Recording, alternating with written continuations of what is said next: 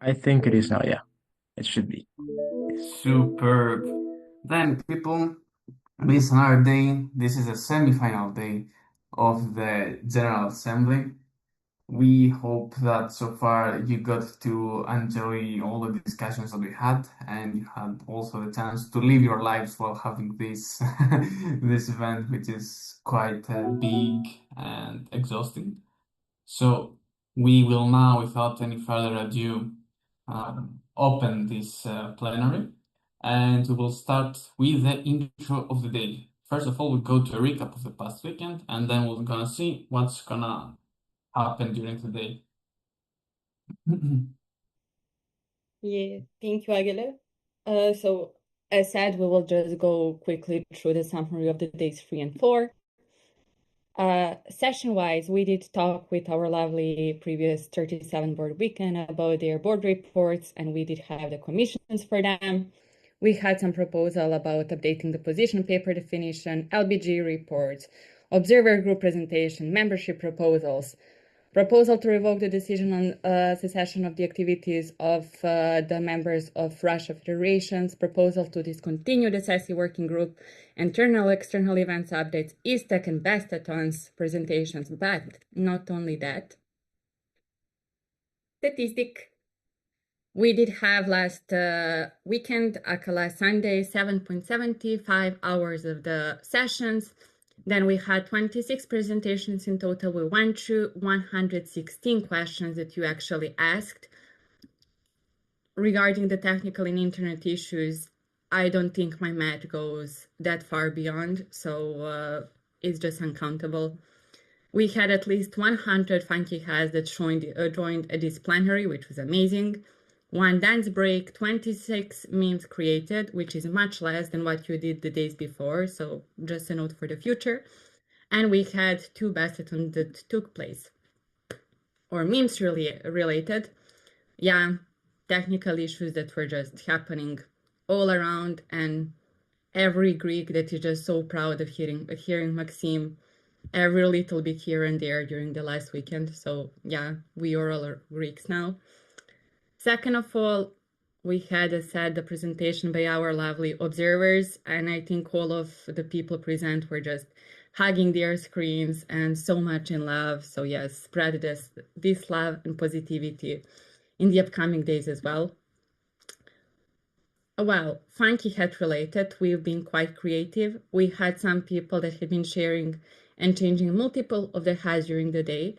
But as you can see, we did have various of the hats and the creative ideas that sparked. And not only that, you know that we also asked you to vote to the funkiest hat of all, and we did showcase you the results right now. While at third place, we did have Irina from St. Petersburg. At the second place, we did have Evangelos from Vivaldi being voted, and at the first place, Matteo from Vienna. So yeah, guys, you've been called as the most creative people, so congratulations for that. Small win, but important one. But we also want to introduce the proposal to introduce Funky Glass Day, because why to stick only with the hats, realistically? Again, one more week of having our favorite radio operator with the Audi radio, which was rocking not only on the weekend, but also on Monday.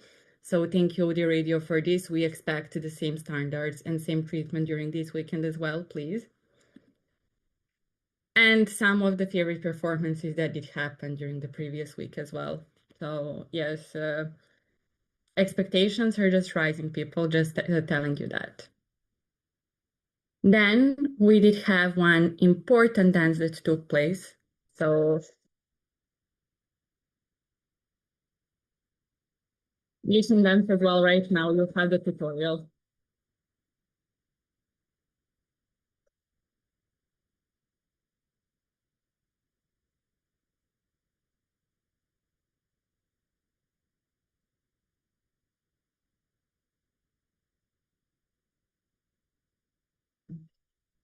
Yeah, such a lame. I don't know how to add the song to the presentation, so sorry.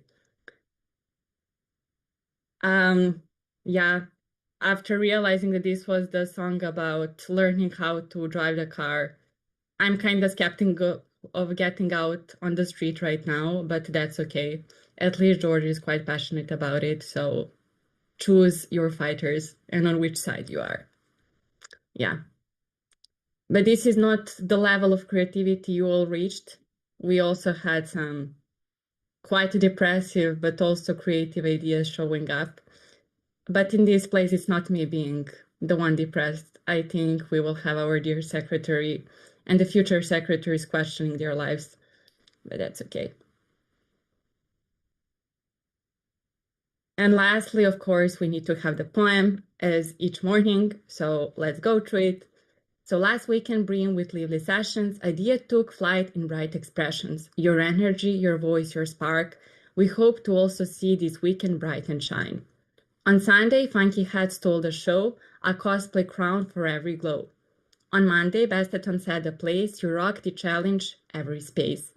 So keep on dancing, shining, thriving, let this aGA wheel keep driving. Us towards the best we're striving for, a journey made of pride and more. Thank you. Thank you, Dunya. Some people call George fast, some people call him curious, but I call him George. And please, after this presentation, do not join the sessions while driving. I hope you didn't have this idea. If you had it, please take it out of your head. Good. Now we will go with the intro of the day on the fourth day, actually the fourth plenary day. Okay. And this will be a quick presentation of what we will see today, what will happen today. All right. So, intro of the day, fourth day of this plenary. Sesiones, as always, what do we have? The morning block started with the intro of the day, this session. Then we'll go to the amendments presentation. They might take a bit longer in case you have questions. That is completely fine. It's okay because it's something that you'll have to vote upon. So if it is to take some time from the break, that's also okay. Then we'll proceed with some great presentations from the working groups, the projects, and the international bodies. All of them, they have prepared very good things for you to see and learn about the work that they're doing. A reminder, I might ask you, what was the thing that you observed and you liked from those presentations? So you have to pay close attention and ask questions, because if you do not know, you'll have to speak in the plenary when you don't. Then we'll have the break and some discussion groups happening here on Zoom in breakout rooms. And at the end of them, that is where you have to vote for, that is your last time where you have to vote for the amendments. A form will go out after the amendments presentation, and you will have to vote for all the amendments that they were done. So don't forget, until 1:30 CET, you have your deadline to vote on everything. Everything will go through the form, a Google form that is prepared. You can find it in the email. We can share it here as well. Discuss with your LBDs, discuss with everyone after this presentation, make your own minds, and go for it. Submit your votes, only full member votes, and more on that technicalities in the next presentation. Anyhow, then we'll go with lunch. We have the speaker's corner, but we have not received anything, so we'll see how we'll manage with this one. Then we'll go with the amendments voting results, some presentations looking for J hosts, then have our dear friends from BAN and DEPSA representing their groups and showing us what they're doing. Counter proposals, there were no counter proposals, so no counter proposals, but we might do something there, we'll see. And if you want to request any secret ballot or you want to delegate your vote for Sunday, you have until 7:30. So keep those deadlines in mind. They're quite strict. And even if you send something on 7/31, that's past the deadline. I'm sorry, but you had to do it beforehand. And you're already aware from the beginning of the GA and before that about all the deadlines. Then, some important reminders. In general, one finger form, though I will tell you that the next part with the amendments will be the only exception where you will be taking fingers on the chat for the sake of being faster with it, since some of them are quite easy. You will write your fingers in the chat. I will be facilitating, so I will give you the right to speak. Always be respectful to your fellow presenters, whether you agree with the idea or disagree. If you disagree or agree in general, always provide your point of view and explain your thoughts more or less in a nice manner. Don't forget that you can have only one delegate per mandatory block from your LBG. And attendance is always being kept. There are some of you that are very close to reaching below 75%. So you have to take proper care of today's session to make sure that you will reach the 75. Otherwise, you will have a problem. Then name yourself properly. As also said here in the chat, you can use this example from LBG Timisoara or another association, ISTEC.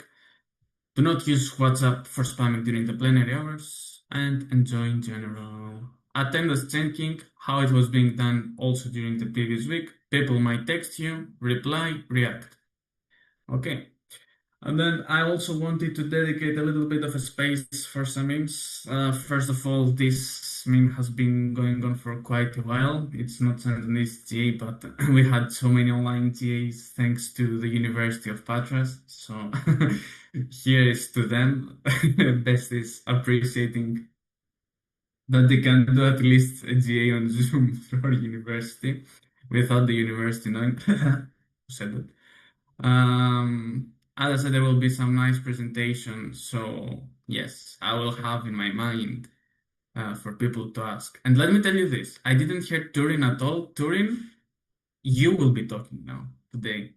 I already said this out loud. You are on my list, no matter what. So with that being said, thank you everyone. That's what we're gonna go throughout the day. If you have any quick announcement, we can take those announcements. And then we'll go to the presentations of the amendments. No announcements for today. So if anyone has something, you can submit anything during the upcoming sessions as well.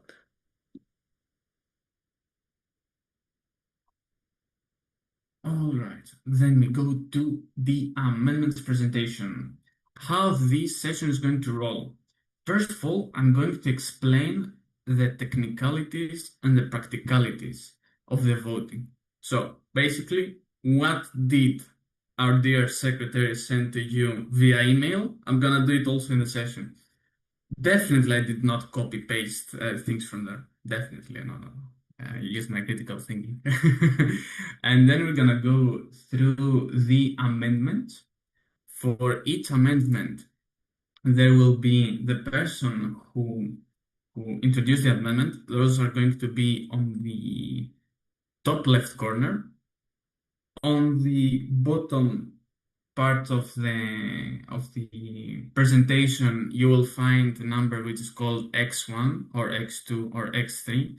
X1, X2, X3 refers to how many changes, so basically from 2, as you have seen from the amendments list. And you will also find a number like 1/1 or 1/3, that refers to the pages.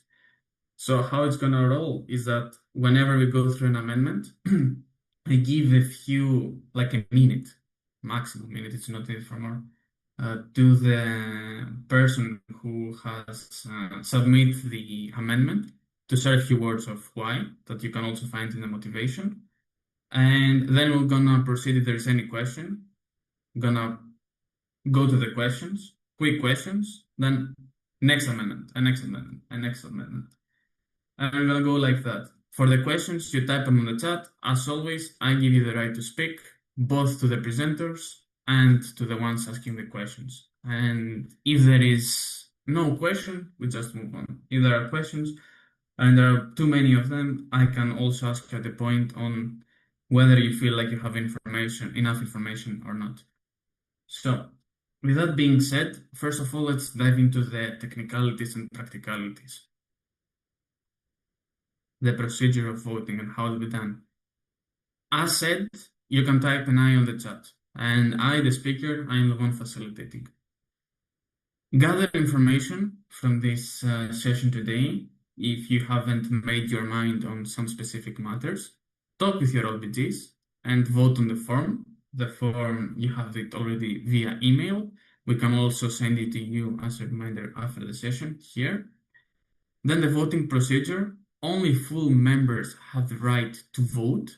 The vote can be submitted only by the main delegate of each LBG. All of you, before participating here and starting the GA itself, you submitted a person to be your main delegate, the main delegate representing your LBG. Some of you have made changes. That's okay. You have been in communication with us. The secretary has handled it. But people who are here, in general, if you're not the main delegate, make sure that your main delegate knows that he has to or she has to vote on the form. Then, about the practicalities, we need at least half of all full members LBGs to take part in the voting. Then, also more than half of the votes need to be casted in favor of the amendment for it to pass.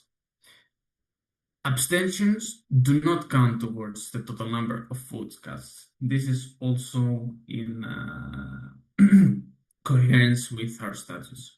So that's how the thing is going to roll when it comes to the practicalities. Of course, if you need any reminder at any kind of point, we'll also remind you, and we'll have later on the announcement where we will share with you the results. All right. Now, the documents, the reports, the proposals, everything will be done here of the things that are proposed to change. First of all, we have an amendment 15 from LBG Athens. So, as a reminder, one change, total amount of slides. LBG Athens, do you want to say a few words? LBG Athens, Vasilia. Yeah, this was to fix the year of the Autumn General Assembly of Tallinn. It was marked as an attached file, the proposal to suspend LBG Kent in Tallinn. And in the description of the proposal, it said Autumn General Assembly 2025, but in the private area, we see that it's Autumn General Assembly 2024. That's basically the amendment. Indeed, the GA in Tallinn happened in 2024. Nice that you observed that. And I believe that this is quite clear, right? Can I see thumbs up from the delegates?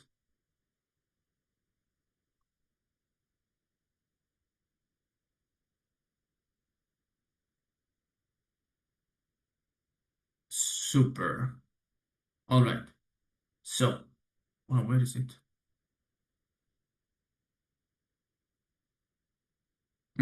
Okay, anyhow.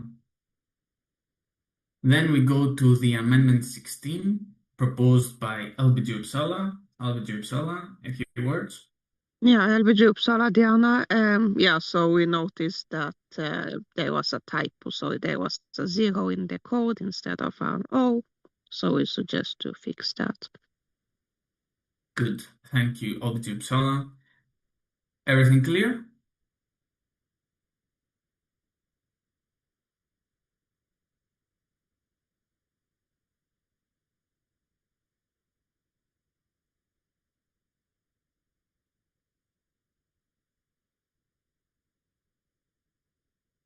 Super. And then we have the amendment 17 proposed by LBG Ghent, Kiev, Lisbon, Lyon, and Porto. So any one of you who would like to speak?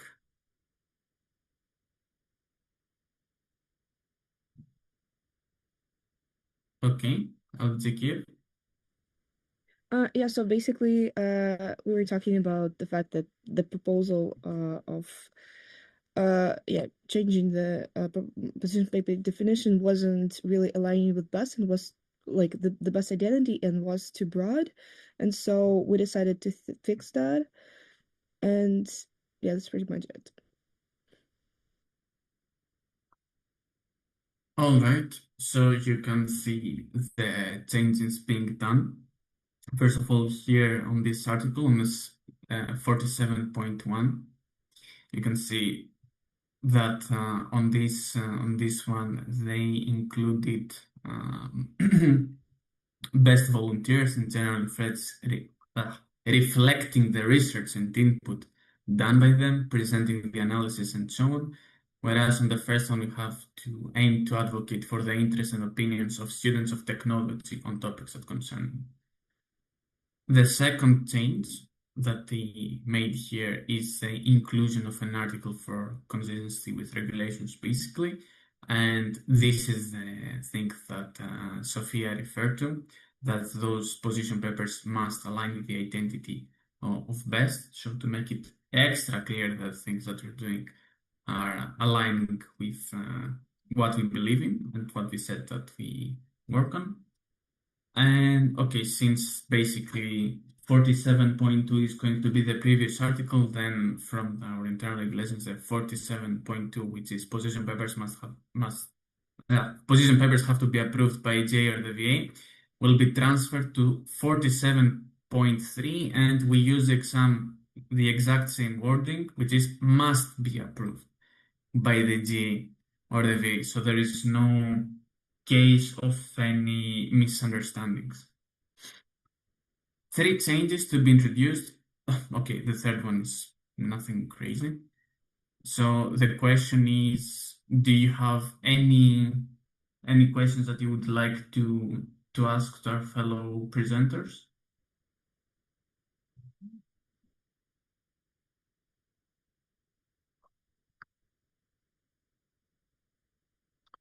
If you have any questions, type an I on the chat. If not, here do not use the thumbs up, use the go faster, because I can clear then the reactions.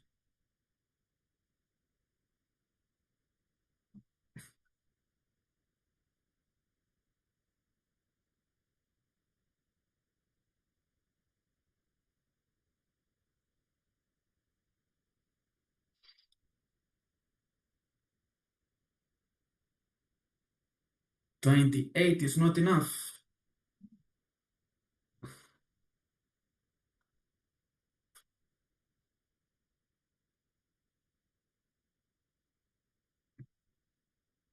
All right, then we can go on because it is quite clear for you.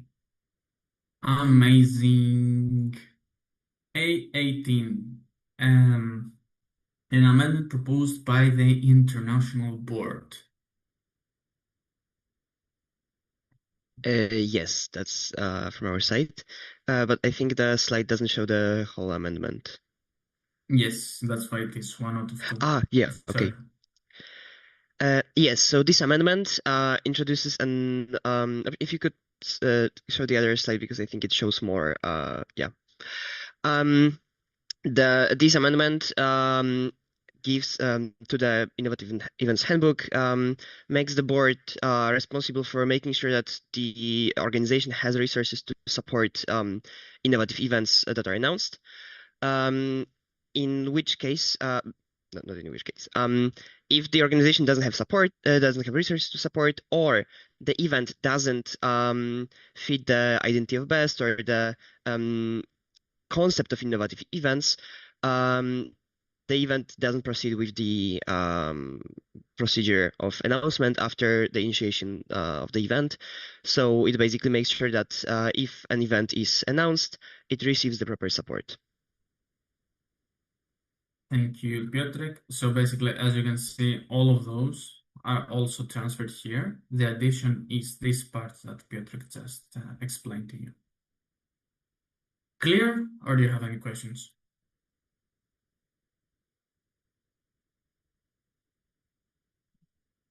Please use a go faster.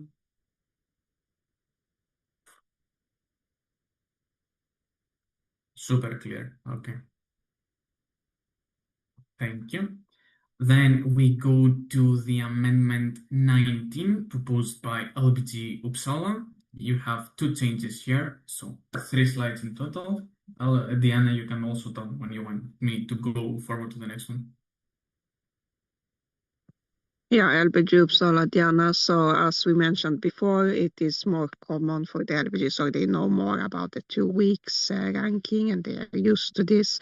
So it's better if that is the standard, and then other days can be the changes that the LBGs themselves do. So we propose to change to 2 weeks of ranking period, and then the changes are on there in 3 places in the Innovative Events Handbook. All right.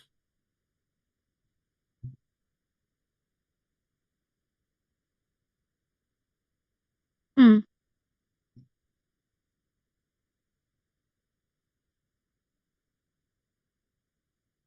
All right, people. Any questions?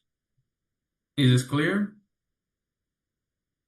3 days becomes 2 weeks, and we change it throughout the whole handbook.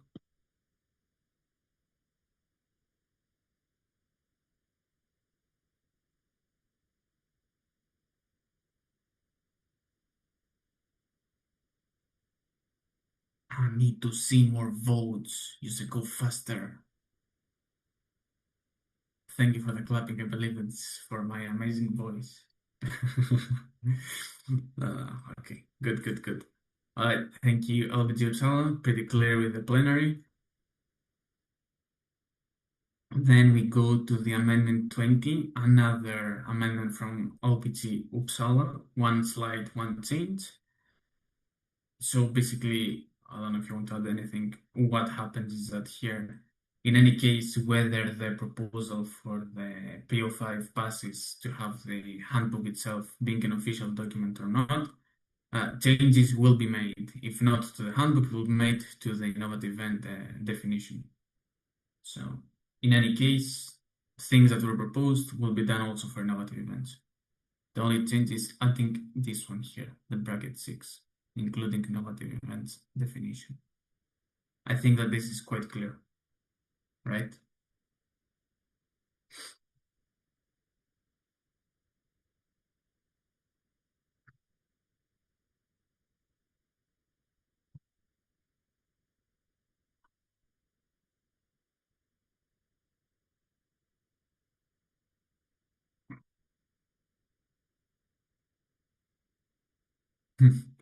Good.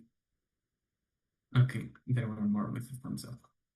So let's move on the A21, again, amendment proposed by LBG Uppsala. Same thing is here as well. It's consistency with all the documents. That's why I'm moving a bit forward. As you can see, included the 6th bracket. And the change is, instead of mentioning just the handbook, we mentioned the relevant document regulating innovative events. So whether we have the handbook, also the definition change in case we don't. Is it clear? Because, just for the reminder, we don't have innovative events handbook, we have innovative events definition. Until the proposal passes, at least.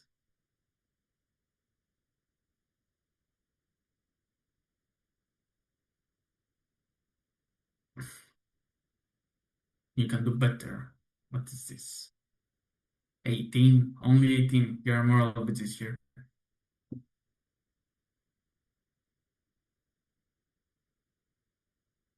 We need to have 39 participating. Okay, good. You passed it. At least 39. Then amendment to NT2. This is on the proposal again 17. What changes is that one more paragraph is included, basically. Also changing the innovative events handbook. In the proposal itself, it has only the innovative events definition. So with this one, if the handbook becomes an official document, this changes as well. Yes. Going once, going twice, third term, thank you. And last but not least, the A23. Then we have, again, adding a referenced document in the proposal, which is Innovative Event Handbook, the sixth one.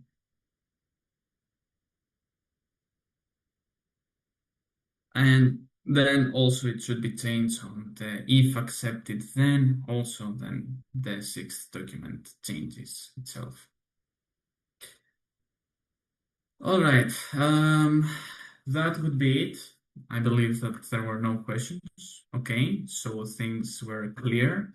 Thank you everyone for participating in this. Thank you for spotting any kind of errors, even if this is a 0 or a 1. Yes, it matters because, in the future, if we would go to the Spring J, they will have to come and say, oh, we need to introduce this proposal just to change the 0 to O. So this saves time from that J. Amazing. And with that being said, since we have concluded with the amendments presentation, we will now go to the introduction to discussion groups from Dunya and George.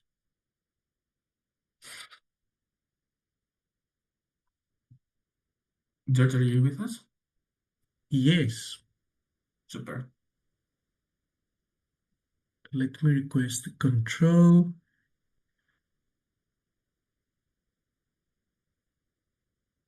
Okay, it should be working. Hello, dear plenary. We will have this introduction to the discussion groups of today before we go to the amazing projects and working groups. So you are all informed on what will happen. If I can move the wait. I can. Yes. So what are discussion groups? I will not go into so much content as the previous weekend, but there will be sessions where you will brainstorm, discuss mainly, and develop ideas. So it's your time to yappa, official time to yappa, basically, for hot topics in the organization. And this is the session division. Please take a look and find your name on it. This will not change anymore. We had some changes yesterday, but this is the final one. So find your name. 5, 4, 3, 2, 1. I suppose you found your name. If you have any updates or you didn't, please come to me and on WhatsApp and we'll figure it out. For the people who go to the advocacy discussion group, you will follow Mauro from advocacy working group and you will join that breakout room where Mauro will be. And for the ones discussing membership, eligibility, and services, they will follow Carolina from the arrays team. So you will go in that breakout room. Slay. And last but not least, remember, Anakin is also participating in discussion groups like you. He will be on time, so be on time. He has done his homework. If there's any homework, read the pre-materials if people have contacted you with them. He will actively participate, giving his opinion, but respectfully, being polite to others and himself also. So please, yeah. Same rules apply in the discussion groups as always. He won't be on his phone or on other screens. This is kind of disrespectful, you do so. And if he wants to leave, he will inform the facilitators, getting a technica. So be like Anakin and yes, make the most out of the discussion groups. You don't start now. When the time comes, you will start. But we'd like to thank the Advocacy Working Group and the Arrays team for preparing the outlines. And yes, have fun.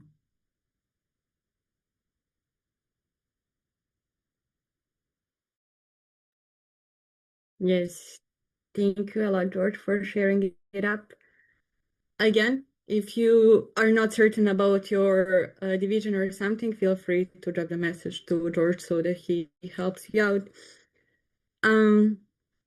Now I believe we can move to our next super amazing block, which is going to be regarding the presentations of our lovely working groups, projects. Then we will move to the international bodies, departments, programs. So we will be now hearing a lot of the cool presentations. And I would just like all to remind you that all of those bodies are contributing to BEST a lot with the work. It doesn't matter if they have been established right now for this year to contribute to the fulfillment of the APR BEST and with the general alignment to the LTSP of BEST, or those are the continuous working bodies that we do have. So there's going to be many cool presentations, many things for you to learn and to discover. And all of those bodies have prepared the presentations for you where they will introduce you shortly with what they do. And after that, after we finish with all the presentations, you will have 30 minutes to go to the breakout rooms, which will be open here in Zoom. And then you will be able to go around to talk with the body's representatives, to ask more about their work, to either ask about how to get involved or how you can contribute even more to their work and so on. So just like keep an eye on everything we will be talking about, because we promise it will be quite important and at the same time useful and fun. We will be starting first of all with the working groups and the projects. To repeat myself, if you want to request the control over the slides, you will have above the tile where all of us are listed, the point which shares Dunya is sharing the screen. You go to the three dots, the drop-down menu will open, and then you select Request Remote Control. If you want to hear me saying this again and again, you can do it, but please, I have praised that you learned what I said right now and have all the respect towards that. Anyhow, we will be starting right now with the Services Expansion Project presentation. So Bogdana will be the first one presenting. After that, we will move with the ALI and the Structure Adaptation Project. So just like, please get ready for that.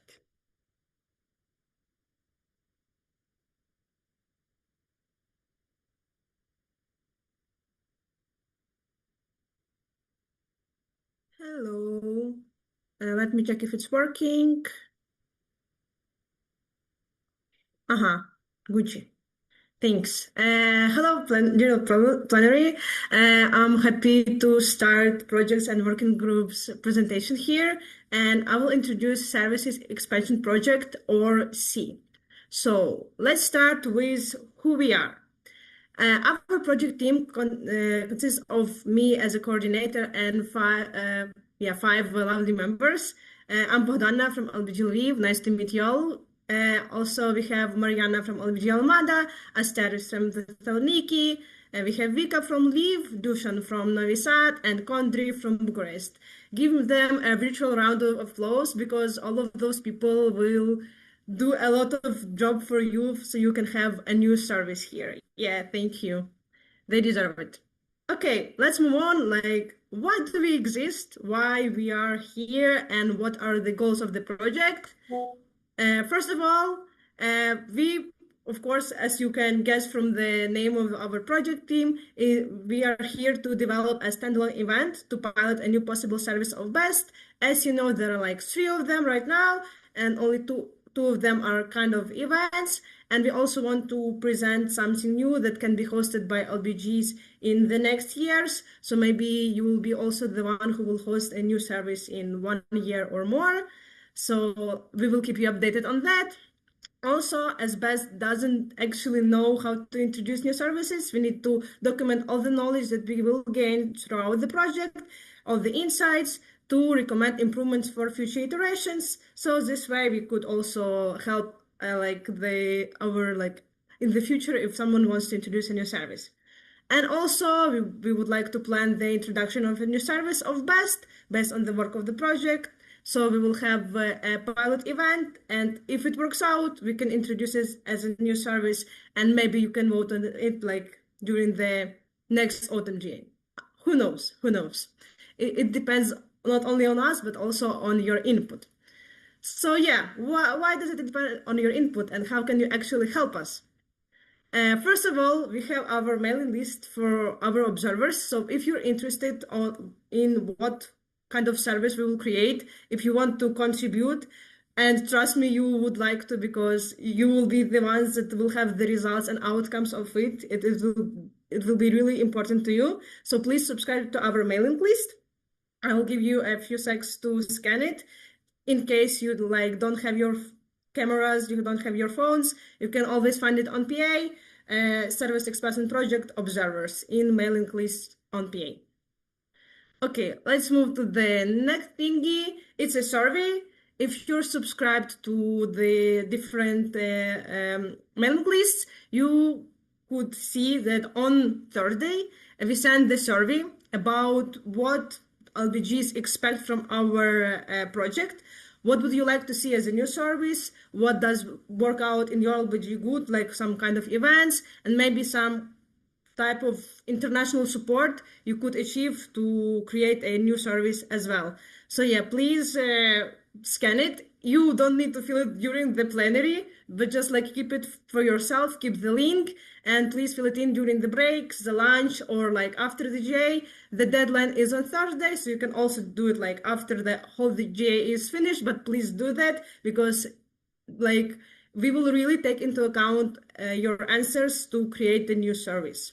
So yeah, you can give a huge impact here. And also in December or January, Piotrek, we will send a call to host an innovative event. This type of innovative event will be especially our outcomes, the event that we will create. So you don't even need to worry about the content. We will like provide everything to you what you need to organize regarding the content, but like the logistics and all of their stuff could be handled by you. And the hosting dates are probably June, July next summer. And why would you need to apply? Of course, you get a stamp if you host an innovative event, and like you can contribute to services development of BEST. That's all from my side. Thank you all for your attention, and I hope that we can cooperate during the next year. Thanks. Thank you, Bogdana, and thank you for the services expansion project. Yeah, let's give a round of the applause. Woo! All the love. Yeah, Slay, we like this. Thank you all. Now that we are finished with that, we will move with the second presentation, which will be as shared, presented by Ali on behalf of the Structure Adaptation Project. After that, we will move to the Advocacy Working Group. So Mauro, you can get ready as well.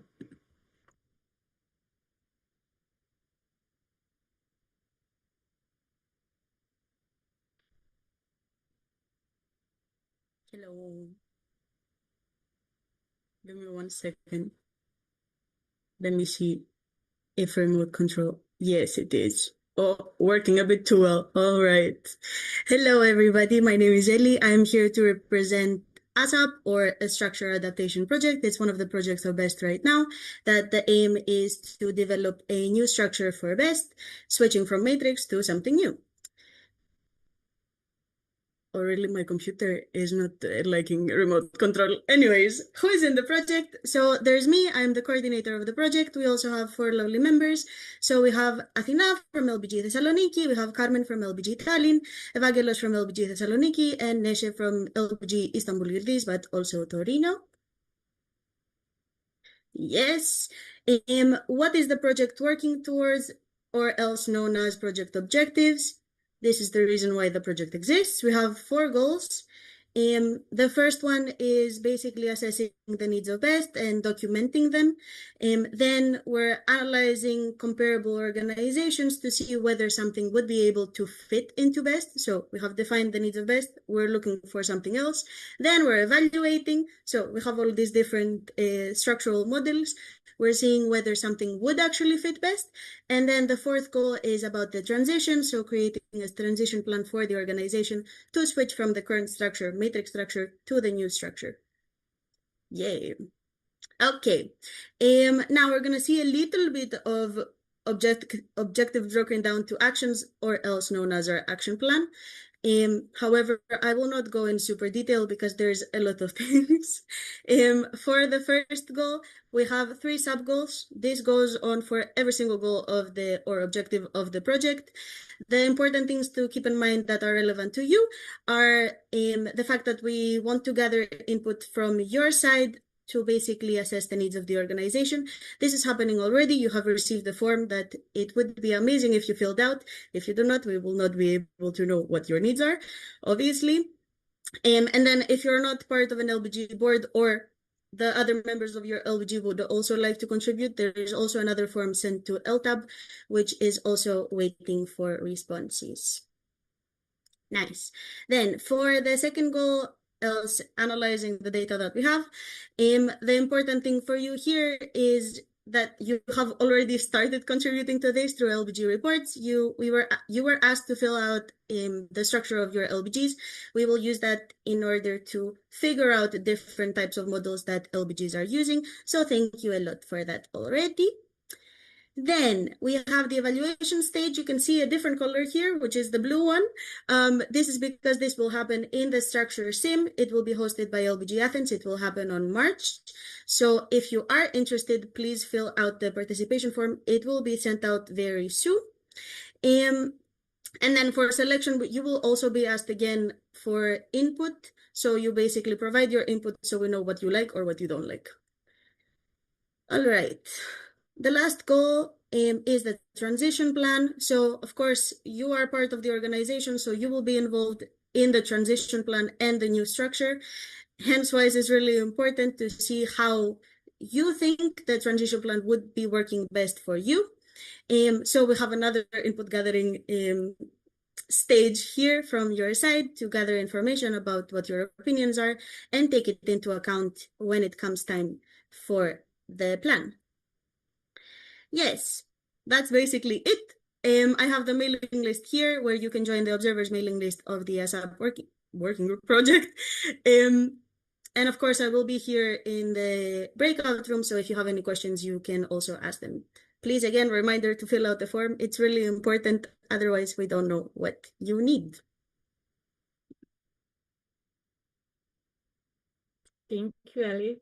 And thank you to our lovely structure adaptation project. We appreciate all the efforts you're putting into it and the importance of the work for the organization. So yeah, good luck with that. Yeah, show love, guys. Come on. We all want new structure, right? Come on. Love, hearts, celebrations, all. Woohoo! Yeah, thank you. So we will be moving to the next presentation coming from our dear advocacy working group presented by Mauro. After that, we will be moving to holistic evaluation of regulations and our lovely secretary that will help us with that.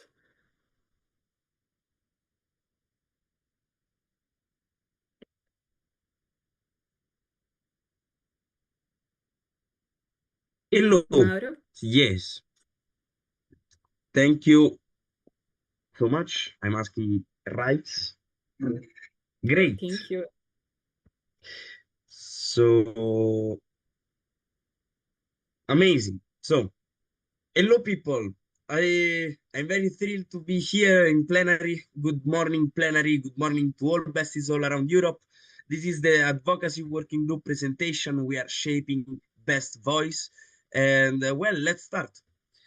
First of all, who am I? I am Mauro from Rome Tor Vergata and also the OG coordinator, but is not important. The important stuff is I am Mauro from Rome Tor Vergata. And so, yes, let's see the team. Our team is it's beautiful team. It's a beautiful team. I love working with them. Anna from Bucharest, Diogo from Almada, Katrin from Ghent, Esteli from Cluj-Napoca. Show some love for these guys because they are amazing. These people are working so hard. So some love. And yeah, thank you so much. Well, bro. Okay, so first, some definition. Let's update you about what are we doing, what is a position paper. You can read what is a position paper, policy recommendation, and policy paper. These are completely different stuff. We are going for a position paper, so an in-depth argument presenting best stance with context, evidence, and counterpoints. But you need some history, some background, because we need to understand where we come from. So basically, as you see, we had a relatively short history for advocacy. And our first position paper was made in 2018, Diversity in Best, a yearly research papers from EduID on the EIP topic. Okay, so what are the objectives for this year, bro? Okay, so develop a best position paper through a structured workflow. Basically, we gather input from the members of BEST to ensure they are properly represented, suggested the priorities and focus for the standpoint following the research, present the developed draft internally to collect feedback and polish them. We have now done the first one, so like, you know, follow the mailing list, but you will have the link later. And then strengthen best advocacy presence around Europe, so monitor institutions, NGOs, and coalition active in youth, identify position statement aligned with the identity and priority of BEST, and endorse or support selected statements. The last one is to finalize and disseminate an advocacy toolkit for the member of BEST.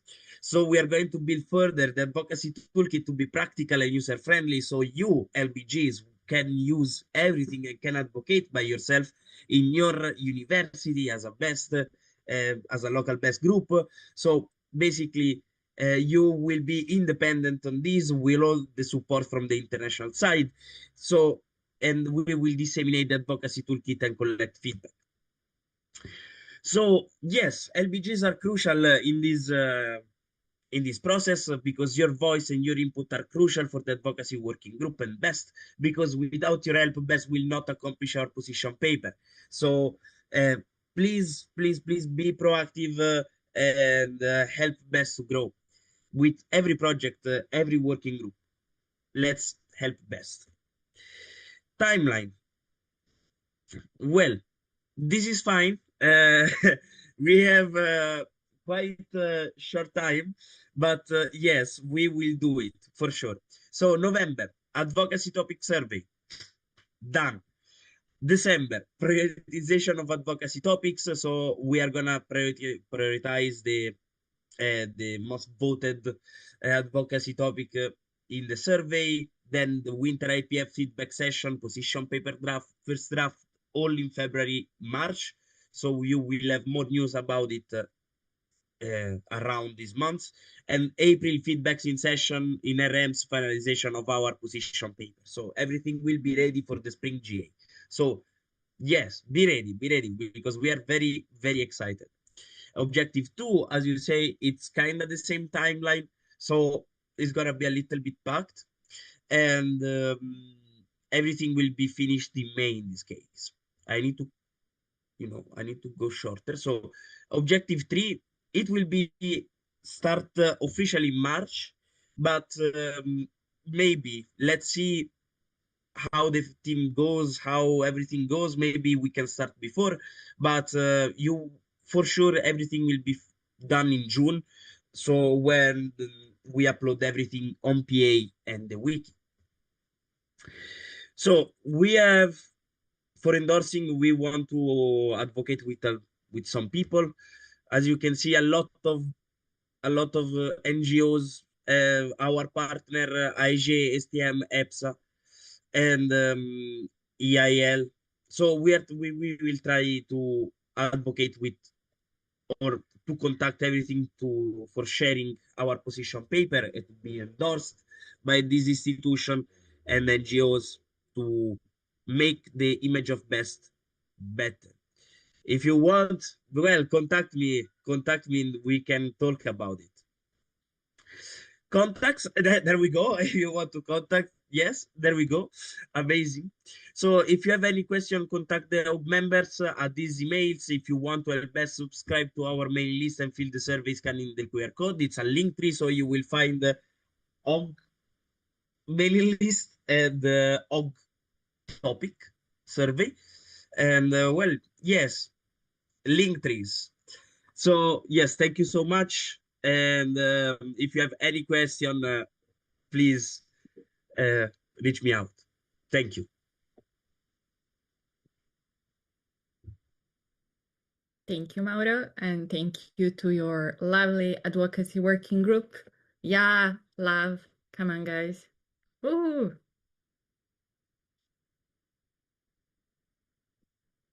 Okay, if you're all set and ready, we do have the presentation by our lovely secretary on behalf of Holistic Evaluation of Regulations. After what, I would like to ask Theodor Sami to represent us with the stamping of training eligible events project results. So that will be the next thing after this one. So get ready. And the slides for this one will be shared right away.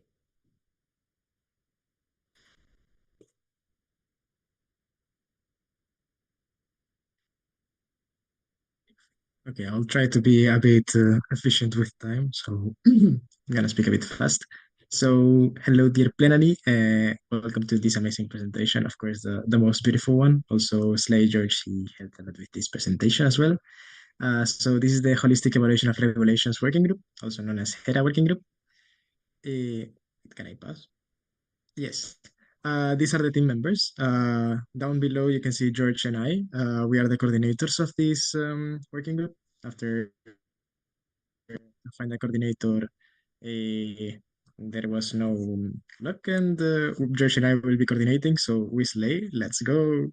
And on top, they slay. These are the working group members.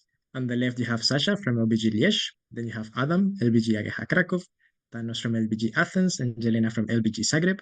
They will all be the members that will be helping us fulfill the objective of this working group. So huge kudos to them. Yeah, but the objective. What does this working group want to achieve? So for this, I have two questions. And if have you ever felt confused or unsure about any part of pest regulations, or if you have encountered inconsistencies or redundancies, this is basically what the working group wants to tackle. So for that, we will do three things. We will identify all the issues we encounter, as well as approaching relevant bodies, meaning in past international boards, past international management, people that have worked with regulations, proposal owners, etc., so that we gather all the input from inconsistencies or things that are not completely correct or things that can be improved. We will do review and assessment of mainly for internal regulations, the internal regulations, IRE, department regulations, DRE, the financial rule package, FRP, or the project regulations PRE. We will be mostly working on those four documents. If for any reasons we come across something else, we can mention it, but that's outside of our main scope. And then we will do reporting with everything we find, and so that relevant bodies can use that input to make changes. If you want to know more, there's an observer mailing list. So here's the QR, or George can also send the message on the Zooms. So if you want to know, please join the mailing list. And I think that's all.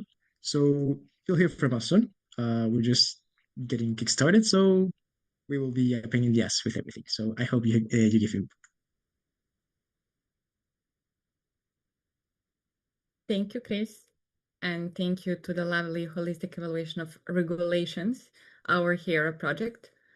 We saw you all being interested into regulations and stuff, even out of the plenary. So bring that passion to the upcoming months and contribute to the work they will be doing. So eyes are on you guys. Make sure you do participate in everything. Oh, we're done with love. Okay. We are gonna have the last presentation on behalf of the working groups and the projects, and this is actually the one that is already completed. So yeah, we are efficient and cool.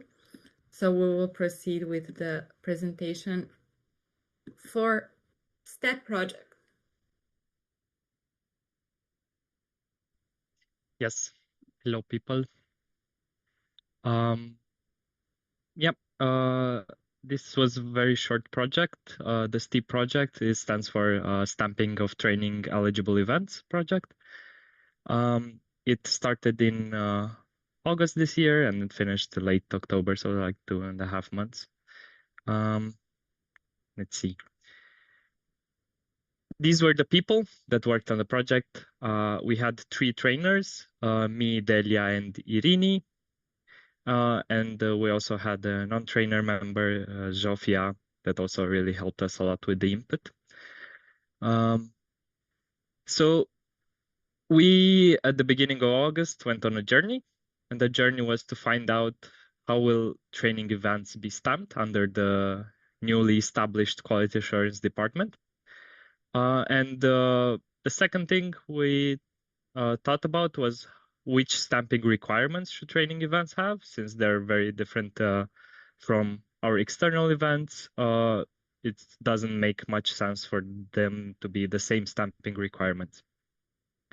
So we actually managed to complete both of our objectives, and let's go a bit into the outcomes of the project.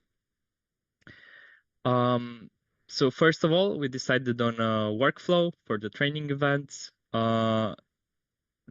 This is mostly on the quality assurance department side and the Tigro side regarding training events. When will each step be happening and who will be responsible for what? So that's what you can see on the left side. And also on the right side, we tackled the stamping criteria, and we came up with a system that is composed of violations and recommendations. So violations are big no-nos. If you do one of those, there is no stamping. And the recommendation system is things that are really nice to have for a quality event.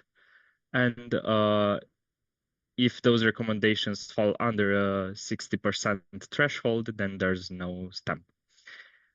This is the system we came up with is a proposal for the quality assurance department, like a recommendation. Sorry, I'll not use the word proposal here. So yeah, it might change from the form it has now. So keep that in mind. Quality assurance department will be deciding what to do with this. Key. So as I already mentioned, they will take over from here. Our project work is done. And as you can see from the quad action plan, the STIP framework will be implemented between October and June. So quite soon you'll see actually the outcomes of our project being put into practice. And they've already started working on an internal events handbook draft that will basically be functioning like a Vivaldi handbook, but for internal events. Yes. And the final slide is just a huge thank you to everyone that contributed. There were a lot of people that gave a lot of input. So thank you so much. If you see your LBG here, you rock. Thank you so much for completing our surveys.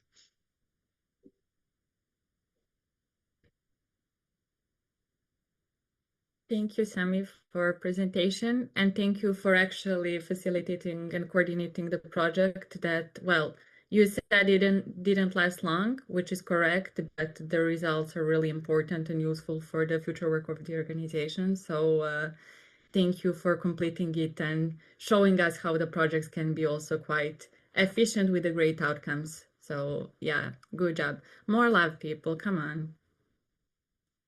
Yeah, no love. Love from me. Okay. Now we completed the aspect of the presentations of our lovely working groups and projects, and together with the programs and also departments, they will be joining the breakout rooms. So you will all have a chance actually to go and ask the questions to even them. So Eleni, if it is a question to someone specifically directed here, you can ask it in the breakout rooms. Is that okay by you? Amazing. Thank you for that. Now we will be moving on to the international bodies with the departments and programs. And before that, I just want to put a little note here. For the discussion groups that were shared previously, you had a chance to subscribe to them. So those are beyond all the others, also non-mandatory sessions. So in that regard, if you're on the list, join. If you didn't subscribe, you can yet approach George, but in a timely manner so that the facilitators can prepare for everything. But again, it was just the intro for everyone to know what will be happening today. Now we will proceed with the presentation of our beloved Vivaldi department, and then we will move to the Best Courses program. So, Evangelos, you will get the presentation now.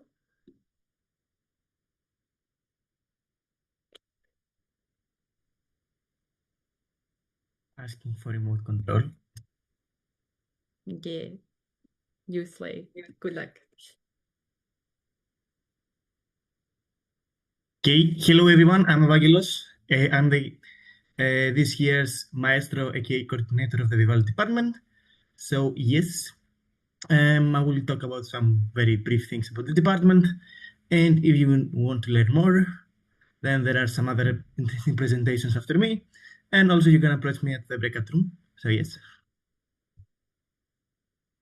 Taking long. Okay, so this is Vivaldi department, the Vivaldi department's purpose. According to the department regulations, the purpose of the department is to supervise and support the organization of the best events as defined in the Vivaldi handbook. This means that we're helping you with organizing and assisting you with any ways we can with organizing best courses and best symposia and education. This means that we are taking care of the stamp. At least we took care of the stamping procedure regarding those events, providing quality standards, and some years ago we are also responsible for developing also the service of best courses. Now let's look at our current state, some structure and positions on how we worked internally. So you can see some very bad graphs of how the department is structured internally. There is the management, aka the maestros, which is constituted by a coordinator and a secretary. There are the season coordinators, one for each season. We have the members and the trainees, and there are also the project and working group coordinators, and of course the project members. The project members can also be people outside of the department. Yes. This is the current members and not members, the people with regulated positions. There is me, which is the coordinator. We don't have a secretary this year. There is Sia from LBG Bucharest, is the mentors working group coordinator. We have Ariel from LBG Liège, who is the summer 25 season coordinator. Lito from LBG Patras, the autumn 25 season coordinator, and Eva from aGA Krakow for winter 25 season coordinator. You can see there is no one for spring 26 in my presentation. Stay tuned for the next one. So yes, in general in the department we have also the season teams which assist the season coordinators, as well. Also there was and there is the mentors working group which assists you, the LBGs, with with developing your working methods regarding the organization of best events. So besides, you can always apply. Applications are open. So yes, you can approach either me or Sia. But you may have heard, but there are some changes happening. Vivaldi is transitioning. So let's see. So it's taking a bit long. Okay. Yes. So I don't know if you heard maybe too much times about this Vivaldi sim that we had in aGA Krakow. Basically, sim is a short intensive meeting where we gather and we work together to develop our services or how we work as a department. We did a lot of work in a very short amount of time, and we finalized some changes. You can see a lot of people present this GA also in the photo. So yes, what did we do?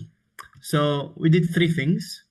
First of all, we have the Vivaldi handbook that was finalized there and is currently applicable for spring 26 onwards.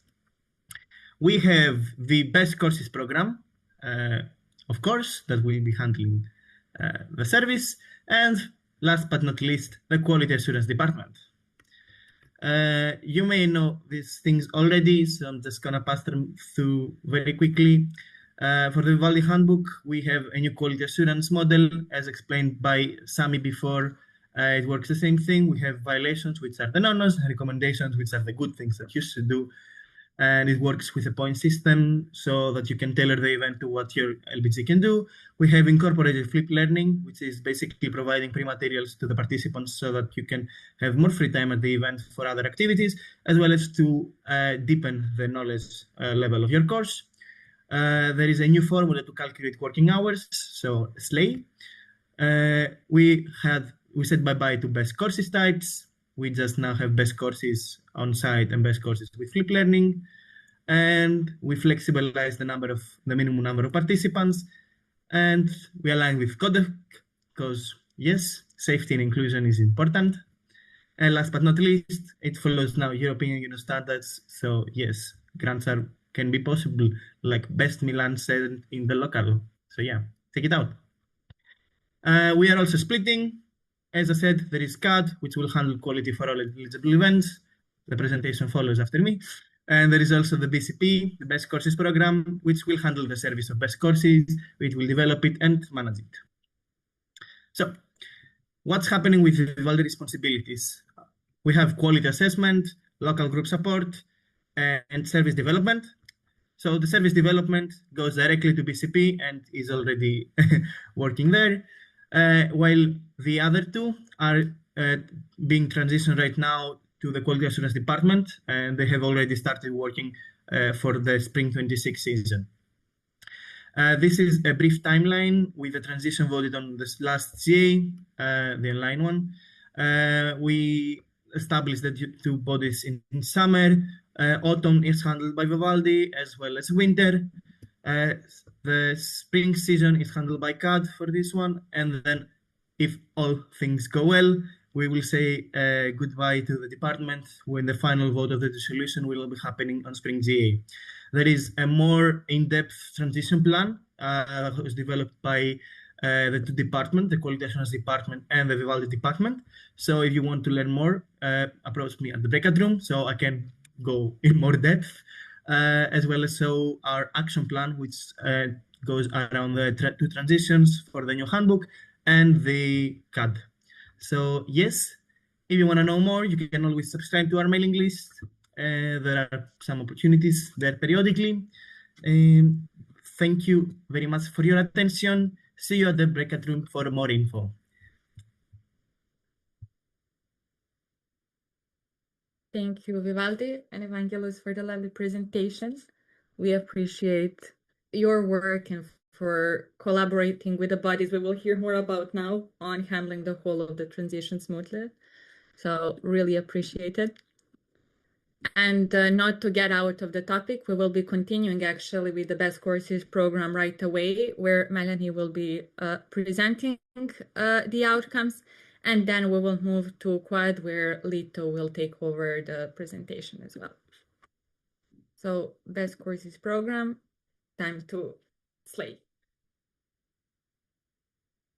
Yes, hello everyone.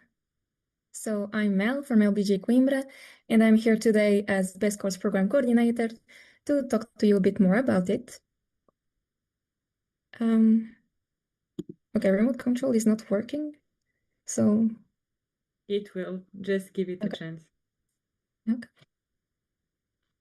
Try pressing again, it will start at some point. Okay, perfect. So, how did BCP come to be? As Evangelos explained and really well, the Vivaldi department was split into two. We got divided into the Quad, the Quality Assurance Department, who is responsible for stamping, support of reviewing, and the Best Course program. And the body will be responsible for the development of the best courses. So that is exactly our purpose. We will be overviewing and supporting the provision of the best courses service and developing it to ensure that it stays relevant in whole Europe. And how will we achieve that? We will identify funding opportunities for LBGs to get grants related to the service, suggest trends and relevant topics, analyze the surveys, the evaluations of the participants to make data-driven improvements.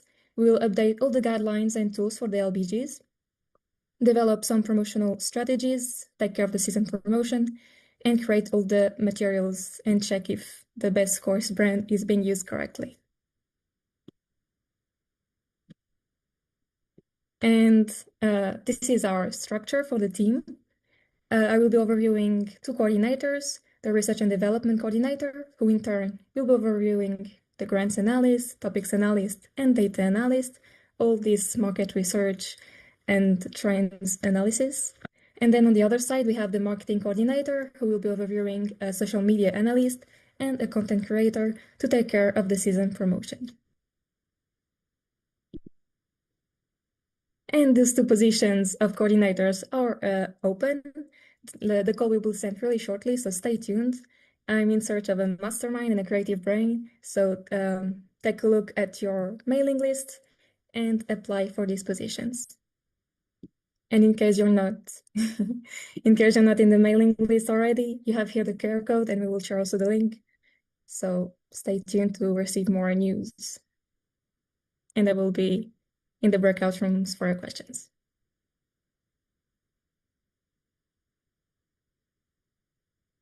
Thank you for the presentation.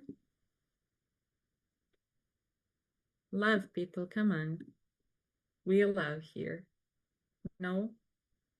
Okay, I do. Amazing. Thank you, Mel, again. And thank you for the Best Courses program, and good luck with establishing and the first year of the work. We know that you will absolutely rock it. After that, now we will be moving to the quality assurance department, after what we will proceed with the corporate relations. So Delia, you can also get ready. A little note for you, Lita, because it's the PDF, you will need to scroll it with your mouse because it's not the Google Slides.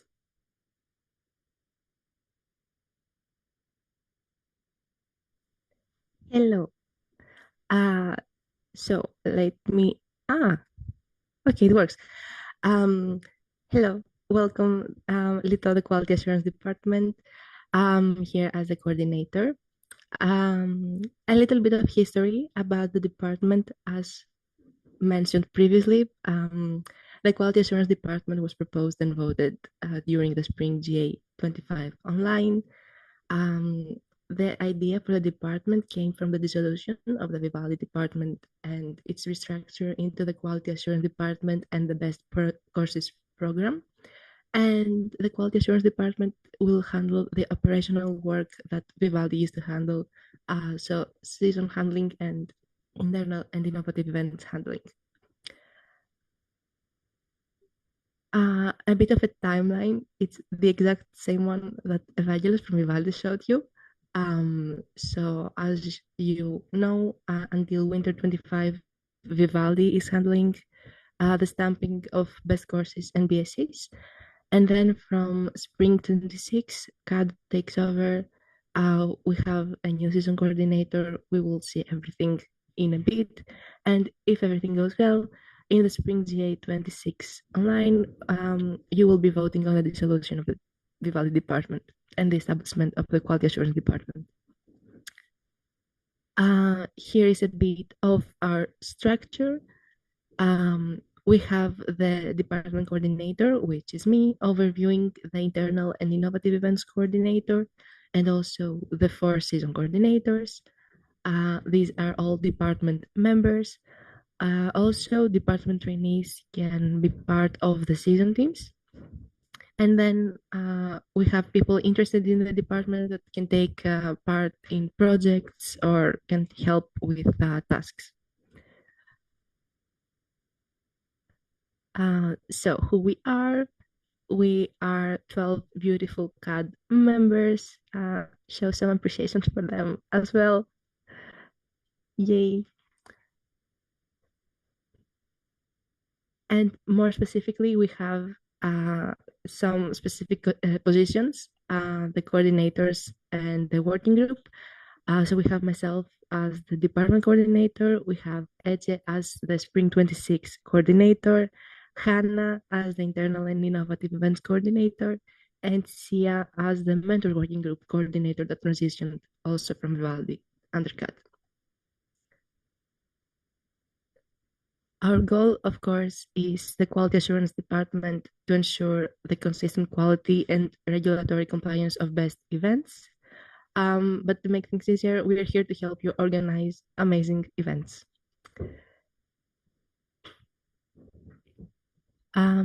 We have some reasons to remind you why we do best courses. Basically because we love them, and also why we do internal events, which is to help our organization and innovate as well. Again, as Evangelos told you about the Vivaldi handbook, we made some changes. I'm not gonna repeat them, but these are them. And if you want to learn more about the department, you can subscribe to our observers mailing list. And if your LBG needs a mentor, because we're also handling mentors this year, this is the QR code to request a mentor for your event. And this was it for me. I will be in the breakout room for questions.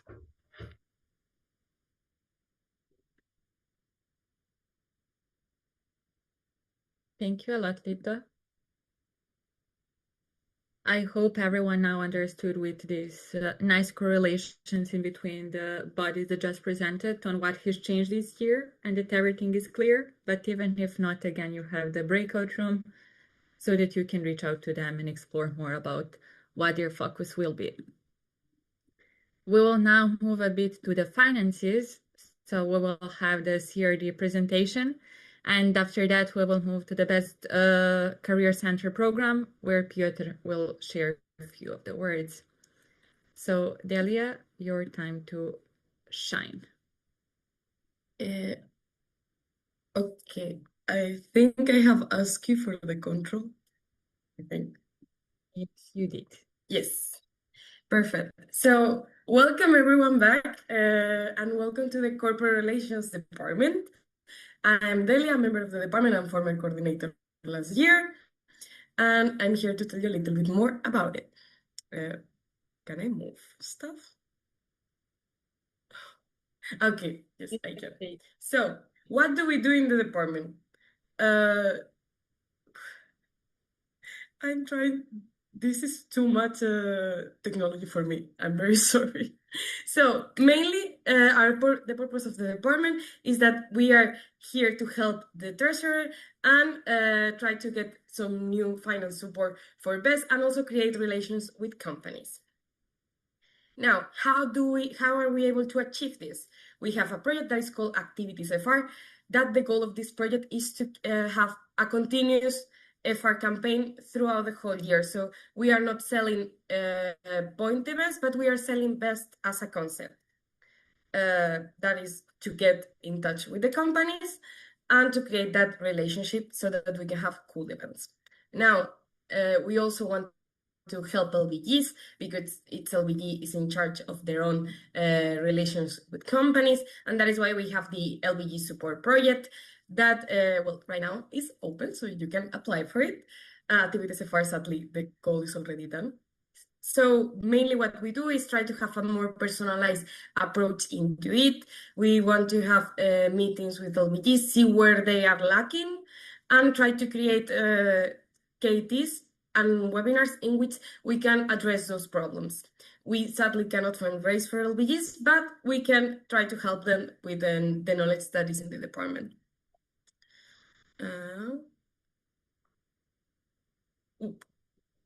Okay. Now, some goals for this year that are related to the AAP.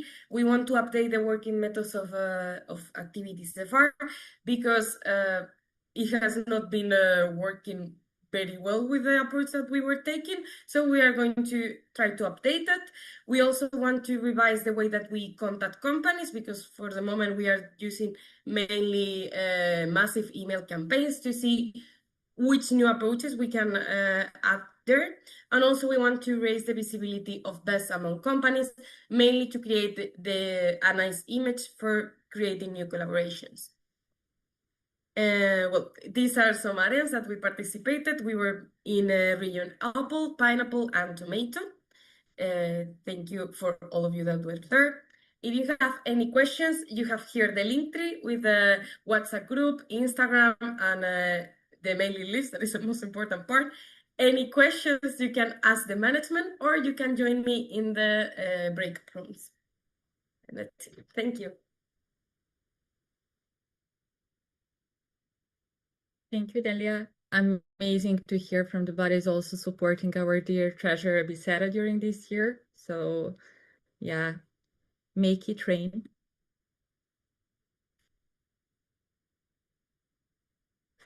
We will be proceeding with the next one, which is going to be the Best Career Center. We don't have the coordinator here present with us now, but Piotr will take it over. After what, we will move again to the finances and to the grants department, so you can get ready for that. Just a minute. You can request the control. Yep. Okay, I think it works. Okay. Hello, everyone. Piotrek, Vice President for Services here. BCC, unfortunately, is not here because of some availability issues, but I'm here. So I'll quickly present what BCC is. BCC is obviously Best Career Center. Okay, it works. Okay, so what is BCC? But this time not what is BCC as a service, but what is BCC as a team. BCC team is a program. Its main task is to provide and develop Best Career Center service. So yes, there is Best Career Center, which is a service. It's based on a website with some career opportunities, career guide, this sort of things that is supporting students in developing their careers and finding their first jobs after finishing universities. And BCC program are people that are supporting BCC in existing. Sorry, I'm a bit sick. In existing. And developing it as well. So it's not only maintaining the website existing and stuff like this, but also developing so it can be a bit better over time. And yes, as it's a program, for now it doesn't have that defined positions. You will see what positions are there this year, but they are chosen based on what responsibilities are needed. So what's the plan for the year? First, the coordinator is deciding what kind of positions they will need, and then the positions are open. So regarding positions, we have Andrei, who is the coordinator. We have David as market researcher, Thea as business analyst, Razvan as website developer, and 3 more people, but they didn't fit on one slide. Isa as advertising and copywriting responsible, Evgenia as activity responsible, and Matej as designer of BCC. And how to get involved? Well, the answer is very straightforward. There is a mailing list for BCC observers. You can join it if you want to be informed about more details of what BCC is planning. If you want to give feedbacks to some activities that are still under development and not announced yet. So if you want to get a heads up before stuff is announced, you can join BCC Observers mailing list. There will be also a task list sent soon to the Observers mailing list. So if you're interested, if you would like to contribute a bit but not commit that much, you can join mailing list and do tasks.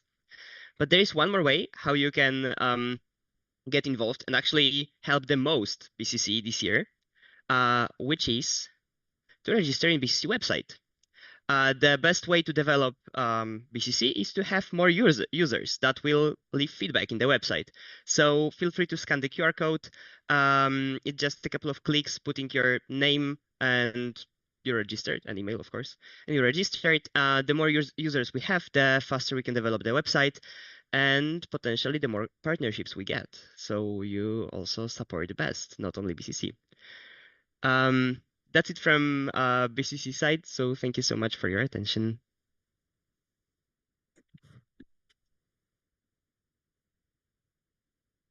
Thank you so much, Piotr, and thank you to the BCC that will be rocking this year and supporting not only our treasurer, but collaborating with CRD and so on. So yeah, we are sure that you will make the great things together. We are moving to the other area of the finances, which is our lovely grants department. And then we will move to a bit more of the creativity with a presentation of the design department. So please, Svetlana, you can unmute and present GD work. I requested a remote control. Does it work? I will see. Okay. Hello, everyone. I'm Svetlana, a current coordinator of Grants Department from aGA25, and today I will be presenting the Grants Department. That is a quite serious department, making all of the money for best, and I'm aware that it might be overwhelming sometimes. So for this presentation, I will have a help, and this presentation will be, hold up, does it work? No.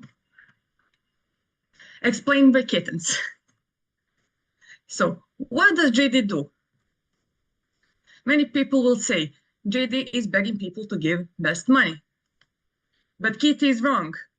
Then many people will say that GD is influencing LBGs to do grants. Might be a side quest, but Kitty is again wrong. So what does GD do? Kitty is saying that GD is cooperating with funders in order to ensure financial support for best through grants. And this time, Kitty is correct. So Svetlana is now asking Kitty, but what does GD currently do? What is GD doing in this month? And Kitty is mad. GD is currently writing an FPA, and now GD is mad because what is the FPA? And for that to find out, you will need to come to our breakout room, and Svetlana will be there to explain to you what the FPA is. So Kitty is wondering right now, are you only writing grants, bro? What are you doing?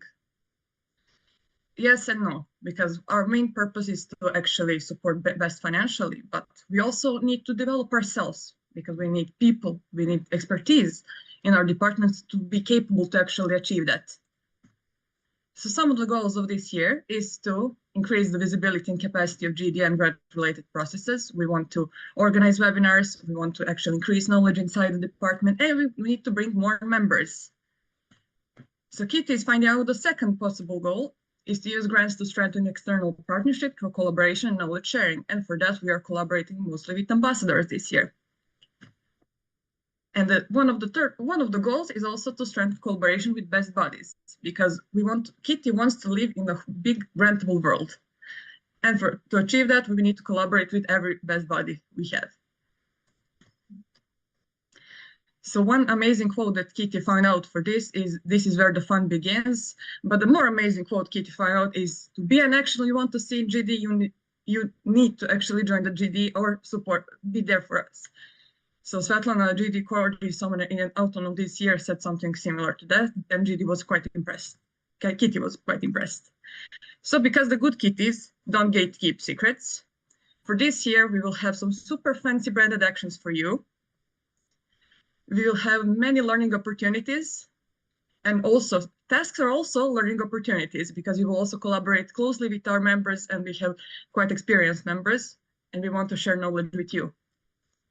We will have some webinars for LBGs to actually learn something more about grants, and we want to support you too. And we will have some projects where you can join us and actually support the department in a different way. So you can all scan the QR code and join our WhatsApp group. You can also write an email to GD management and complain to my secretary because I created this presentation like this. And for the rest info, you can also join the breakout room, and I will be there to talk about grants and kitties with you. So thank you for listening to me. Just stop moving the mouse, please. Thank you. Thank you for the kitty and all the words that the kitty shared. So all the kitties present here also appreciate it. So thank you a lot for that. Guys, we need some love. Come on, spread it. We are halfway there with the bodies, so Yeah, slay. Now we will become a bit more creative. So we have the DD that will presenting their slides, and then we will move to the public relation department. So Juan Carlo, you have the slides that you can request to control. Hello, we don't have Gonzalo, we have Melika. Okay, thank you. Okay, welcome to Design Department presentation, people. And I don't have the remote. Okay, yeah, I do. Okay, thank you. Okay, so we're just gonna go to purpose. Why does Design Department exist? Because we provide design materials for the needs of past. Wait, sorry. Yeah, it's hard. I agree with Delia. What? I can scroll it for you if easier. Yeah, thank you. Okay. We're trying to provide design materials for the needs of past in order to maintain and strengthen the image of past. And we have a lovely mascot who is Donatello. He's very creative and the most beautiful dinosaur. We have the diamond management of this year. I am the secretary and Gonzalo is the coordinator and Mirfora is the HR responsible. And we have our lovely DD members, Era, Iram, Blanca. Keep going. Leontina, Neva, Efemia, and Constantina. And we have projects, of course. And our first project is SMDT project. This project aims to create graphic materials for the social media accounts of our organization. And for other internal needs, we already have a team right now. And our coordinator is Azime from FG Istanbul Yildiz. They're doing a great job, thank you. And we have DLC, which is the Designer's Learning Corner. And this project aims to increase the knowledge in the field of design of the members of BEST. And the project team organizes training sessions and workshops that everyone from any LBG can take part in the sessions. And hopefully we're getting a coordinator. Right now we're in the Q&A round for a coordinator. And so keep an eye on the team call. And we have DC, maybe you saw in other GAs that we announced the winners of the contest. The project aims to motivate local designers and provide them with the opportunity to share their work with the international best. And there are some great designs that we will see. And we have our AP goals as in short. First is enhancing best brands and external impact. The second is addressing,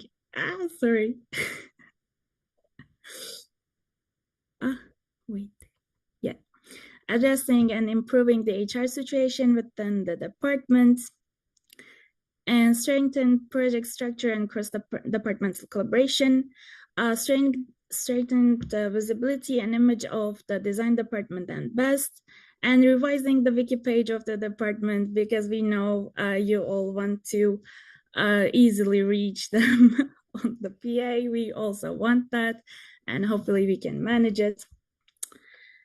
And how to get involved.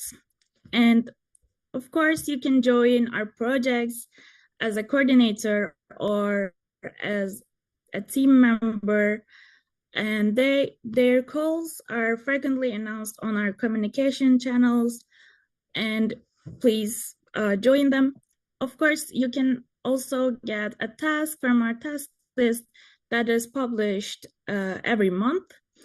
And also we also have like public online meetings that we discuss our latest news, open calls, and opportunities.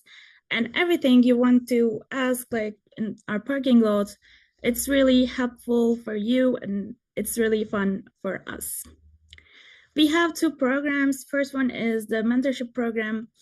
In this program, you have a mentor that can be your side all throughout your design department journey. You will learn the basics of design department, and the call is sent twice a year. The first one is sent, and the mentees are now announced, sorry. And the next one, keep an eye on it. So we have traineeship program. This one is actually it's for actually becoming a DD member, and applicants must have 3 months of DD involvement, which is different from mentees. For being a mentee, you don't have to have any background in design department, but for traineeship, you must have some involvement. And you can also wait for the call for this one. And some communication channels, I'm gonna skip this one because you can see the QR code with our LinkedIn link tree. Yep, here. Thank you for listening to me. And if you have any questions, you can always ask me anytime, or any member of the Diamonds. And you can also ask me in the breakout room. Thank you. Thank you, Melike, and thank you, Didi, for your work. As you know, they did all of our Zoom backgrounds, presentation templates, and all that stuff. So if you want to be the ones that will be also creating some nice designs that will be seen and appreciated by everyone in the organization, it's your call to join it. Thank you. We will move to our other creative department, which is called Public Relations Department. And if I'm not mistaken, Natalia will be the one presenting. After what, we will move to a bit more of data with data analysis, so you can get ready for that. PRD, time to shine. Yes, Vanessa's not here, so I'll be doing it. I just got access, I think. Yes. Yeah. All right. Hello, everyone. I'm Leo. I'm the current PRD secretary, and we're going to talk a bit about what do we do in the public relations department real quick. So PRD, as the statement of purpose, we monitor, assess, and reinforce the external image of BEST. We do this by building strong relations with the media and the relevant public, which can be very often Instagram. As you can see, if you don't follow all of BEST accounts, you should. So go ahead and do that during the break. Thank you very much. We engage other stakeholders such as students, other NGOs on social media, like we tag back and forth with Esteem you might have seen, or some others, and we help them maintain and execute some of the marketing of BEST. Oh, it's got, actually, no, never mind. We have a few members. Natalia is our current fearless leader as coordinator. I myself am the secretary. Camila is our current HR officer. And we have a few amazing members. If you don't know them, sucks to be you, because they're honestly awesome. So if you want to know more, you can actually join the department and get to know the members. Right now, we have 3 active projects. The first of which would be the brand awareness team, aka BAT. BAT pretty much works by making sure that both resources made by BET and by LBGs follow BET VIs. So we maintain the same brand structure across our media resources.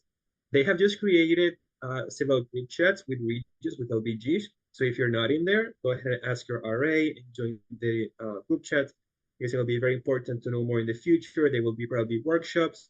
There will be more information about how to maintain best brands, do amazing PR all across the board. So make sure to remember that.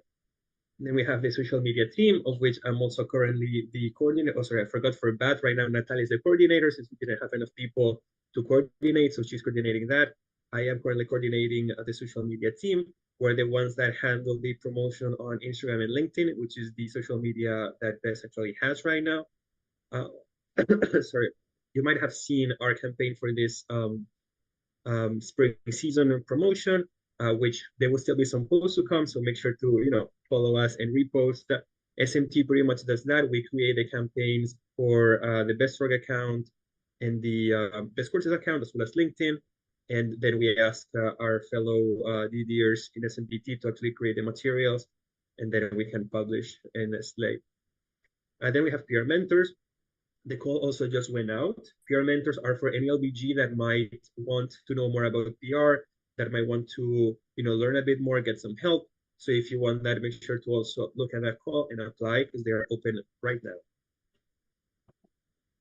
We have a few open positions right now. First of which would be the Let's Talk PR position. If you're interested in it, you don't have to be a member of the department to join. LTPR is a position now that pretty much will help coordinate making sessions across PRD, so that the people that have more experience can actually teach others about what they learned in PR in their experience, and we can all be more knowledgeable. We have media relations, which is also open. They will be trying to help best get more into press releases and contact more with more, like, let's say, like proper media outlets, not just Instagram and LinkedIn social media. And we have the website responsible. So we talk with ITD, and since the public website is also part of something that part of PR, so we're looking for someone that will help us just look at the website and look at what could be better, and then ask ITD to actually implement those features, and then we'll coordinate between our departments and see how we can make our public website even better than it already is. We have a few goals this year on our AAP. The first one is to develop a communication strategy for PRD. So right now, they are working on desegmentation of our audience. That is making sure we understand who follows best and for what reason. So then we can develop a further strategy to actually get our message across to them. We have the first department-specific goal, which is about evaluating the current official documents of PRD. Very important. One of these is the Best Brands book, and there will be some input gathering in about a few weeks. So make sure to also give us input when we do that. For the second goal, we're development and refining the department expertise. That is, in the last few years, PRD has struggled a bit with some knowledge. So we want to make sure that we can, step up to that industry level knowledge and have some amazing strategies and some amazing work from our department. And last but not least, we're trying to integrate to help to make even better our integration procedure, because it's already great. If you don't know, just try it out. Just saying. To make sure that any new trainees and anyone who wanting to get into the department can do so in the best way possible. As I said before, there are several ways PRD can help you, as in asking, you can ask for a PR mentor, you can ask for workshops for sessions at any time, and you can ask for your batch responsibles. That's about it from PRD right now. If you want to know more, contact us. You can, of course, join the group chats and follow us at PRD Observers meetings. Thank you. Thank you, Leo and PRD. There's quite some presentation guides, but they will all help you actually explore also a bit more outside of your LBG and the ways you can get involved. So hold on, we have only 4 more to go. So the next one will be the presentation from our lovely data analysis department. So you can request on the slides control right away. Yeah, thank you. I'm requesting it. You can. Yes, thank you. So hi, we're the data analysis department, the docs of analysis in BAS. So we're talking about us right now. So what do we do as a department? We focus on 2 areas of expertise, as it may not be so clear from the name of data analysis, but we also actually focus not only on data analysis, but also on business analysis. My gosh. Data analysis is more about taking some raw data, for example, from some survey, and then making it into a pretty like dashboard, some statistic, visualizing it, so it would be easier to understand. And for business analysis, it's more of a tool to understand this data. For example, we could be using some SWOT analysis, some lean canvas model, stuff like that. Here are our lovely members, Goose being the coordinator, We have also David, Mariana, Jaime, and Franco. We have Bogdana, Alexa as our HR, Kadir, David, and me as the secretary. So what do we do as a department? We support services development. We also will be analyzing LBG reports with one of our projects. We support LBGs in analysis if you request it. So, you can request it. We'll be more than happy to help you. And we also support other bodies in data and business analysis and stuff like market research. So we also have 2 projects happening this year. So this will be shameless promotion for them. The first one being the Internal Reports Enhancement Project, IREP, a really cool name. We have already chosen the coordinator. We're clarifying some stuff, and soon we'll have the members call. So we'll be more than happy if you apply for it. And also we have the open position for market research team coordinator. The deadline is Tuesday the 2nd, if I'm not mistaken. So we'll be more than happy if you'll help us there. So the IREP will be focusing on taking those LBG reports that you have been filling out for this GA and making them better, making them more data-driven and stuff like that. And market research team will be focusing on handling the requests of LBGs and bodies for different market research stuff. So yeah, apply please if you are interested. And some of our AAP goals that we're currently working on is the proactive advisory program for services. So basically we are assigning our members to each service to help them be more data-driven, make collect better statistics and stuff. We are also relaunching the market research team to help achieve strategic needs. So we'll be doing that with the market research team project. And we want to also improve our database. So we'll be reaching out to ITD for that stuff. And there are also some traditions, since it's the dad department, there are a lot of dad jokes that you can read here. So yeah, and in the top right corner, that is our mascot, our little dog, since we're the dogs of data and business analysis. Here's the QR code for our WhatsApp group chat for observers. So join it if you are interested. We'll be more than happy to have you there. And also just a reminder, if you want to reach out to us with some need, maybe you want some market research, or if you're not sure, maybe you want some data, don't hesitate to reach out to us. We'll be more than happy to help you. Thank you.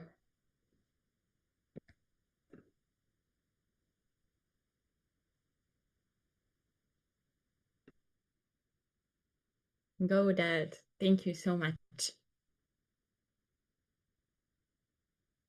Peeps, this means we only have 3 presentations left, so hold on. There's not too much more to listen about, but there is actually yet 3 really amazing presentations that can inspire you to get internationally involved and spark your creativity even more. So that being said, we will be moving to the presentation of ITD.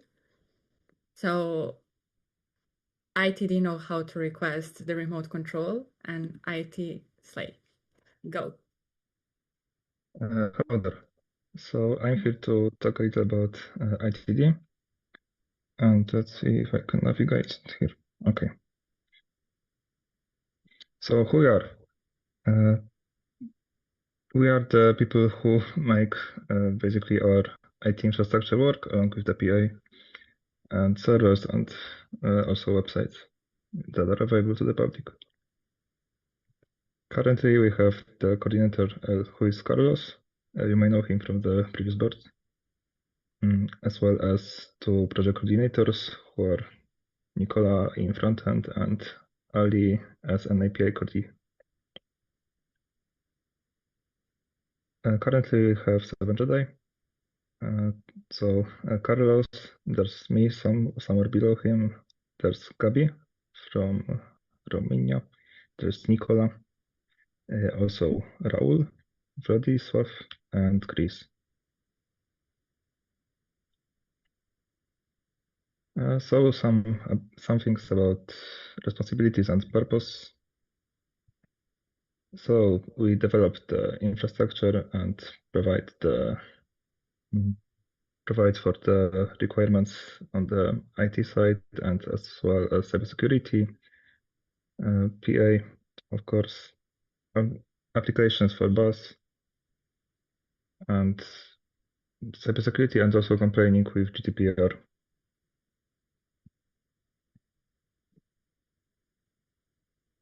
So we maintain PA and private and the publicly visible websites, and the changes that are requested as all we can. We also take care of the servers, which we do have, and where we host everything. Also, there is a help desk, which many people might have contacted. So there are people who manage this. Also, of course, our main project, which is the new PA, which has the new coordinators this year. So from the biggest changes that happened was moving the PA to servers that are reliable. Also, there was a lot of fixes in the PA to make it more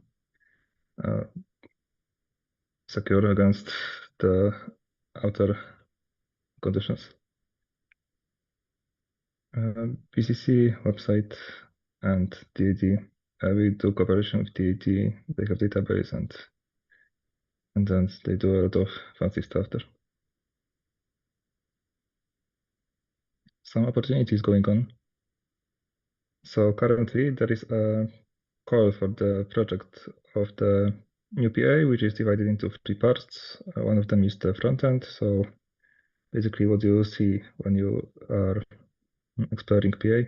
Also backend, which is responsible for everything happening under the hood, let's say. And this time we also having the design project, which is something new, and it's under Nicola. It's to help with the coherency of the UX and to make it look great. So you can send the motivational and join the project. I mean, in the call currently it's open till December, half of the December. Apart from that, we have the department tasks and new PA tasks. Department tasks are a little more general, as well as ITA tasks, because ITA is managing servers, which is a little different than the development of new PA, and just as important. We have ITDMs, which are happening all around Europe from time to time. So I recommend for sure. So basically, the whole department and people from outside of it meet so they can see what's going on and contribute a little during the ITDM. This year we've also had Binard in Timisoara, and it was kind of a bigger event where we had all people and also people who are interested in training ITD, and now we have new Jose after this event. And please look out at the mailing list to see more of what's coming next. So in order to join us, you basically can watch out for the mailing list, and the most common communication channel is the Discord. So anyone interested,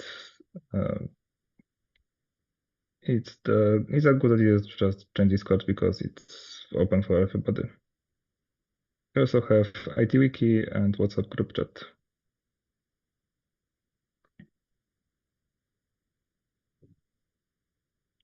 Here's the mascot of IT. What else could it be than the Star Wars themed one? So there's Baby Yoda. And also the best hoodie in the universe. So yeah, that's the intro to the department and what is going on. Thanks a lot. Thank you for the presentation and for sharing a bit more of the department that is making us feel more technologically educated and capable. Really appreciate it. We have 2 more presentations, so we will proceed with the ADO-AD. So the remote control can be requested. And after that, we have the last presentation coming from Santmi and Tigra. So hello everyone. I'm afraid I cannot request control. I'm having technical difficulties. So would you help me out by scrolling? Thank you very much. Hello everyone. My name is Christina. I'm from LBG Skopje, and I'm the current ADO-AD coordinator. First of all, it's really nice to see all of you here on GA on this session to be informed about all departments and programs. I'm going to tell you a little bit about ADO-AD. So first of all, we have a picture of our lovely mascot. This is Eduardo. Yes, and we're going to be looking at the purpose of ADO-AD, fields of action, people of ADO-AD, and some fun facts and opportunities. Svetlana already said that she included cats in her presentation, and somebody said stealing ADO-AD's identity. It's not true. We have enough cats to share. So the purpose of ADO-AD, why does our department exist? So the statement of purpose is increase students' awareness and involvement in educational matters and gather students' input on educational matters and disseminate it to relevant higher education stakeholders. But that is a very long description. So in simpler terms, it's to make students' voices heard on educational matters. So this is why the department exists. So we have 3 fields of action. We have local educational involvement, which are local events on education that your LBG can organize in order to work through some topics in engineering education that you're interested. We have the educational involvement program, which is the heart and soul of our department, and lots of different contributions of ADO-AD. So in the next slide, I mentioned that the educational involvement program, or the EIP, is the heart and soul of the department. What is that? It is basically a multi-step process which follows the research cycle. It is one of the 3 services of BEST since last GA. It has been voted. As I mentioned, it is a multi-step process in which we decide a topic that we want to research, something that is very relevant to students in engineering education. This year, we chose engineering education in the age of AI and digital transformation. So what does this research cycle look like? So first of all, once we've decided the topic, I mentioned this year's topic, we do a research proposal, which is basically a document that forms the basis of our research. So we do a literature review, we identify the gaps in the literature, we decide on research questions, we decide on methodology, on different objectives, and we essentially create the basis of our research. Right now, the research proposal team is working to create the research proposal. But once it is done, we can finally start gathering quantitative and qualitative data for our research. We gather quantitative data through surveys and interviews. So last year, you might have seen that we constantly spammed about a survey. That is our survey. Last year, it was on interdisciplinary STEM learning. This year will be on AI digital transformation. And we also conduct interviews with specialists in their field, educators, company representatives. I had the privilege of doing a bunch of interviews with educators at the CEFI conference, which was really fun, and we gathered some really good things. Then we gather qualitative data through BSCs, or Best Symposium Education. Those are events held in the summer season that your LBG can actually host. We have an open call right now. It is still the 5th of December. So be the LBG to host an amazing summer season event. What Best Symposia on Education essentially are events in the format of a BEST course, of course, where we gather qualitative data or input from students on a certain topic. It is an event filled with different type of sessions facilitated by people from ADO-AD. Once we have all of our data, quantitative and qualitative, we can put it into one scientific paper, and we can also write position papers on this. BEST is really going ahead with advocacy this year, which makes me really happy.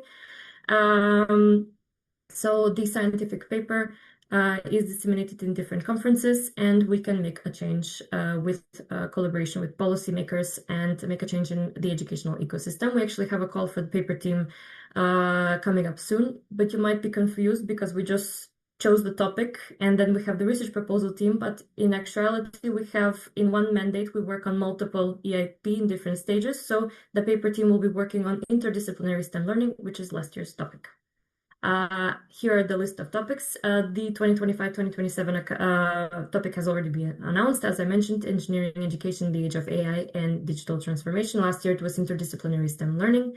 Before that, responsible engineering, and before that, education for sustainable development. Moving on, aGA25 has been making very fearless stunts. We've been attending different types of conferences for years and years and years. In the next slide, you can see some of our more, in the next slide, please, Dunya. Thank you.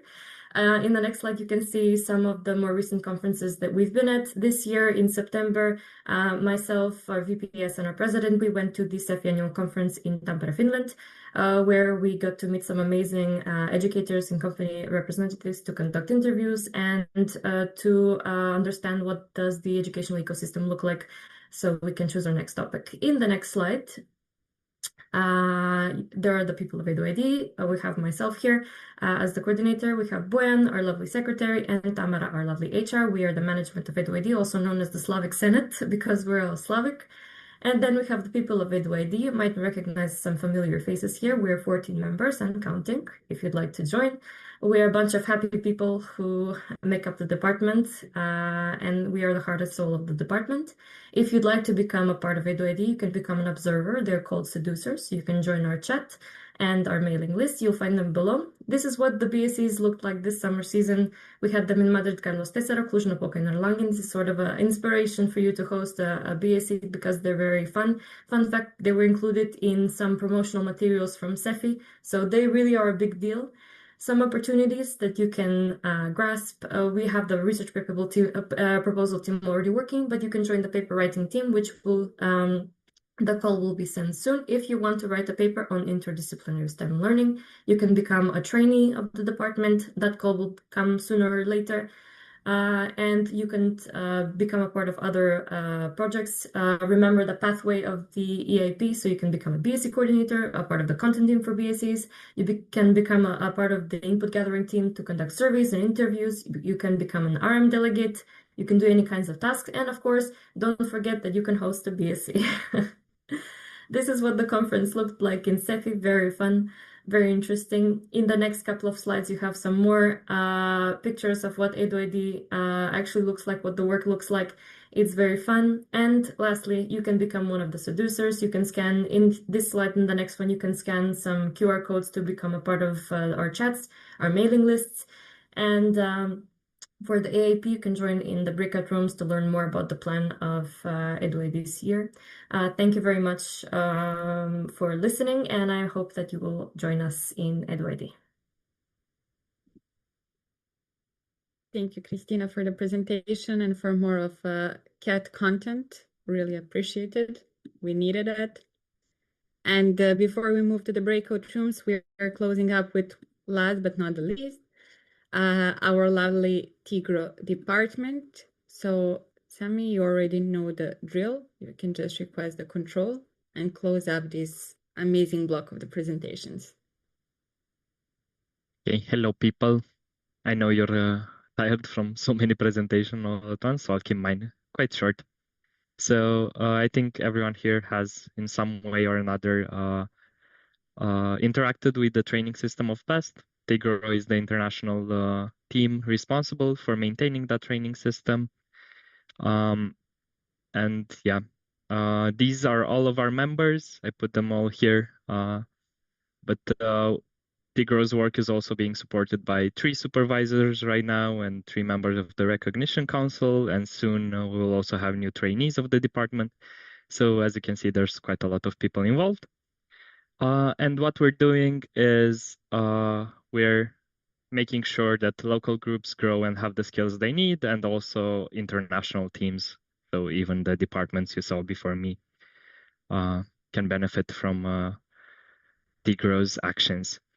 So As you are very well aware, training is happening everywhere in BEST. We support training in regional meetings, motivational weekends, IPFs, GAs, and so on, JBTs, and we supervise the organizing of train shops and train the trainer events like TRAP and T-Trams as well.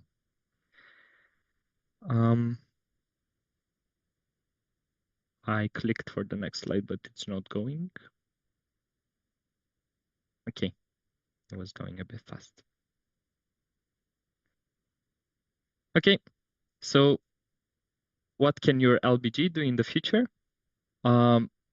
Absolutely think about hosting a training event. There are so many different types. Some of them, like train shops and traps, are also eligible for stamping. And here on this slide, we put with orange, be more, be richer, and trap. That's because there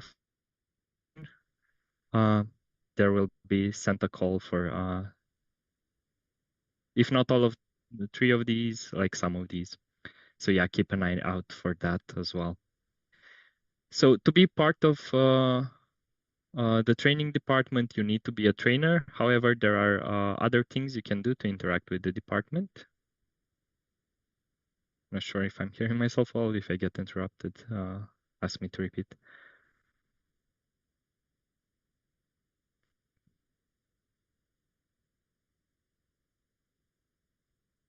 No.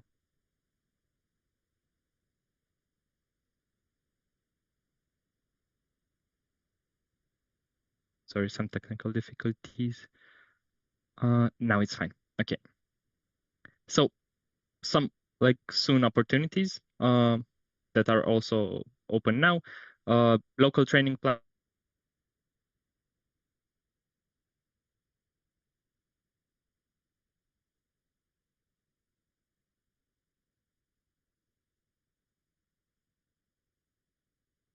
Sammy, we lost you. No. Yep. You're back. I'm back. Yep. Sorry about that. Okay. Yeah. And like I said, host a training event next summer.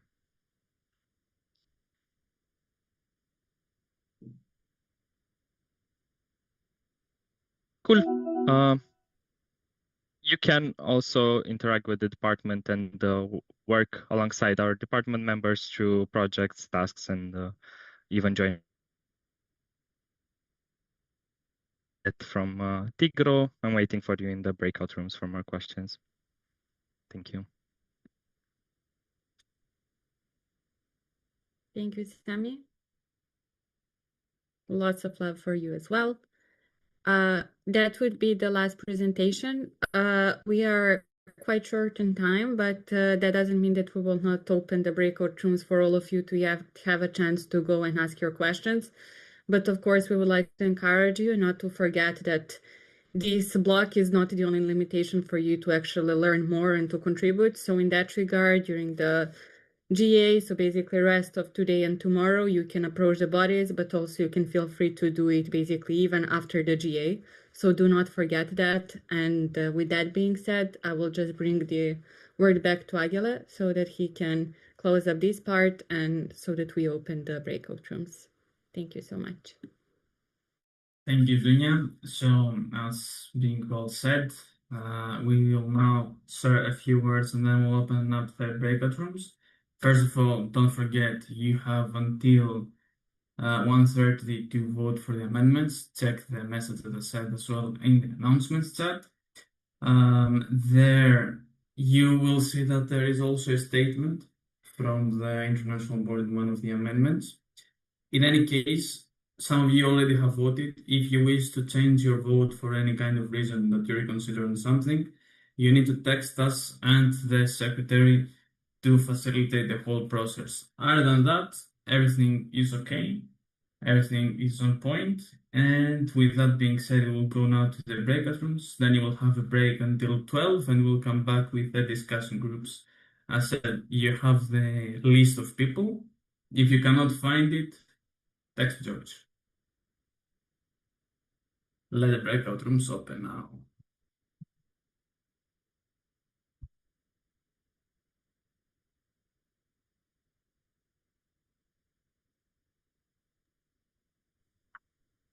You will not be assigning people to any of them specifically, only the bodies, so you can go to whatever you feel like going to.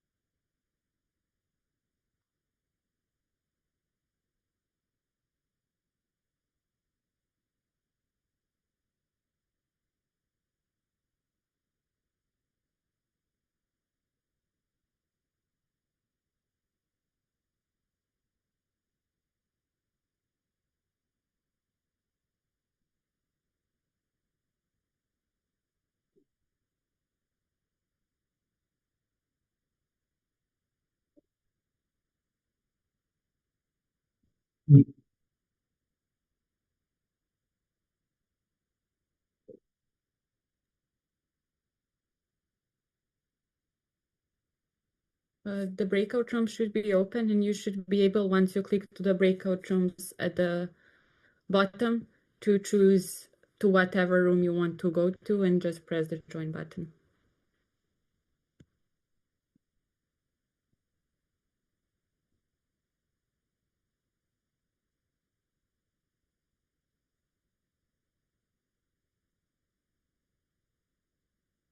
Do you need any help, Evangelist?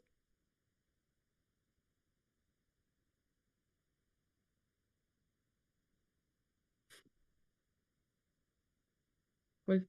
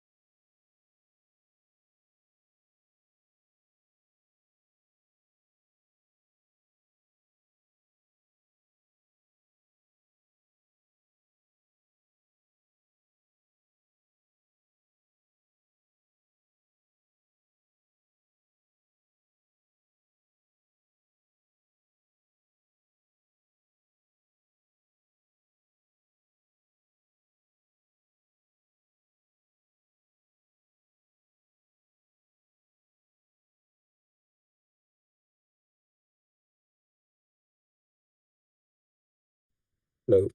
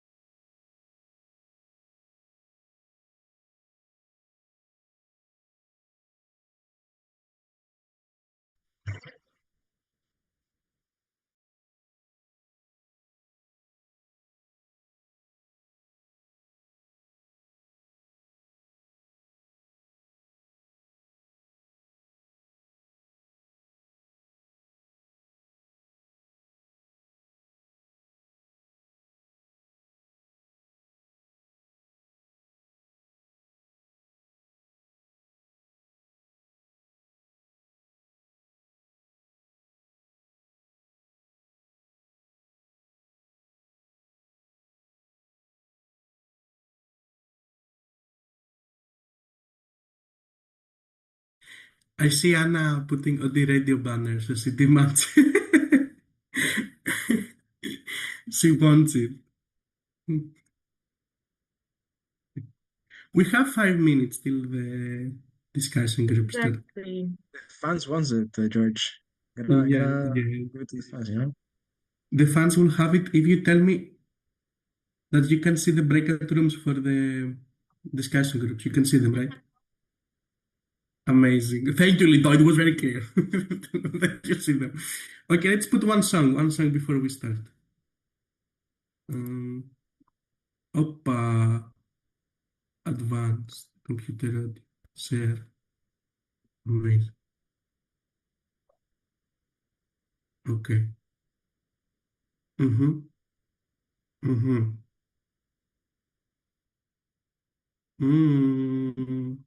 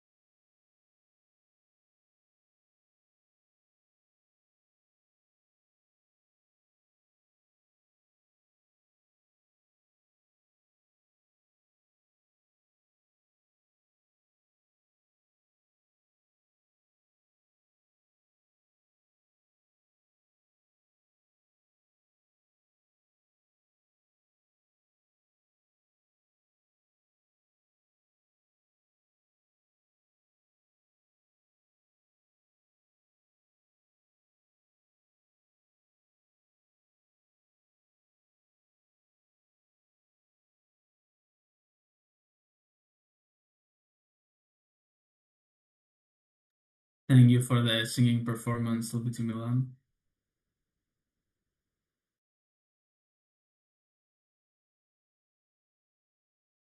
Haralabe, are you at the offices of Thessaloniki with everyone there and the huge monitor screen looking at us? We don't have that luxury this weekend, but I have very good company.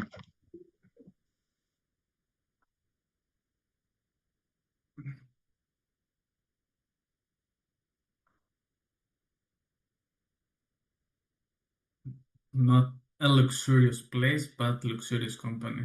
I see.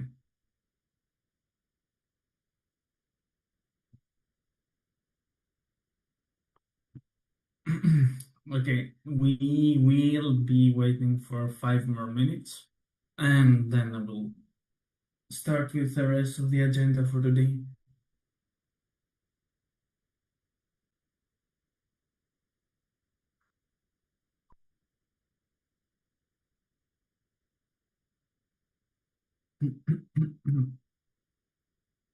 Miguel Garcia, since when is this newspaper?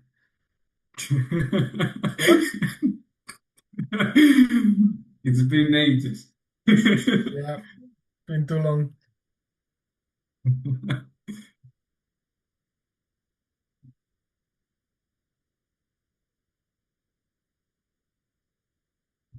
Were you present also during the previous days? And this is the first time that I notice you.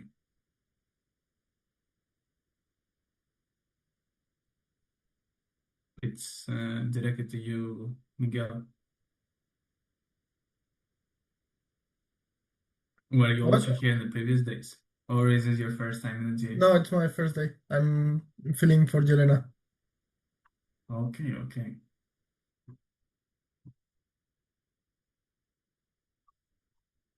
So how's life? Let everyone know. Are you doing well? It's going pretty good. I may have a job this time next week, so Hella, congrats.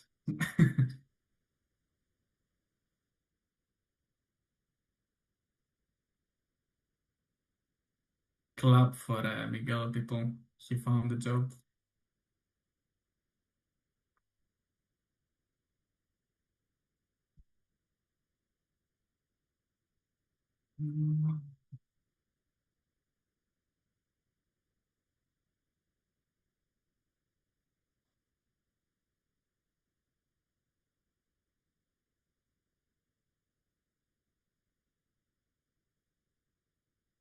All right. Perhaps we'll wait for 3 more minutes and then we'll start.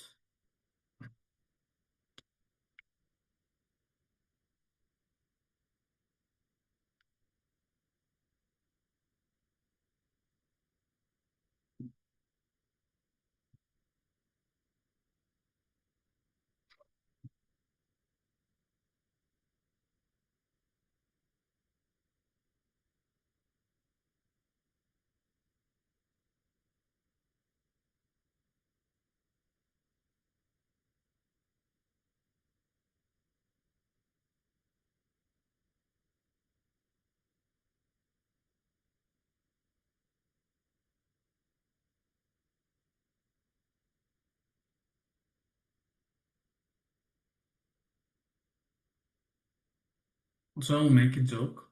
Thankfully, tomorrow you will vote in PA and you won't have to check one by one if you used your correct LBG for the voting.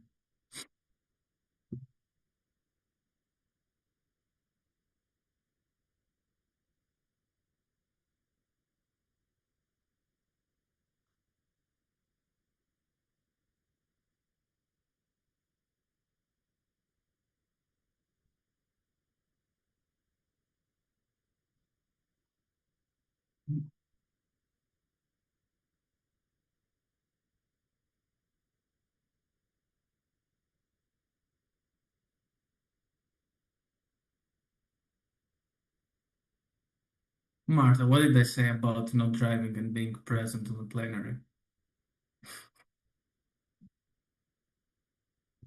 I said it this morning.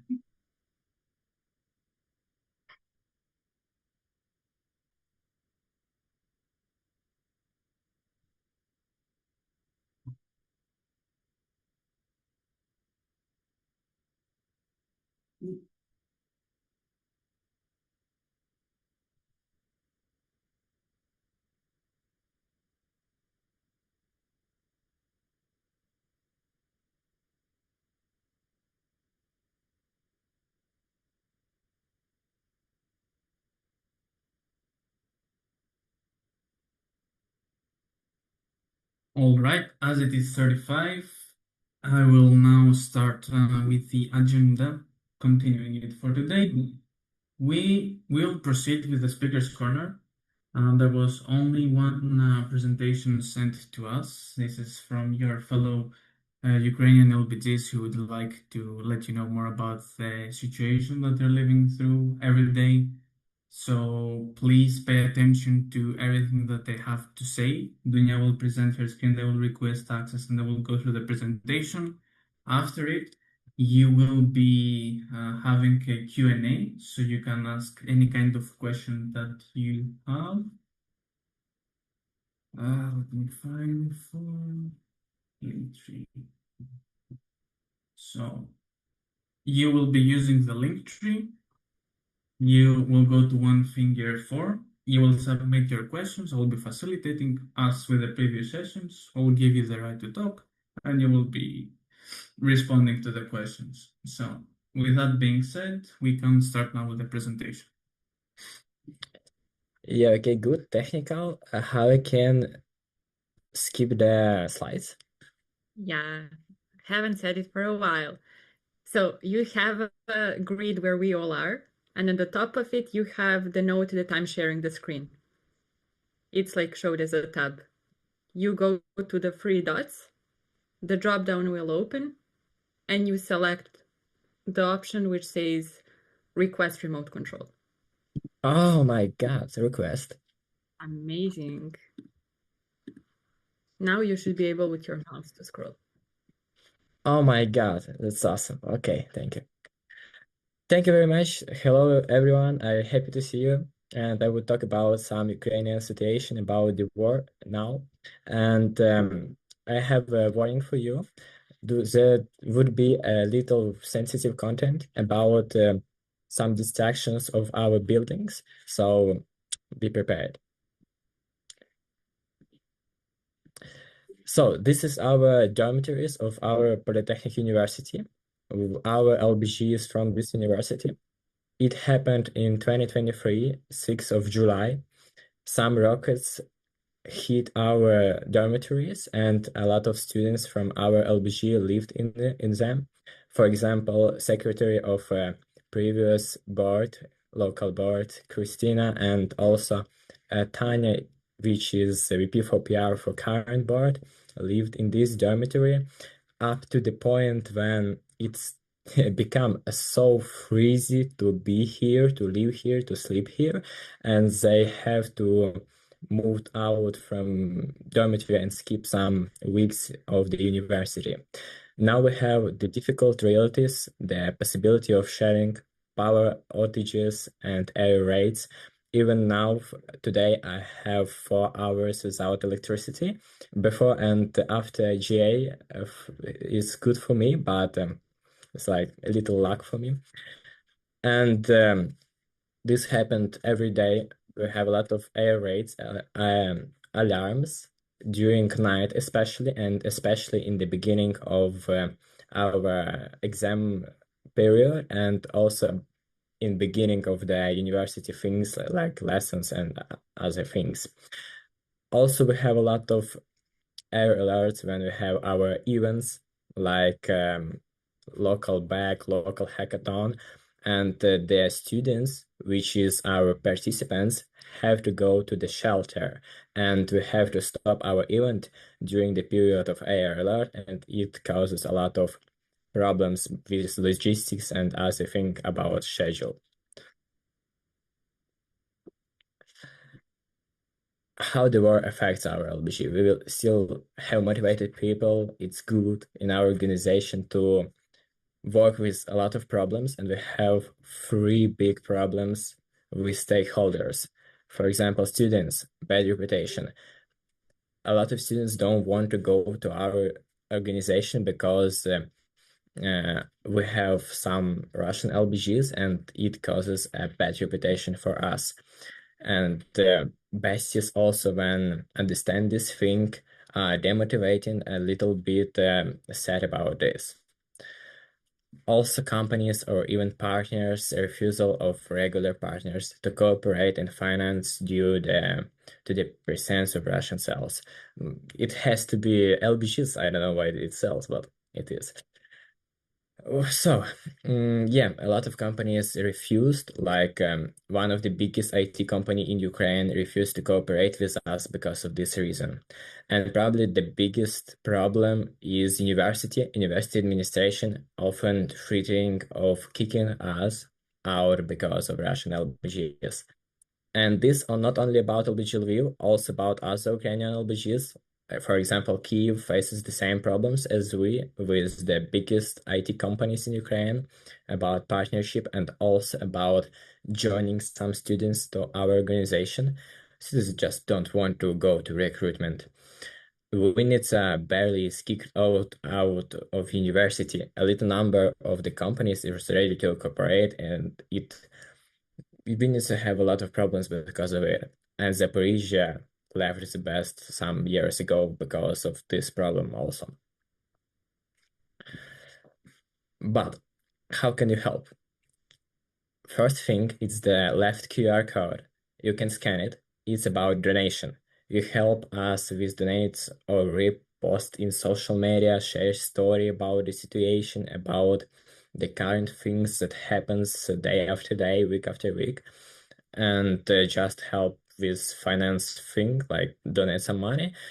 Everybody in our LBG try to gather a lot of it, try to give the at least the half of the money that we can to give to support our situation, but it never be much more. It never be less than we needed. So what you shouldn't do. Consuming of Russian content means paying taxes to Russian budget. What it means, if you listen some Russian music, if you watch some videos or something else, or buying the products from this country, you would pay taxes.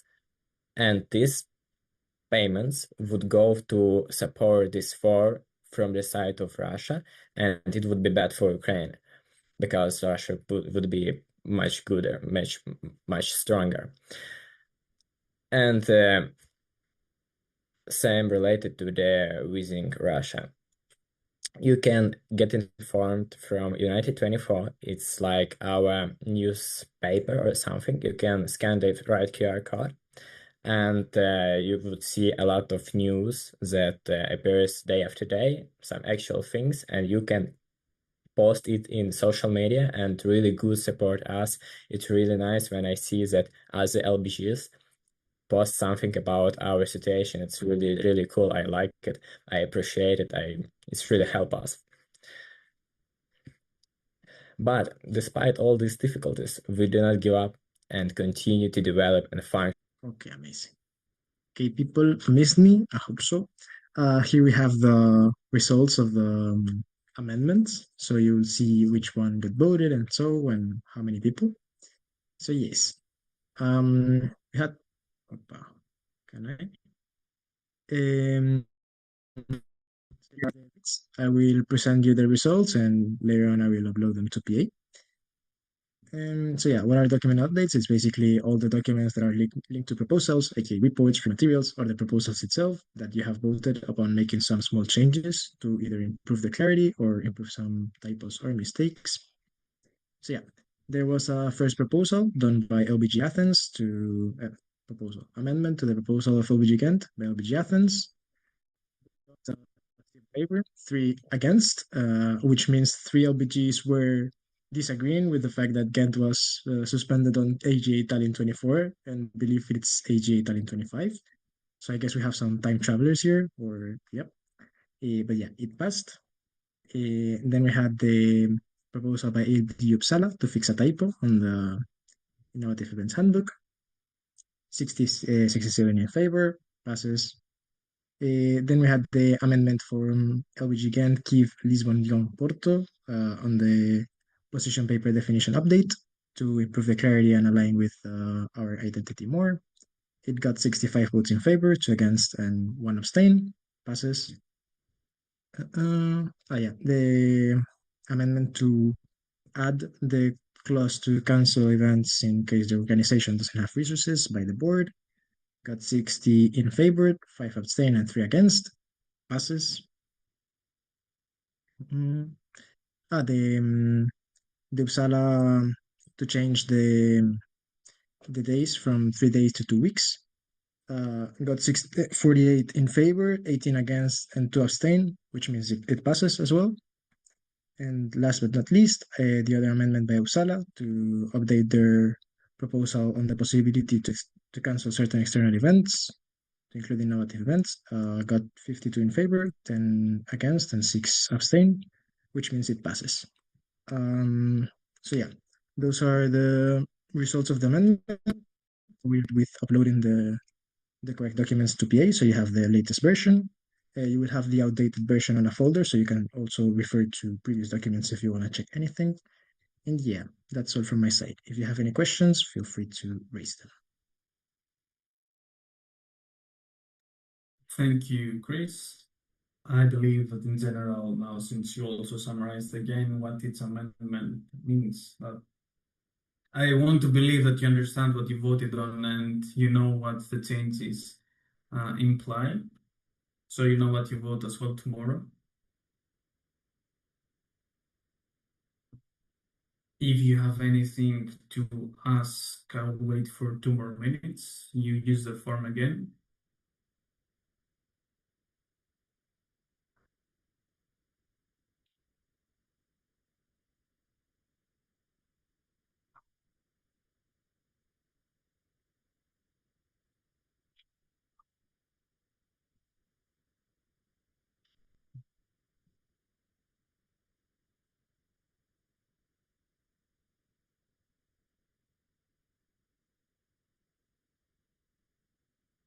If not, then I would like to thank everyone for participating in the whole process. Thank you for raising out your points. Thank you for raising out your concerns about the technical. I'm not gonna take the technical. I don't think there is any reason not to put any technical here. So thank you for raising out your concerns. Thank you for communicating with each other as well, and for presenting together with others your amendment. As we saw, for example, there was one with multiple LBGs making the amendment itself. Now, the changes will be introduced. The newly updated documents will be uploaded in PA by Chris. And with that, we will continue now with looking for GA hosts, which is the next presentation to be done. It is a presentation that first the International Board always does during the General Assembly, so they will have the chance now to convince you why it's nice to have a live GA happening. And we will also have some words from previous hosts, from LBC Belgrade namely. And then you will also have the chance to ask any kind of questions that you might want to ask them. Again, you can use the form and you will be given the right to speak.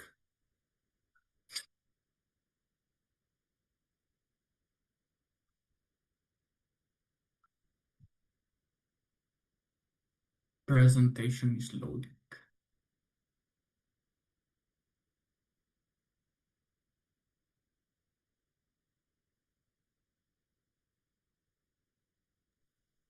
Perfect. Have control. So welcome again, people. This is a presentation on La Shameless Secret, basically looking, aka begging, for the next GA host. It's been long since we've had one, so here we are to basically present a bit on what hosting a GA means, what is the timeline to do so, etc., etc.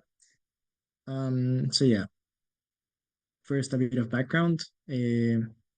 Our internal regulations mention that at every GA, the international board and the current organizers, meaning Patrasum, because we don't have an LBG, should organize a session for interested LBGs where the requirements for GA organizers are presented.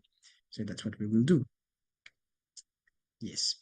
To show you a bit on the timeline, right now we are on aGA25, and on our regulations, it says how many GAs in advance you can show your interest and when you can apply.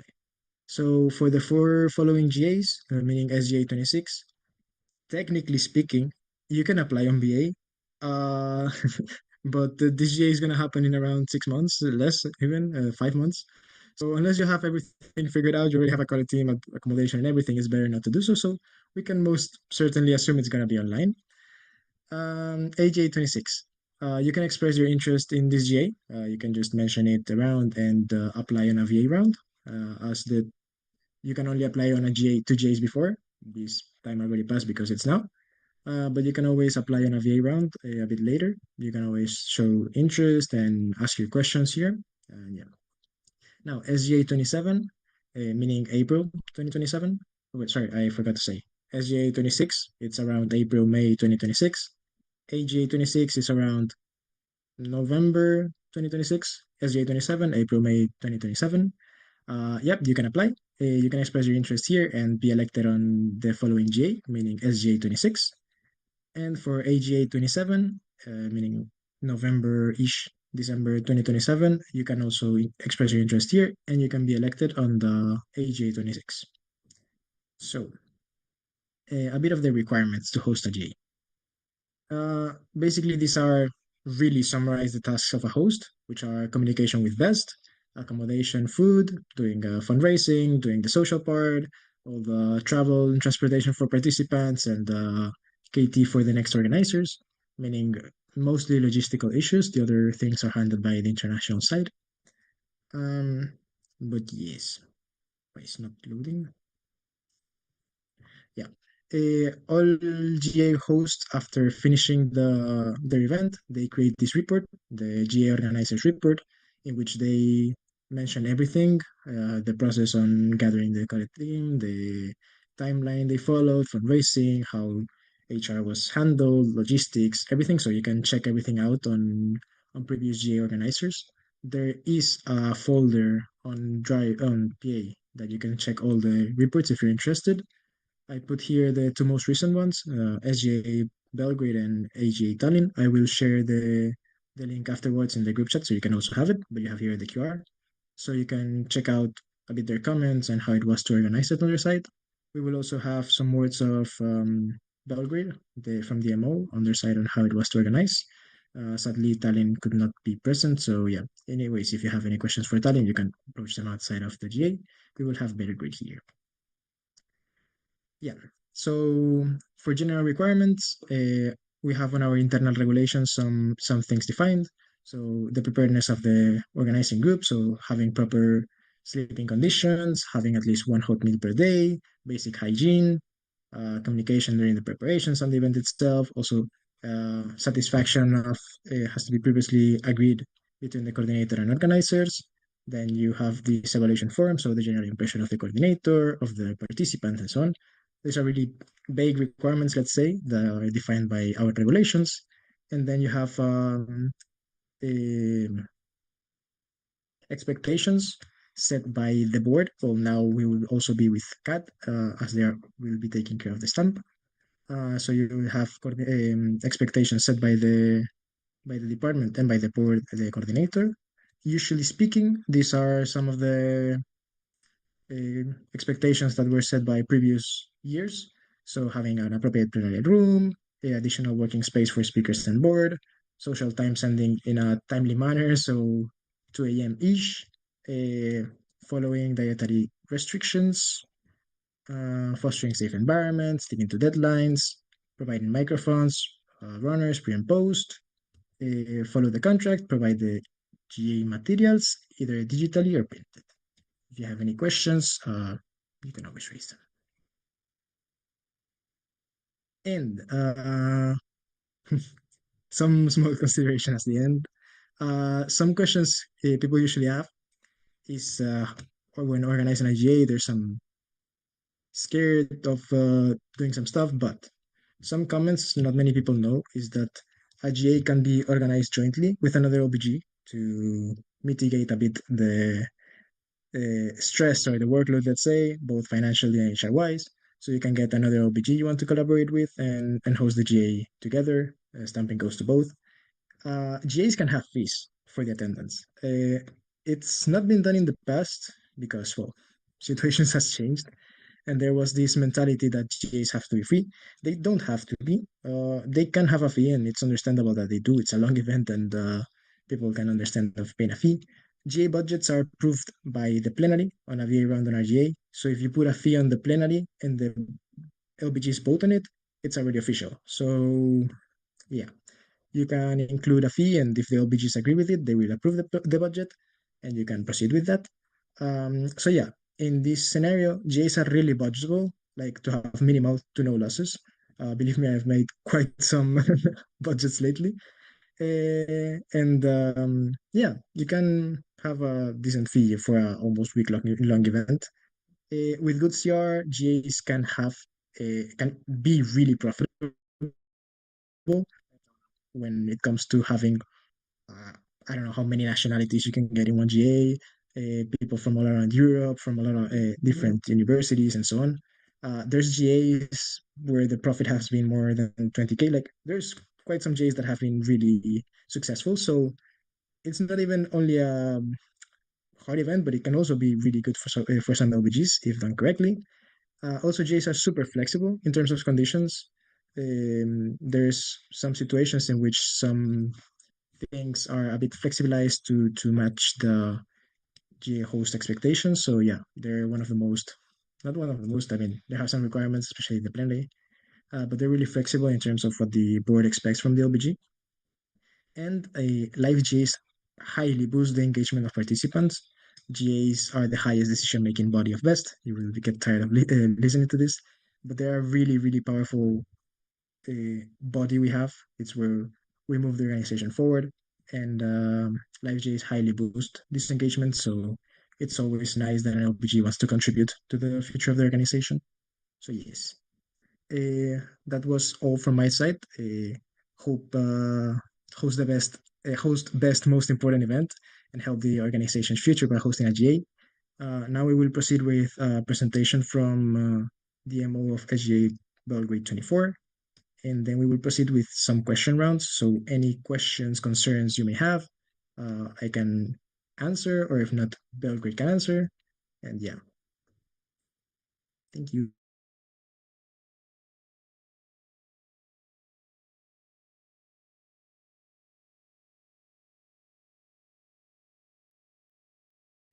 Hello, people. Dunya, should I wait for? Yeah. You can request the control for the slides. Okay, now where do I do that? Okay, so above the tile where all of us are, you will have a tab which says that I'm sharing the screen. Wait. I haven't done this in a while. Sorry, guys, for taking this time. When you see the tab where I'm sharing the screen, you have the three dots, which will open the more one. Is it below, yeah? Above the tile where all of us are. You will see the Dunya presenting.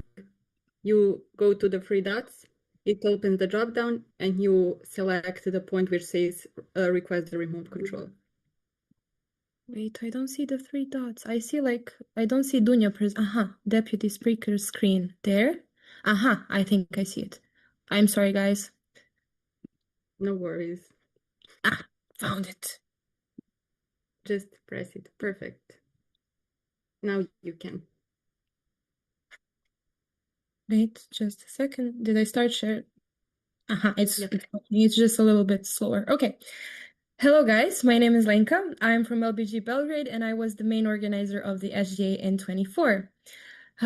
It's been a long time since I've been here, so I really do hope that so far this GA has been fun and productive. I'm here because we have some difficulties with finding the future hosting LBGs, and in this presentation, I will try to present the LBG, the GA, in a light that it can be something that is approachable and it can be something that is potentially realistic for an LBG to do. Okay, next slide. It's the button here. Okay, this one I've said. Okay, I will not lie. Hosting a GA is a big deal and it's a big project. It is expensive, it requires a lot of people, and it takes a long time to do. But there are certain advantages that are here now that were not quite there before. For example, when we were doing the GA in 24, we did it as a core team with the local LBG. And also we had a lot of help from the international board. You will have regular meetings with them where they will check up on you and see whether everything is going all right. And also you can ask them always for help, for advice, etc. The thing that Christian mentioned is that you can always do this potentially with another LBG. It is not something that has been done before, but it's an idea, and I think it could be done as long as like maybe the LBGs are close nearby, so it's logistically easier for them to do it together. By doing so, you will share resources, you will share teams, you will split the responsibilities and costs, and in the end, you will have a reduced workload, and the pressure will be a lot less on you to do it. Yes. Okay, next one is that hosting an LBG, I think it can be easier now than when we did it last year, because there are a lot of materials that can be used or like recycled in a way. So for example, the SGA and the aGA in 24 did separate visual identities. I would propose for maybe if we can find a way to reuse them or make them standardized. Because for us, making the VI took a lot of time, like 1 month, it was really exhausting. So if that could be reused, in that way, we could help the LBG to save up time and maybe focus on something else, and they will have like a done VI. The next thing is regarding money and funding. So there are a lot of ways that you can get money, but for us, companies were not that much reliable because they were not interested. But that was our situation. For example, you have Talent, which had the opposite outcome. The thing that worked for us was the grants, because we wrote one grant that we wrote actually 2 grants, and one was accepted, one was rejected. The one that was accepted, actually, they wanted to fund food and accommodation, like a percentage of it. And I think that our grant, which we wrote, can be reused as well. It can serve as like a template for other LBGs when hosting a GA. We would love to share it if somebody would like to take a look at it and maybe modify it for them in the upcoming year. Next thing is regarding the accommodation. When searching for accommodation, you need to focus on 2 things. One is the capacity, and the next one is the plenary space. The accommodation and the plenary space do not have to be in the same facility. They can be nearby. So maybe that's a catch, because we were looking and looking and looking for a place that has both, but in the end we found like a small theater that was across the street. So we kind of managed to do it, but they were like separate deals done. And also, when you go on the PA, you will see like a detailed document on how the plenary space should look like. That does not have to be like 100% like that. You can always communicate with the board and see whether like another type of space can be used and in what way and how can that be possible. The next thing is that now, considering that the GAs were held last year, I think that there's a lot of documentation that has been done by both LBGs and the boards. So you have like clear task guidelines as well as like timetables and events that have to be done. You do not have to do it on your own. You can just maybe reuse that and modify it to your needs. And also, what Christian mentioned is that you have our final reports that we wrote after hosting the GA, which everything that I'm talking about has that, plus more details. Though there is one thing that I would like to mention, like a small disclaimer. If or when you read the report that was written by LBG Belgrade, I do not want for anybody to feel discouraged by the number of people that we had. Everything is possible. Our LBG is a big one, but it's not impossible to do it with less. As long as people are motivated, I don't think that should be like an issue at all. The next thing is also the things that can be recycled, because why would you have to do everything from scratch? Is you have survival guides, you have website structure, PR guidelines, everything that you can reuse, modify, and use it, like do it for yourself. So yes, that's also a thing. Next thing is why an LBG should host a GA. The GA is a really big project, as you all know. It's the biggest project in BEST, and it's really an honor to do it. in the end, it's a sense of pride that you have when doing it. So I would really recommend because of that. Also, you develop a lot of skills, communication and like soft skills also, and you will take place in best history, and you will gain visibility in best, but also outside of best in your community, because when we finished the GA, actually a lot of reports, news companies came to us and did reports on doing the GA, so that was really nice. Yes, and in the end, my recommendation to all of you is to find another LBG that is nearby and possibly willing to do this. You can reach out to Belgrade, to Tallinn, to the international board, to whoever. We would all really like to help. And look at the GA from another perspective to do not make hosting a struggle. Let's make it a tradition. And that's all. Thank you for listening. And if you have any questions, I'm here. Thank you, Lenka, for the presentation as well, and Belgrade for organizing that GA. As you can see, I am proudly wearing that hoodie. A great GA, by the way. And we have another one, Miguel, wearing that hoodie as well. My man. Indeed, in GAs right now, you have a lot of documents that you can use, nice tips from all the previous organizers. As you can see, people are here. They are eager to guide you, to help you.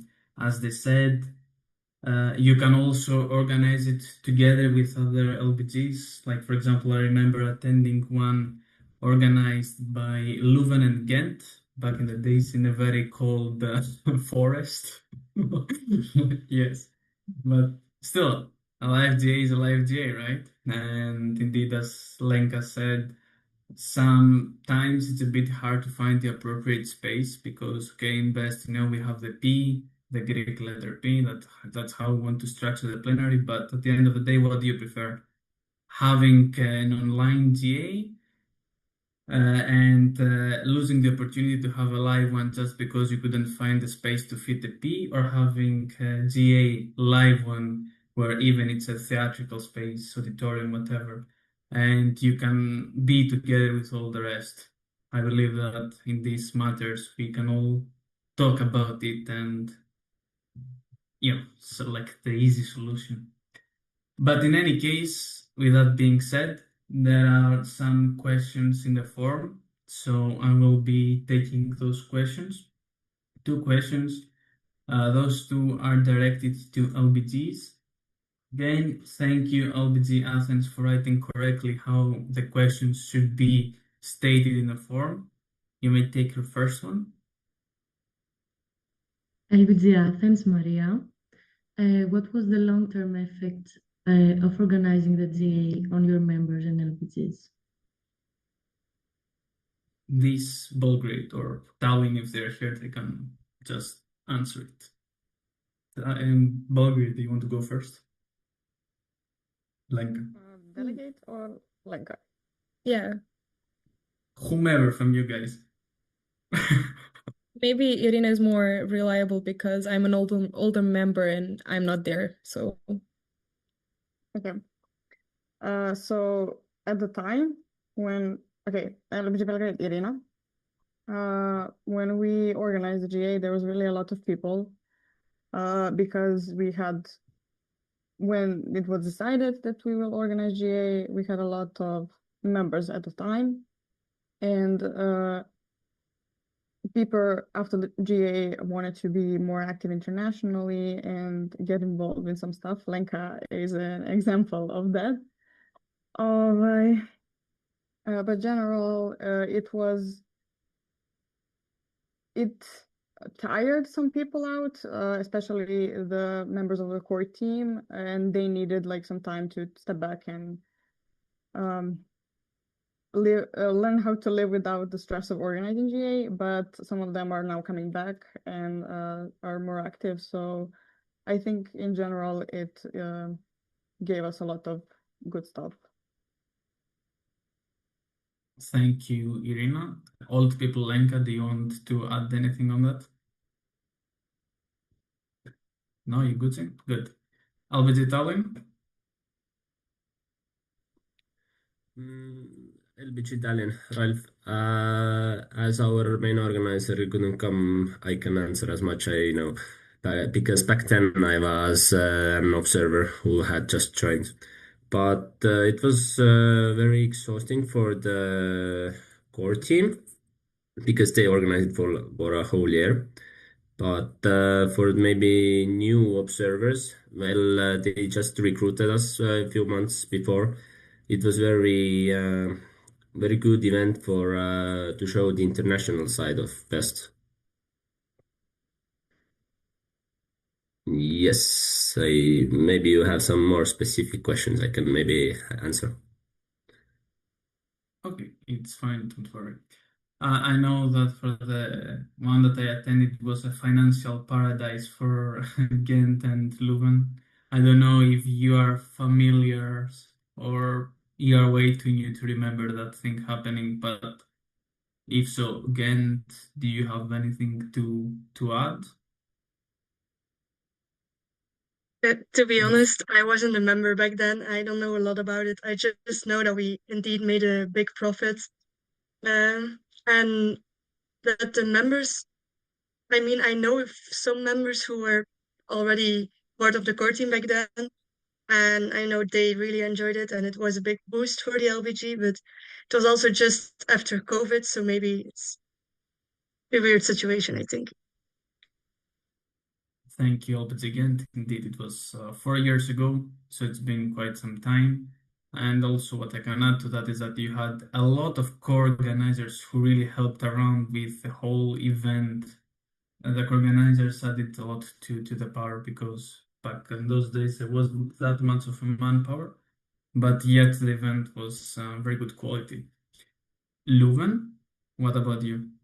Are you a bit of a dinosaur with memory, or are you more of the new people here?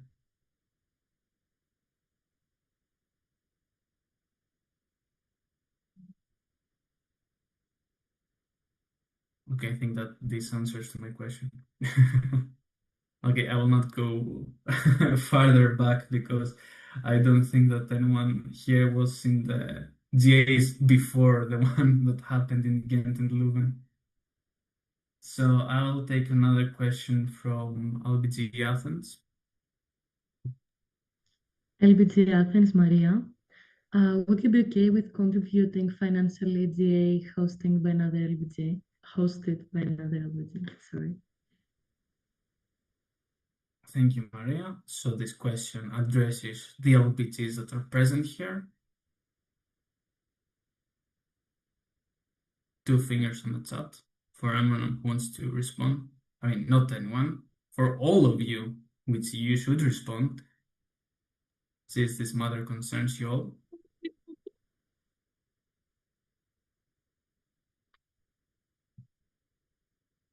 Yeah, I like the thumbs up, but I want to see as well some talks.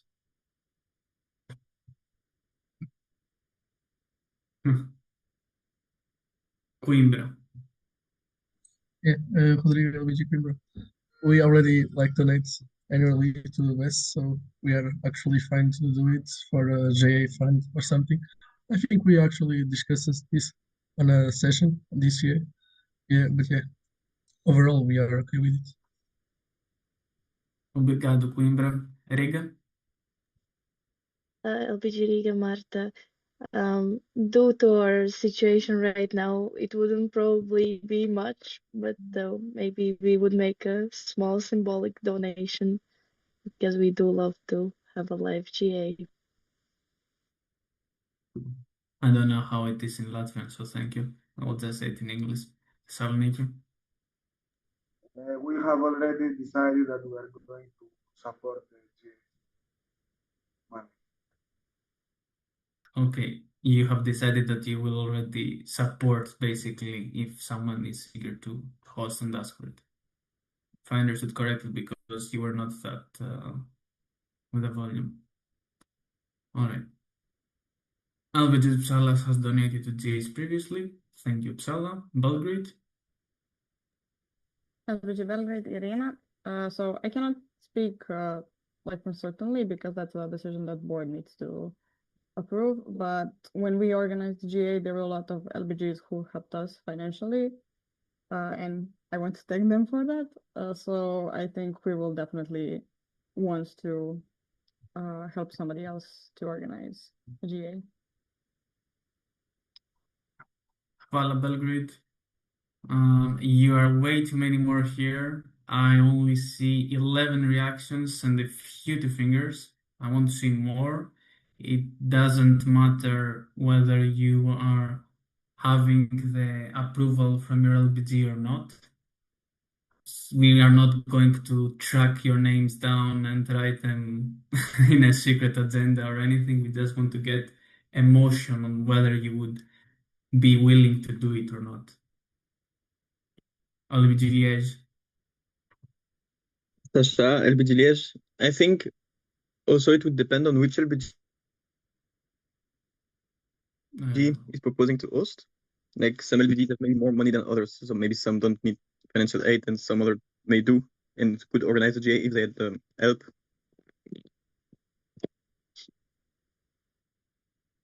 Okay, that's an interesting point of view. Concerning the LBG, whether they need, you will judge accordingly. Unfortunately, LBG Messina is not in the condition to donate. Thank you, LBG Messina. Well, perhaps you can do better. No questions in the forum. Not enough voting. What is that? It's a GA. We're talking about the biggest thing in this organization.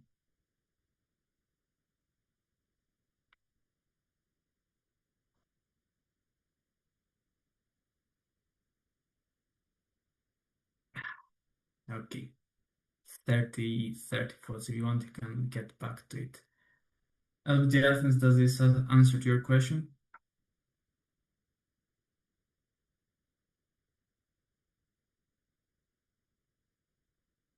Amazing. Good.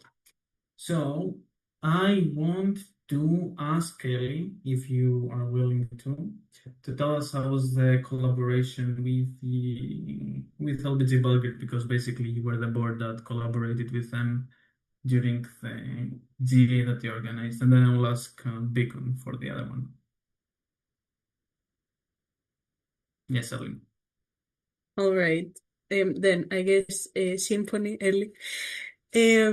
I think it was really nice. We had a really motivated core team, and it showed. The J was obviously not easy to organize because we also lacked experience, of course. And the last GA that happened live was some years ago, so there was no continuous KT, not from the international side either.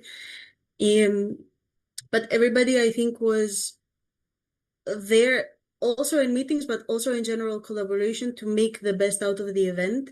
So that really worked in our favor, in my opinion. And it also showed from the participants leaving the GA with a very pleasant experience. Very well done to Belgrade and also Lenka. Thank you, Ellie. Anyone from the Beacon who wants to talk maybe about Tallinn and their collaboration with the group?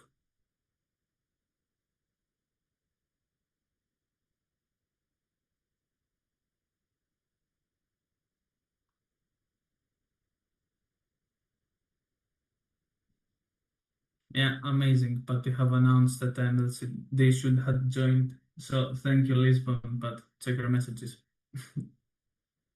Carmen. Okay, Carmen from the Beacon. So our collaboration with Thailand was quite smooth, I would say. The LBG was quite proactive, and we were always in communication when everything was going down. So from the board side, we had no issues. It was a really pleasant experience, to be fair. And I hope that the LBG also enjoyed their share of the collaboration. They really did a good job, and big thanks to Tallinn.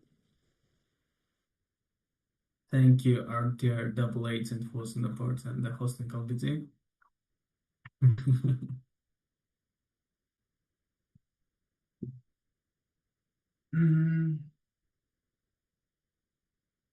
So, Turin, I promised you beforehand that I will ask you today. So, what is your opinion, Turin? Hi, Christian Albicitori. Uh, I don't think we will host the GA as I talk about that with my fellow boardies. And actually, every year our annual plan is to uh, uh, how can I say? We have too much events every year, and it's difficult to fit a big event as the GA into it.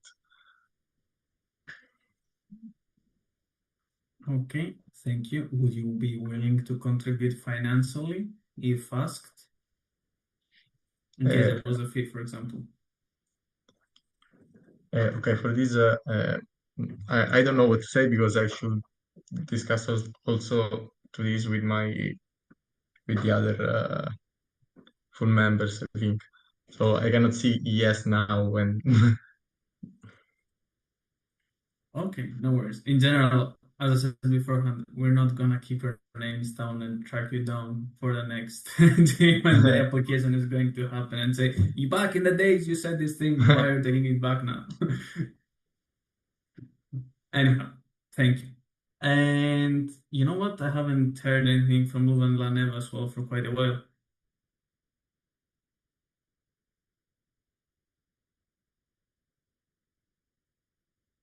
Lou and Lanev, are you with us?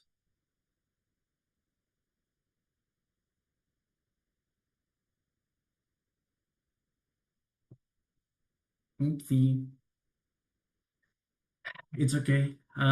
You can most certainly write your opinion on the chat if you want. All right. With that being said, people who were here and you listened to this discussion going on, do you want to continue on this topic and find more questions that we could go, or would you like to move forward? What will I say? You can use Zoom React buttons. Go faster to go on the next session. Go slower to remain and have more thoughts on that.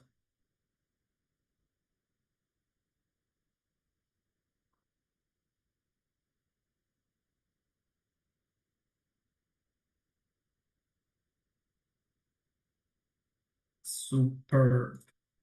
Then, thank you everyone for participating to the session. Thank you LBG Belgrade for being here, presenting us what is going through from the organizational point of view, what you have to gain from it, how it was from your experience, how you live with it.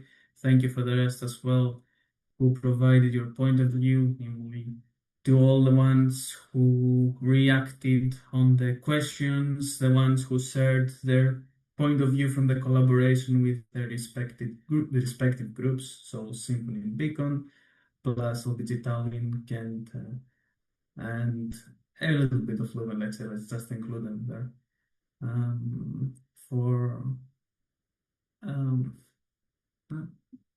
Yes, Erika, you can add something if you want, it's okay.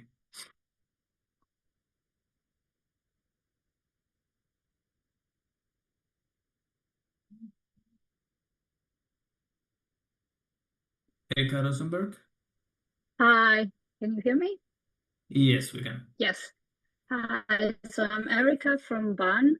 Regarding the next GA, we also talked with the actual board that BAN can also help the next organizer with contacts with companies. We have a lot of very, how to say, we are in contact with a lot of people who are alumni and they have high position in different companies, and we can help you to organize different session with the companies or even to get some money from some companies. So with company contacts that we can help you. So feel free to contact us and we'll do our best to help you, because to be in a GA is really something great for every best member. Yeah, that was. Thank you. That's delightful. Thank you so much. And I believe that the whole network really appreciates that. I don't think that they need me to say it, but this year, at least also as Ban, you are rocking your presentation here in this General Assembly, and you and Harry, you are leaving your mark here.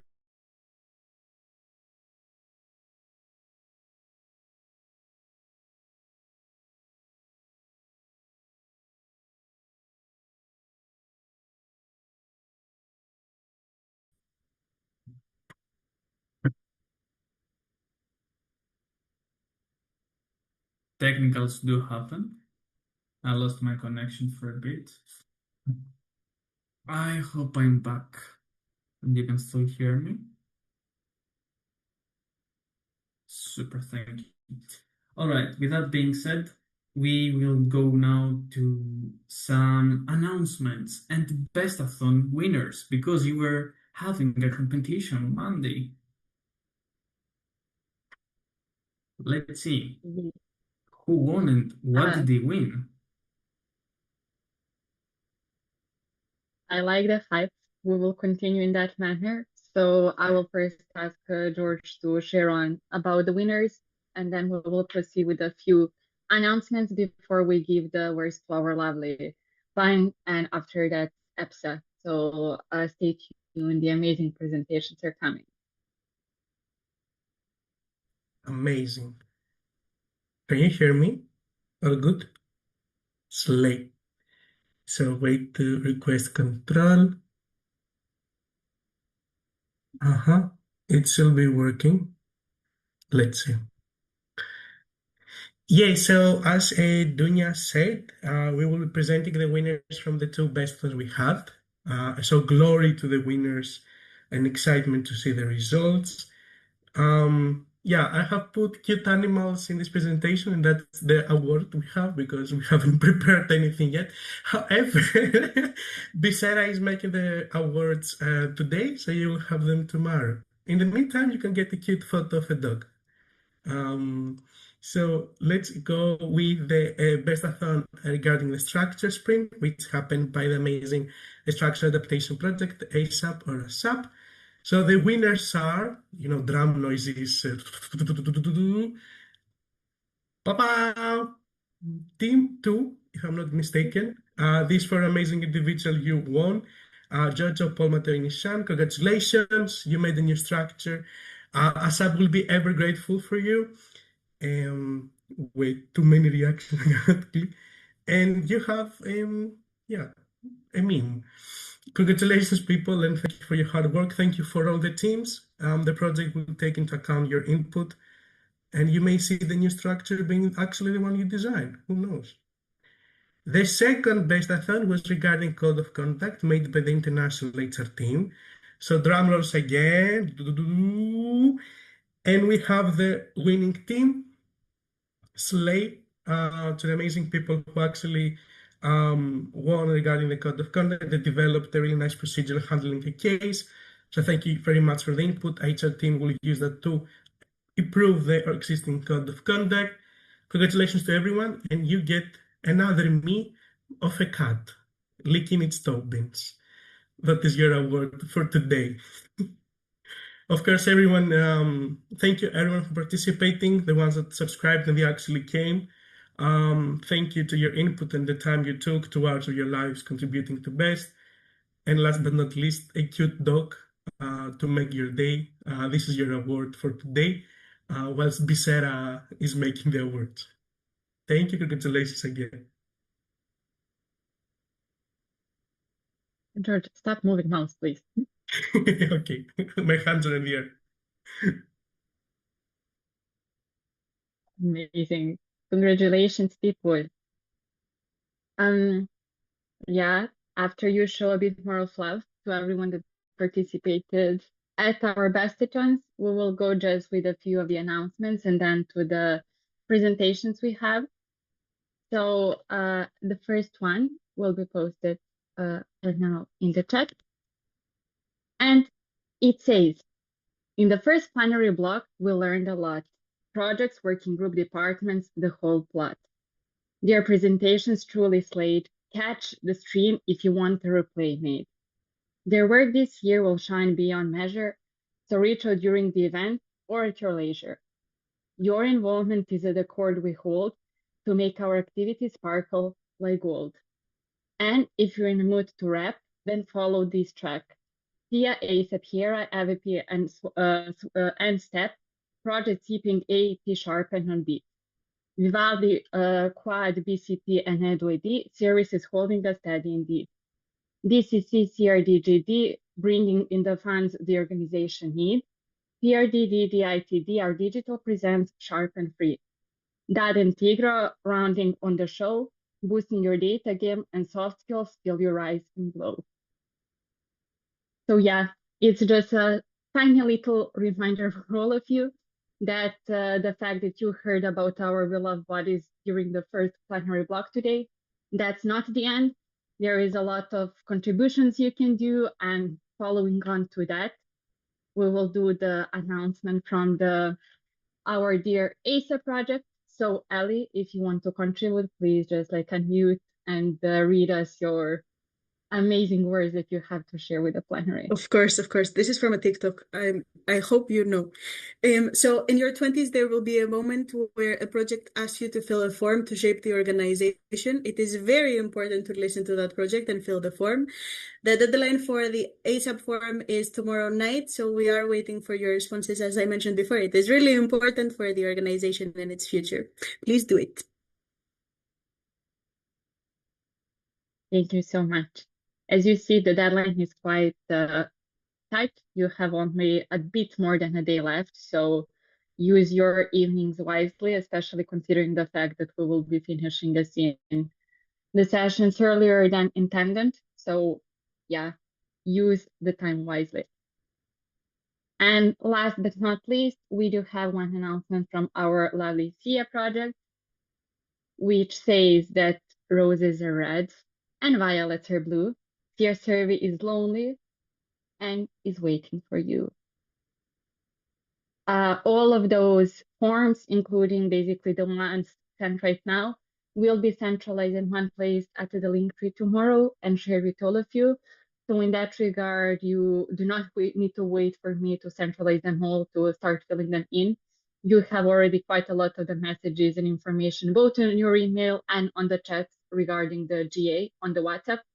So yes, I think we are getting into the begging session, but this begging session is quite important because again, your input matters.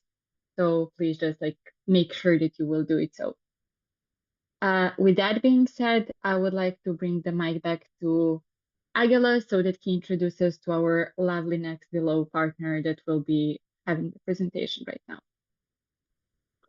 Thank you, Daniel. And now going to one of our partners who rocked their presence during this General Assembly and definitely left their mark to us.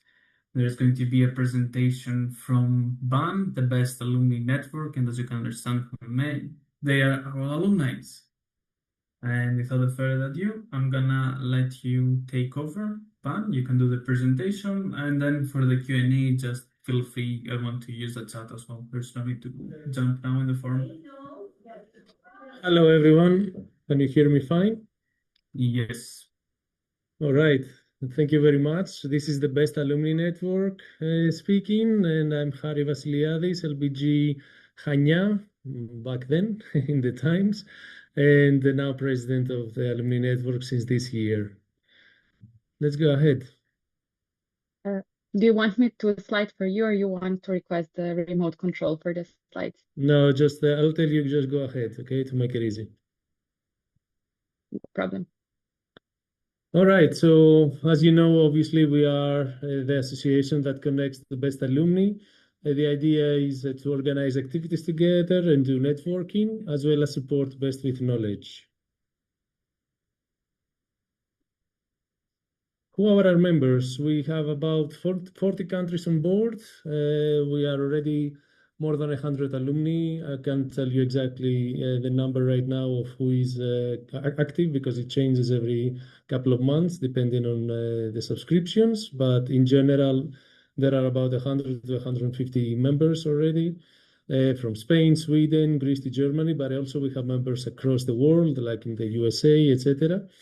And from diverse, of course, background and sectors, the same as you, and different professional reach, like in multinational companies, in engineering and consulting firms, in startups, as well as university and research, and NGOs and sustainability orgs and EU agencies. So banning basically is your future, right? Is your bridge to what will become your future later on. So I'm Harry. I already introduced myself. The executive board right now also consists of Erika, who is our treasurer. We are missing a secretary because she resigned, but that's another topic. So we will be looking for a new secretary. And we have an advisory board consisting of Claire, Vio, and Timo that you can see in the slides. Our board goals for this year is to organize an alumni summit. We call it Bananas, the annual alumni summit, planned for next year around the GA, and more offline alumni events. This is a general feeling of all the alumni, improve internal processes like the membership process, automate things, simplify communication channels, etc. Improve the collaboration, be involved more and participate in events, offering support and advice on various topics. And sorry if I have some background noise. I'm in a big house here. And finally, the fifth one is engage with best alumni groups, perhaps co-organize alumni events together and do shared co-promotion. So what do we do for alumni? First of all, we have alumni meetings as well as online communities like a FIRE learning group. We have an online podcast. We generally look for opportunities for networking, and we also have a WhatsApp community and also local WhatsApp communities in different cities in Europe, like Barcelona and other stuff, and a newsletter that is being sent out regularly. A few activities, but we're looking to keep them interesting for our members. On the other side, we support best. We can support with skills. We can support with, of course, networking towards alumni, not towards the professional world, as well as we offer internships in the organization, mentorship, advisory to best that the board knows very well as well. And we are open to your suggestions of other ways we can support you. So your local alumni group can leverage BAN in different ways. I know that some cities have organized alumni groups, like institutional, let's say, alumni groups. Like Tallinn is a very well-known one across Europe, while others are more informal. But in any case, if there are alumni events, we could co-organize them together. You could invite international alumni to the local alumni events, therefore connect with old friends, but also with new friends across Europe and be part of an active network. So please feel free to let this know to your local alumni group, and we are happy to discuss how to set up, let's say, a collaboration one way or another. Then this is also why should we organize. I think we discussed this. Apart from obviously meeting international alumni, it's also good. We can support with promotion and application support for the event. We can support with fee collection, with reimbursement, and all these things. So it's we also provide some practical support. We have our email there. Executive. It's for the executive board. executive@bestalumni.net. So some recent alumni events. We had the Nordic course in July 2025. We're going to repeat that. It's a Nordic cruise, sorry. It's a cruise that goes, of course, from, I believe, Tallinn to Helsinki and to Stockholm and back and stuff like that. It was very fun. We had a very nice report from the participants. We had an alumni meeting in Tallinn in November 2024, in Belgrade in April last year, and in Lapland in March last year. All of them quite interesting. We're hoping to organize more of these, apart from the alumni summit, of course, during the next years.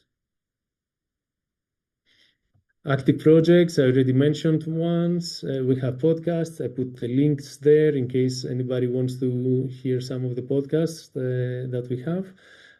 We have a FIRE, which is a financial independence and early retirement group. We have a book club, as well as we try to organize monthly online social meetups. And we have other groups that are active in IT and automation. We want to activate more an alumni outreach program, the mentorship to best, and ban internships. So this is a few things that are happening under the hood. So we're hoping that once you are completing BEST and later on, you will join the BAN community and meet your fellow BEST alumni from all over the world. And next slide. Thank you for your attention. Please feel free to reach us in our website, bestalumni.net, or through the email, contact us at bestalumni. Thank you very much. Any questions? Thank you, Ban, for this great presentation.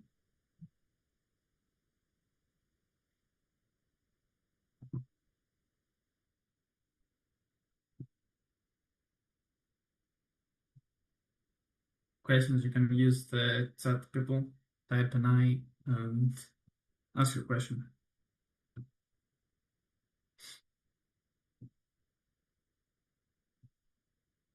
Lisbon. Hello, LBG Lisbon, Vicente here. Considering BAN has been here for a while and you guys have so many people, how do you get alumni to be so involved in your network? What would you say are the reasons the alumni are so involved? First of all, it's challenging. There are, I think, thousands of alumni historically that came out from BEST. And of course, not even a small percentage is a member of BAN. In the end, our organization is more about people that have a reason, either some nostalgia, from the past that they would like to reactivate from their best times. They would like to have a reason to be a bit more active in something different than their, job and family life or something like that. And therefore, it gives an opportunity to connect, first of all, with other people, similarly as you do in BEST. Sometimes to travel a bit, which is also a little bit of a factor, but it's not the main one because anybody can travel right now cheaply or more or less cheaply anywhere they want. But it's a different way of contributing and a different way of doing stuff. And I think one of the main reasons that in the end we are there is because we also like to contribute not just to our community, but also towards BEST. So this gives a deeper purpose to the organization and to the alumni as a whole. So I would definitely double down, as I said before, on opportunities that not just me and BAN, but also different alumni can be involved in your lives, in what you're doing, in advice that we can give, and also just getting to know the new generation, right? It's refreshing.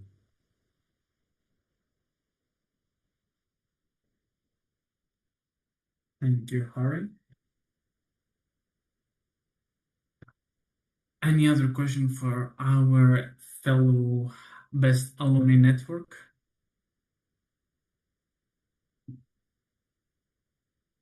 Vivaldi department, Evangeli. Hello, Evangelos from the Vivaldi department. Okay, sorry for the echo. First of all, thank you both Harry and Erika for your very involved contributions so far to the GA. It has been, I think, very interesting to hear your perspectives in a lot of the conversations. My question would be, apart from what you or Erika have mentioned in some of the plenary sessions or out of the plenary sessions, if you have any other ideas that BAN could assist best in as you can see, the many struggles we face as an organization. Thank you. Okay, thanks, Evangele. By the way, kudos to the Greek team. It's very nice to see so much engagement in the international level. I saw a few stuff. We already were discussing with the board, for example, in BCC involvement, the Best Career Center. So I think that's definitely something to pursue more actively, probably soon, actually. I'm not going to reveal yet the surprise, if that's okay.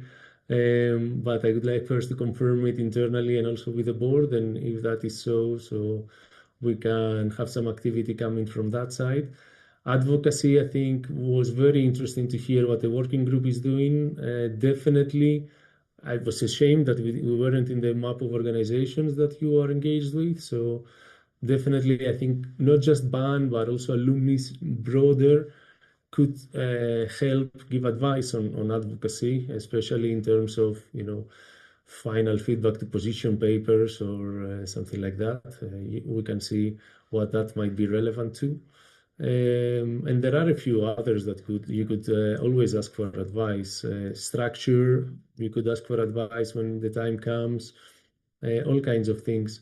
What we could see is perhaps also a more structured activation of the alumni mailing list, alumni at best mailing list, and not just perhaps the 100 people we have in the ban, but also once in a while activating that mailing list with some very structured question to them, like a survey or a structured question about feedback to something.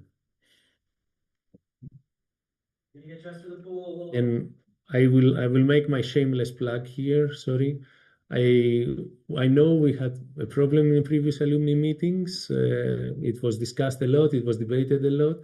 It was, of course, not very nice also to know that from our side. But I do think alumni meetings at GAs were something great. I remember more now when I had met alumni at previous GAs, and I think we should still find the format that works and works well in the future GAs. It was a great opportunity to mingle together and get to know each other.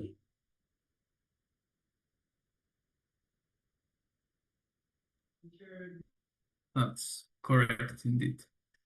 There is one other question from LBG Lisbon that I'm going to take. Hi, Vicente, LBG Lisbon. Yeah, my question was, how does one join the alumni network, and how does it work? It's pretty simple. First of all, you need to be an alumni of BEST, so you need to have a private area account. So we check that when you apply, and then you just go to the website, and there is a join us or an application form. When you join, in our case, there is a small fee, which is minimal. It's like 10 euros a year, like a symbolic fee to pay in order to join. That payment is automatic when you go through the process of registration. And yeah, pretty much after that, you have an email specifically from us, and you can join WhatsApp groups, you can join meetings, you join the mailing lists, etc. So it's a bit similar, but perhaps our private area is not as advanced as the best private area that we all know of. So we have more rudimentary tools, let's say.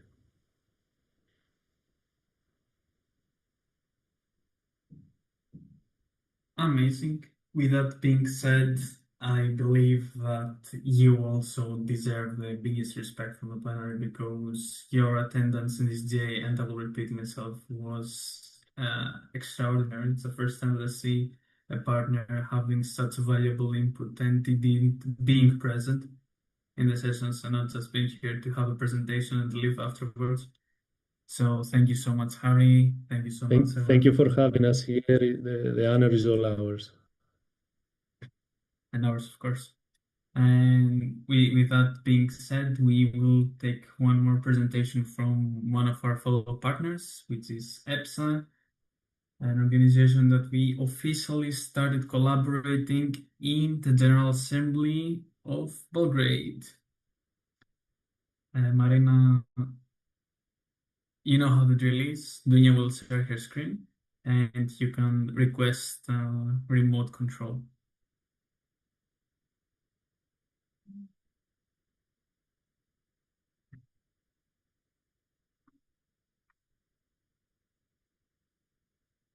Marina, are you with us? Yes, can you hear me? Hi. Hello, we can hear you. It kicked me out for a second. Can you hear me? Yes, we can. Hello. Perfect. Hi, everyone. My name is Marina, and I'm the Vice President of External Relations of EPSA. EPSA, if you don't know, is the European Pharmaceutical Students Association. And I'm a recent MPharm graduate from Greece, so I'm so happy to see all of these great people here. I didn't expect so many of you to be here, but I'm like so proud. So I'll give you like a very brief presentation of what we do. So we are the European Pharmaceutical Students Association. I requested remote control. I hope it works. I didn't know that happened before, but apparently now it happens. I know about that now. So does it work? Can I Should move be on the just presentation? scroll with your mouse. Yes, okay. Is it working? Or would you like to... Scroll down because it's a PDF, I think. Yeah, you just need to use the scroll mouse. down. Perfect. Okay. Is it working? No, great. Okay, so who are we? So the people I will present to you now is our executive board. So we are a smaller part of the bigger team. As you will see in a moment, we are a team of about 30 people. So this is Nina, our president. I will move very quickly with the names. This is Nadine, our secretary general. This is Johanna, our treasurer for this year. And we have Gabriela, who is our Vice President of Internal Affairs. We also have Ljubka, who is our Vice President of Education. And we also have Livia, who is our Vice President. We have me, if I'm not mistaken. I'm the Vice President of, of External Relations. And then we have, I'm sorry, it doesn't work that well. And then we have Patricia, who is our Vice President of European Relations. A few words about our organization. So we were first established in 1978. We became an independent organization in 1982. And since 2013, we're based in Brussels. We have actually a house in Brussels for EPSA interns. We'll explain in a few minutes what that is. And that brings us to today, that we have our goal, which is to represent all pharmaceutical students around Europe. So as you can see, EPSA is a pretty large organization. We represent about 100,000 students. We have 44 member associations. So EPSA is kind of an umbrella of different national organizations in 36 countries around Europe. Our mission is to actively engage at student and professional level, bringing pharmacy knowledge and students together while promoting, of course, professional development. Our structure, I'm not going to bore you with that. If you have any questions, please let me know. It's kind of extensive.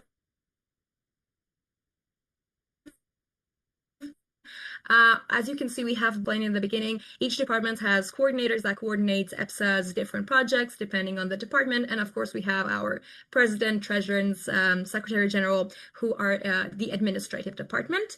And we also have neutral bodies who are neutral, just there to supervise all of the work and to be very, very neutral and not express opinion, to maintain neutrality. Let's move on to some of our projects. So we have 4 main events each year. We have our annual congress, autumn assembly, annual reception, and summer university. I will explain a few of them in the next slides. So starting with the most recent ones, last year in May 2025, we had our annual congress in Albi, France. This is our annual congress is our flagship event. So this is one of the biggest events. We have about 500 people joining us every year around Europe. And the topic was sustainability in the pharmaceutical sector, shaping climate health. And we have another recent event of ours, which was in Ohrid in North Macedonia. The topic was health miscommunication in the area of misinformation. And now moving to the event that we had literally last week, which was in Salamanca, Spain. It was a general assembly. So We almost always have our General Assemblies live. So they're also accompanied by an educational program as well, which in this specific event was Next Generation Oncology, the Future of Cancer Treatment. And our next biggest event that we're expecting about 500 to 600 people is going to be this April in Bydgoszcz. I hope I'm pronouncing that correctly, in Poland. Sorry to the Polish people if I'm not pronouncing it correctly. And our topic will be redefining the role of pharmacists in health prevention and education. We also have, you can learn more about our congresses there. So this is about our annual congress, in Poland. It doesn't move. So you can scan the QR code if you want to find out more about this Congress. And we also have one, let's say, event that we have every year. We are in very close collaboration with the European Parliament. We have our annual reception, which is an event that we have every year that takes place in the European Parliament. And our next annual reception will be happening in March. So we have 2 members of the Parliament that we talk with, and we come up with a topic that's, a very, very up and coming topic in the EU, very, very important topic related to healthcare, of course, and we discuss it within the European Parliament. And this is our program. This is a preliminary program of what we're doing. So we visit many different places of Brussels. We visit our European partners that we have in Brussels. We do science excursions, public health campaigns. So we have all of these different events during our program. And moving on to our great projects that we have each year. So we have professional development projects, which is chat with professionals, like webinars that we talk with different professionals, and we can talk ask questions and engage with them. We have our career week, which is 1 week dedicated to career related issues. Mentoring project, where we pair a mentor and a mentee, and then they can, give them advice about their next steps in their career. And career page, which is a dedicated space in our website where you can find more about career-related happenings related, of course, to pharmacy. We have twin projects, which is kind of like student exchange projects between 2 countries. So 1 week, 1 country visits the other and vice versa. So we also have a person who also coordinates twinets. Of course, a lot of educational projects. We have trainers, of course. We have, as you can see, all of these different training events. Our main one is training new trainers, so previous trainers train the new EPSA trainers. And also on the educational part of EPSA, we also have the educational program as I said in events. We have trainings, public health campaigns, online educational activities. We also have Science Monthly, which is kind of a newsletter. I wouldn't say newsletter, but kind of a PDF that we construct with scientific information of each topic, so every one of the students can have some experience in scientific writing and how to use all of these tools. So we also have that. And coming to our advocacy and policy, we do have an EPSA manifesto. So EPSA manifesto is that each year we decide on 1 matter we would like to advocate, and we discuss with all of our members, and we come up with changes we would like to see in our curricula around Europe, in anything related to students and pharmacy students more specifically. And then we come up with this document that we share with our partners, and then we hope that someday it can be discussed and something can change in the EU in general. And in order to do that, we have our advocacy action groups. So these are the people who help us construct this EPSA manifesto. And coming to our monthly dose, this is our monthly newsletter that we write news about what's happening in the pharmaceutical sector each month. And we also have our interns. These are paid internships that are taking place in person in Brussels. So we have all of these different partners that we collaborate with, and we give the opportunity to EPSA team members to be in Brussels and to work within some European organizations. And I don't want to bore you more and not take up too much of your time. We have many, many partners, professional partners. As you can see here, we have our student collaborations, which of course you're also there in the students collaborations, like with all of these student organizations, and our partners that usually come to our events. And with that, you can of course follow us on our social media. We would be very happy to have you, to see you. And if you would like to also find out more about our social media, you can also scan our QR code. Let me put that in a better place so you can also view it. Perfect. So that will be all from me. I hope I was brief, and you can ask me any questions. I would be happy to answer them. Thank you for the invitation.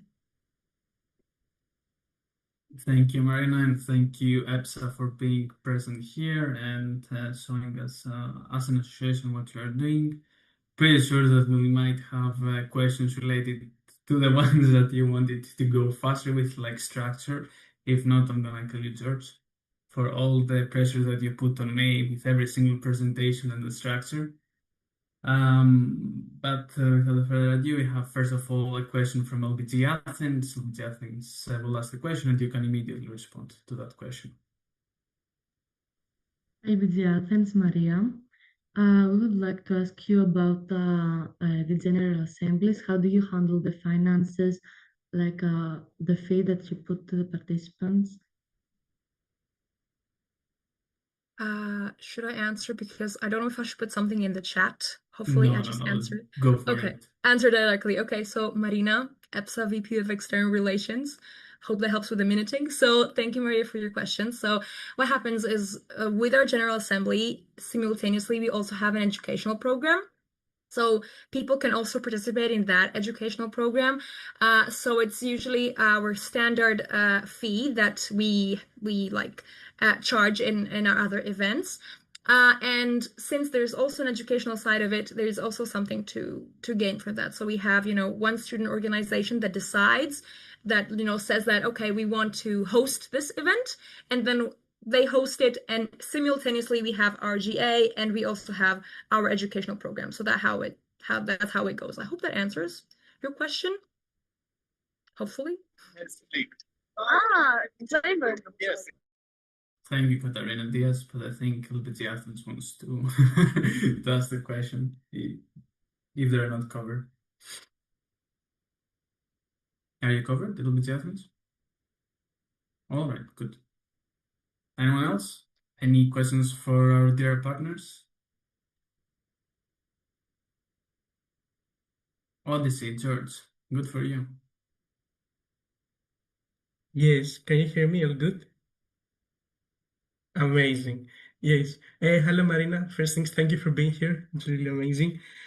Typical question, structure time.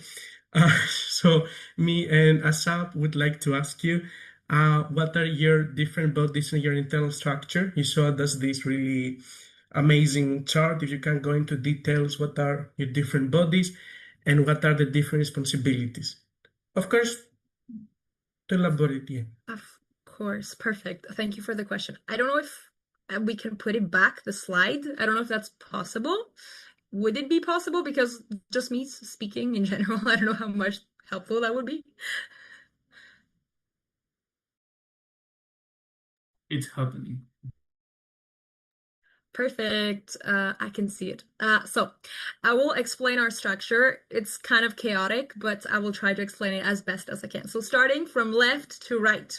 So we have our member associations, as you can see there. These are our national associations.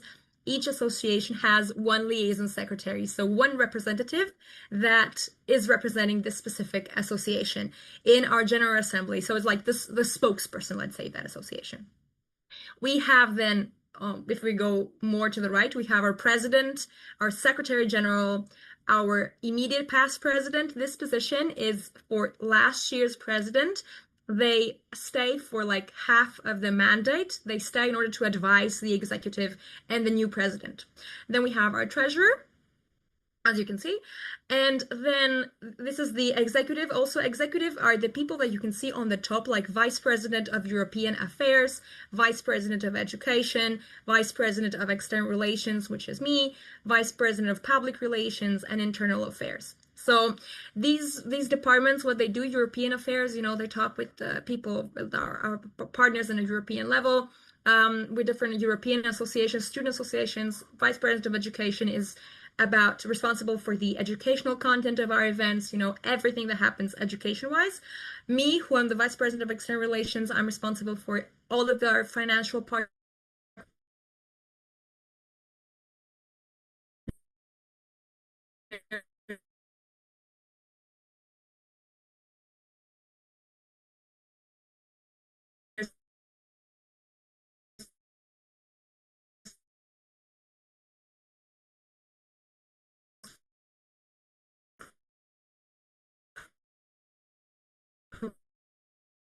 Is my connection bad or is Alexa cutting? No, I can also not hear her. Because from time to time my connection is also dropping, so I'm not sure if it is me or not.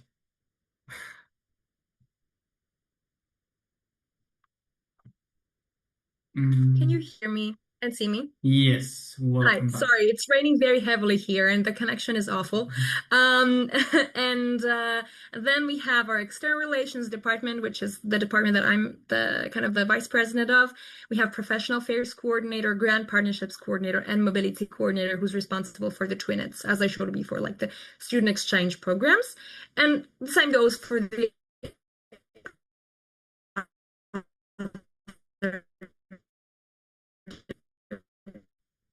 Marina, we're losing you again.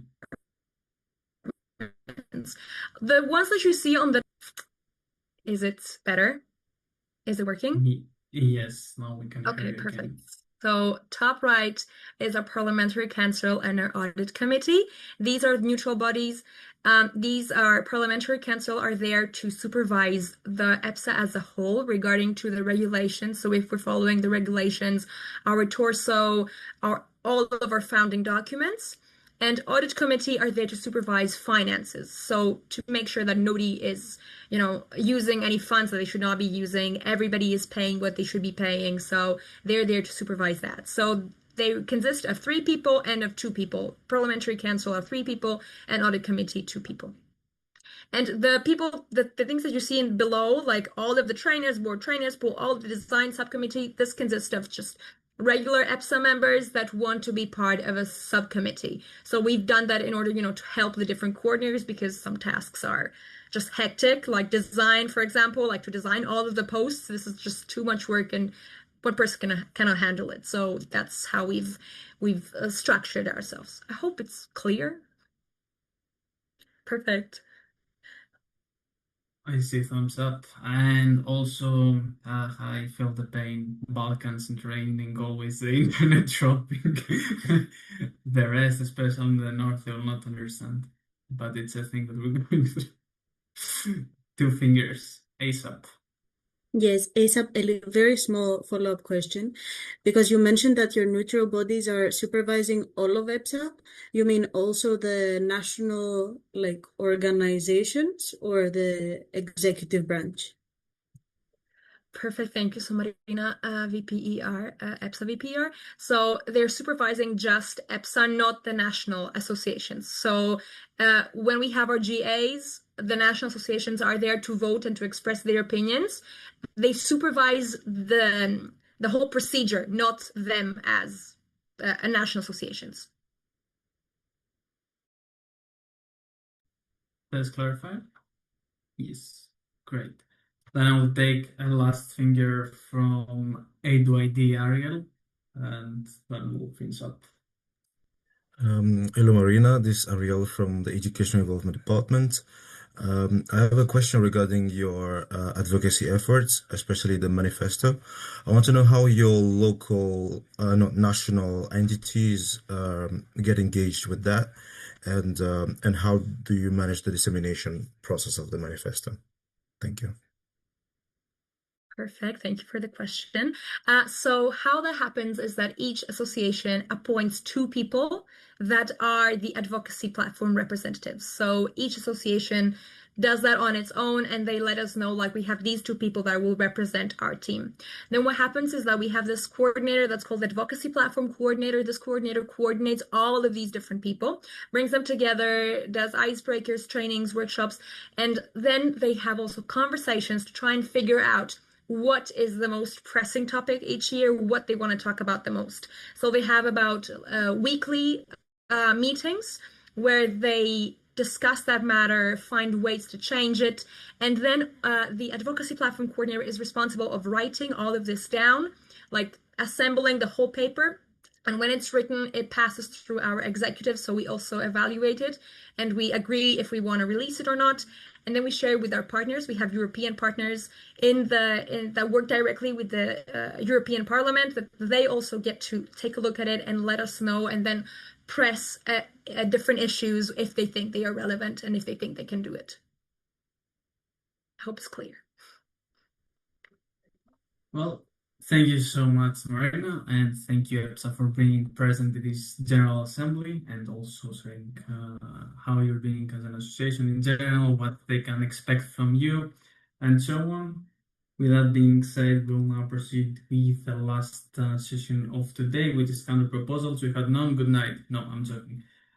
We had no counter proposals, but that doesn't mean that we will end here.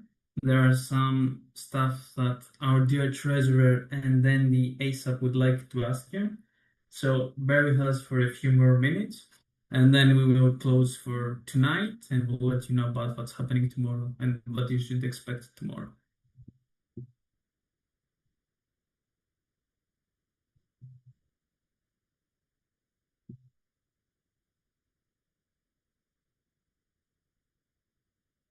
First, we'll go with Bisera and then ASAP.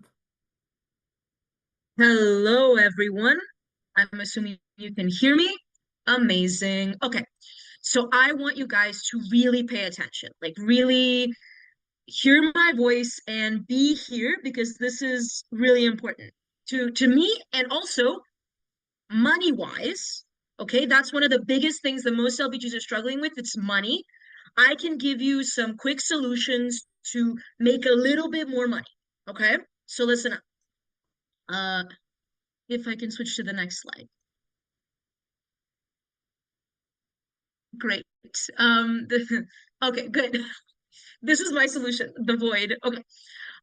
There are two companies that right now Best is partnering with. One of them is MathWorks, the other one is Siemens, but we'll get to that in a bit.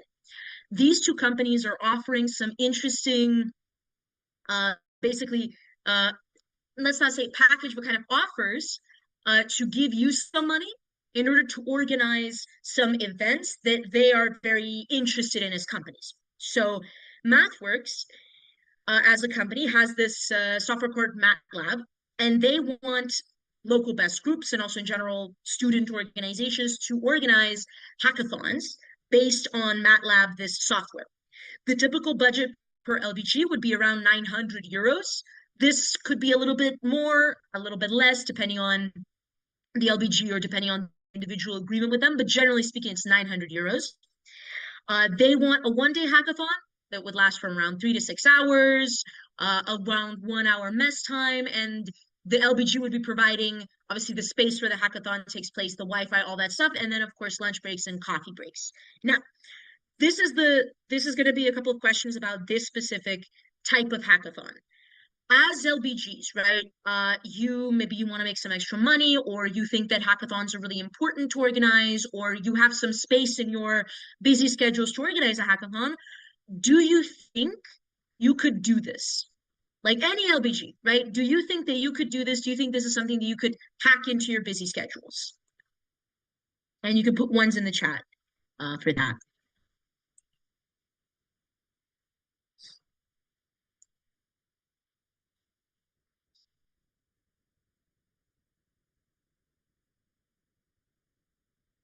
Okay. One from Thea from LBG Mostar. Can you hear me? Yes. So I cannot say this for sure yet, but you know that we are planning to do like the career bootcamp workshops and panel discussions and everything like that in the monthly, So potentially we could do something like this for one of those, career boot camps that we plan to do in 1 month. So I cannot say this 100% yet, but maybe we can have some kind of meeting or something like that in the future and discuss this more with our board and maybe our LPG, so we can get back to you with the information or something. But potentially we could do it. Okay, interesting. If you guys, by the way, have any information on specifically if this budget makes sense to you, you can also say that when I ask the other ones that have put ones in the chat. So we have, okay. We have LBG Copenhagen with a 1. Hello, can you guys hear me? I can. Excellent. So, I mean, in general, this would be something that Copenhagen would be quite interested in organizing, but that's one of our main events we do locally. I try to at least do it twice a year as hackathons. And generally, the budget we get or the support we get from companies for organizing these hackathons is much larger than the 900 euros, even for a one-day event. It's more than 2 or 3 times higher than that usually. So at this level of cost, would really make sense for us. We'd be better off looking for other collaborating companies. But the idea itself, and I know MathWorks as a company with MATLAB is a very interesting topic, and there's a lot of potential there for hackathons. So it's idea is amazing. Budget is low for us. Thanks. Okay. Thank you for sharing. Now we have LBG Uppsala. Yes, LBG Uppsala. Yeah. So I have a question about this. So yeah, we could do this in, for example, the spring or autumn or whenever we can do that. But the question is, do they have like a pre-made task, or do we have to discuss with them to develop the task? And how many students do they expect on these events? It's difficult to estimate if the budget will be enough if you don't know how many people you might have and things like that. Do you have that information? Yes. So this is an excellent question. Generally speaking, and this can be negotiated because MathWorks is a bit more flexible than some other partners, let's say. Generally speaking, they're expecting around 20 to 30 participants, and excuse me, for the tasks, all of the ones that I'm presenting here, so MathWorks and later Siemens, they're already pre-made. So the material, the content, all of these things are pre-made by the company. The company usually shares with you. Sometimes a representative might even come from there to actually hold the hackathon and make it happen. So these things are pre-made, specifically the content. Okay, nice. Thank you. Awesome. LBG Riga. LBG Riga, Marta. I had a similar question as Diana, but I also wanted to ask about the hours. So it's 3 to 6 hours straightly for working, or the event as a whole? The event as a whole would generally have to be 3 to 6 hours. So the content for MathWorks is usually designed to be around 3 hours, no more, with also some 30-minute break in between, this sort of thing. But I count 6 hours for anything that has to do with the ceremonies, maybe something extra that you want part of the event because someone else is sponsoring it, and so on and so forth. So I'm making it a larger schedule because I want not to give you the expectations that's going to be exactly 3 hours. Cool. Okay. If you have any other questions, you can also ask her. If I haven't answered your questions, you can put choose in the chat as well. Okay. Then we have LBG Coimbra. LBG Coimbra, Rodrigo. Yeah, I think this is like a doable event, and I don't think like for us I think it's a fair price for the service we are giving to them. But I have a question because yeah, it's similar to the Uppsala because we are really like a hackathon, so I don't know if we can get a lot of participants. Um, and my other question is like, how can we apply to this, or if we want to do this, we have to talk with you, and this is like the only criteria we have to meet to get the fund, I guess. I didn't hear your first question about participants. Yeah, my question about participants is like, I guess you already responded, but if we have like we apply it and then we don't meet like the criteria of them, how this works? We lost the fund, or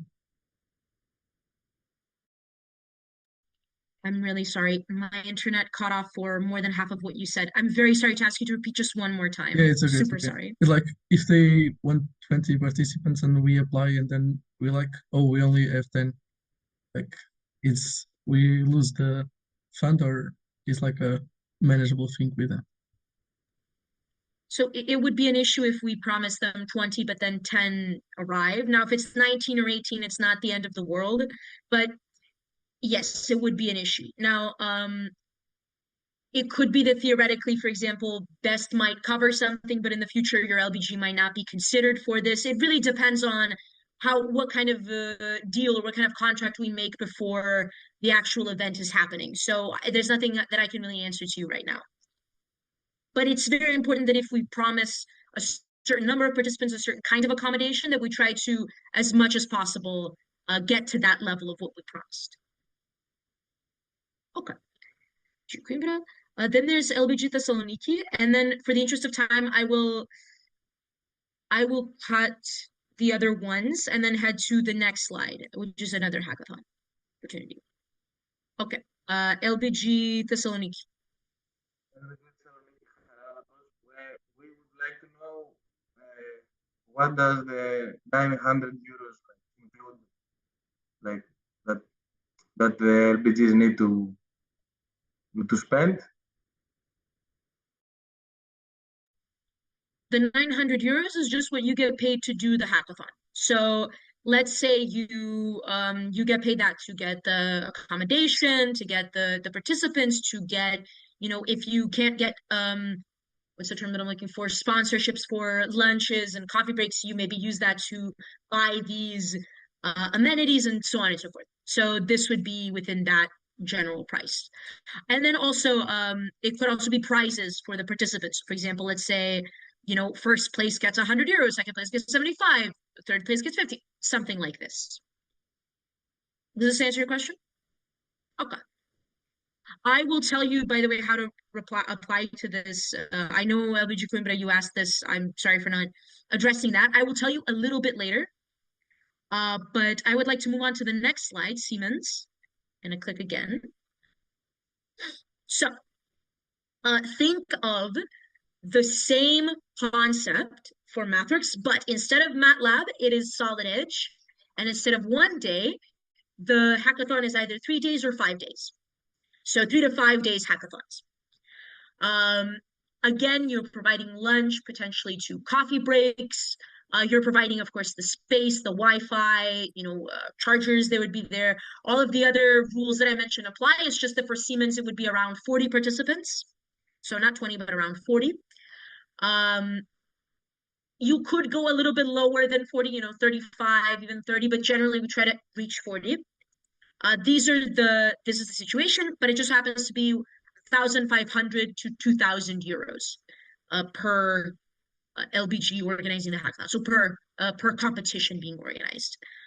What about this? Could you do this? What would make this profitable for you? Do you need the budget to be risen, lowered, etc.? Well, I'm assuming you won't say it should be lowered, but you get it.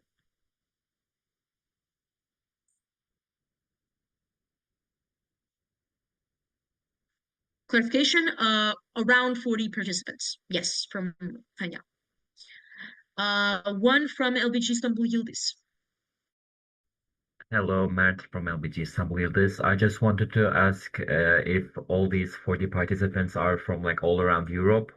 Do they have to be all around Europe, or does this also the same for the math lab? So Math Lab and Siemens. So Math Lab, MathWorks, Math Lab. Yeah. For both of these, the participants are from your home city, from your university, or just in general, people from that city. So if you can get international participants, great, but it's generally your city. There are slight differences. For example, if you do these, specifically the MathWorks hackathon is done also on OOD sometimes, official opening days for IPFs, for example, or for GAs. There's a difference there in the sense of there's going to be international participants because these are international events. But generally speaking, this is for local participants. Okay. I'll wait a little bit more for ones. If there's no more, I might take the ones from above that I didn't take for. Okay, LBG Riga.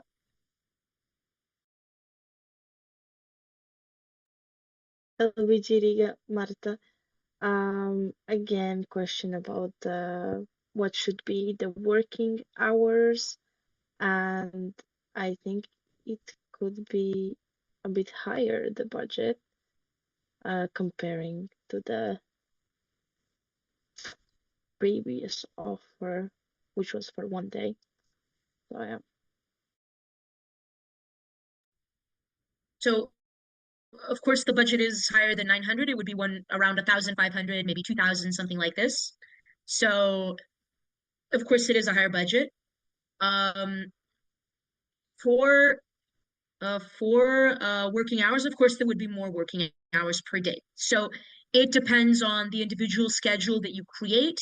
It depends on the contract, or let's say the deal that we make with Siemens. So this isn't that, for example, it would be 24 hours or something, but it's also not that it would just be 3 hours per one of these 3 days or 5 days. It depends on the what they want from us specifically. Does this make sense to you? Does this answer your question?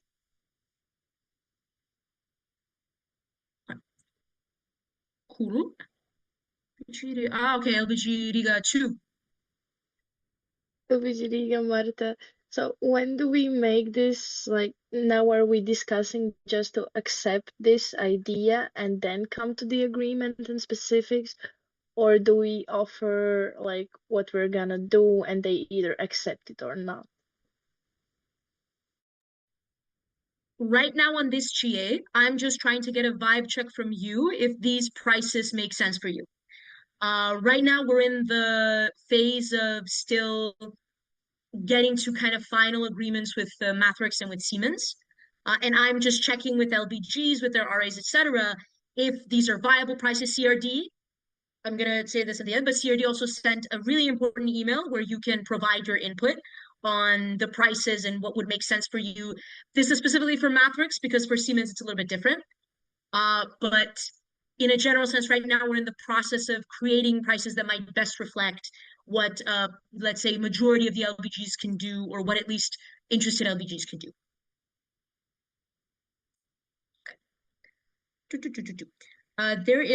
I'm going to take a finger from LBG Sala.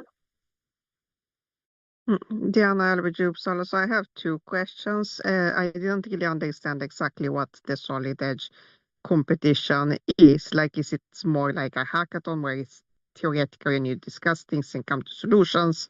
Or do you have to do something practical? Because then I'm confused if it's not something practical.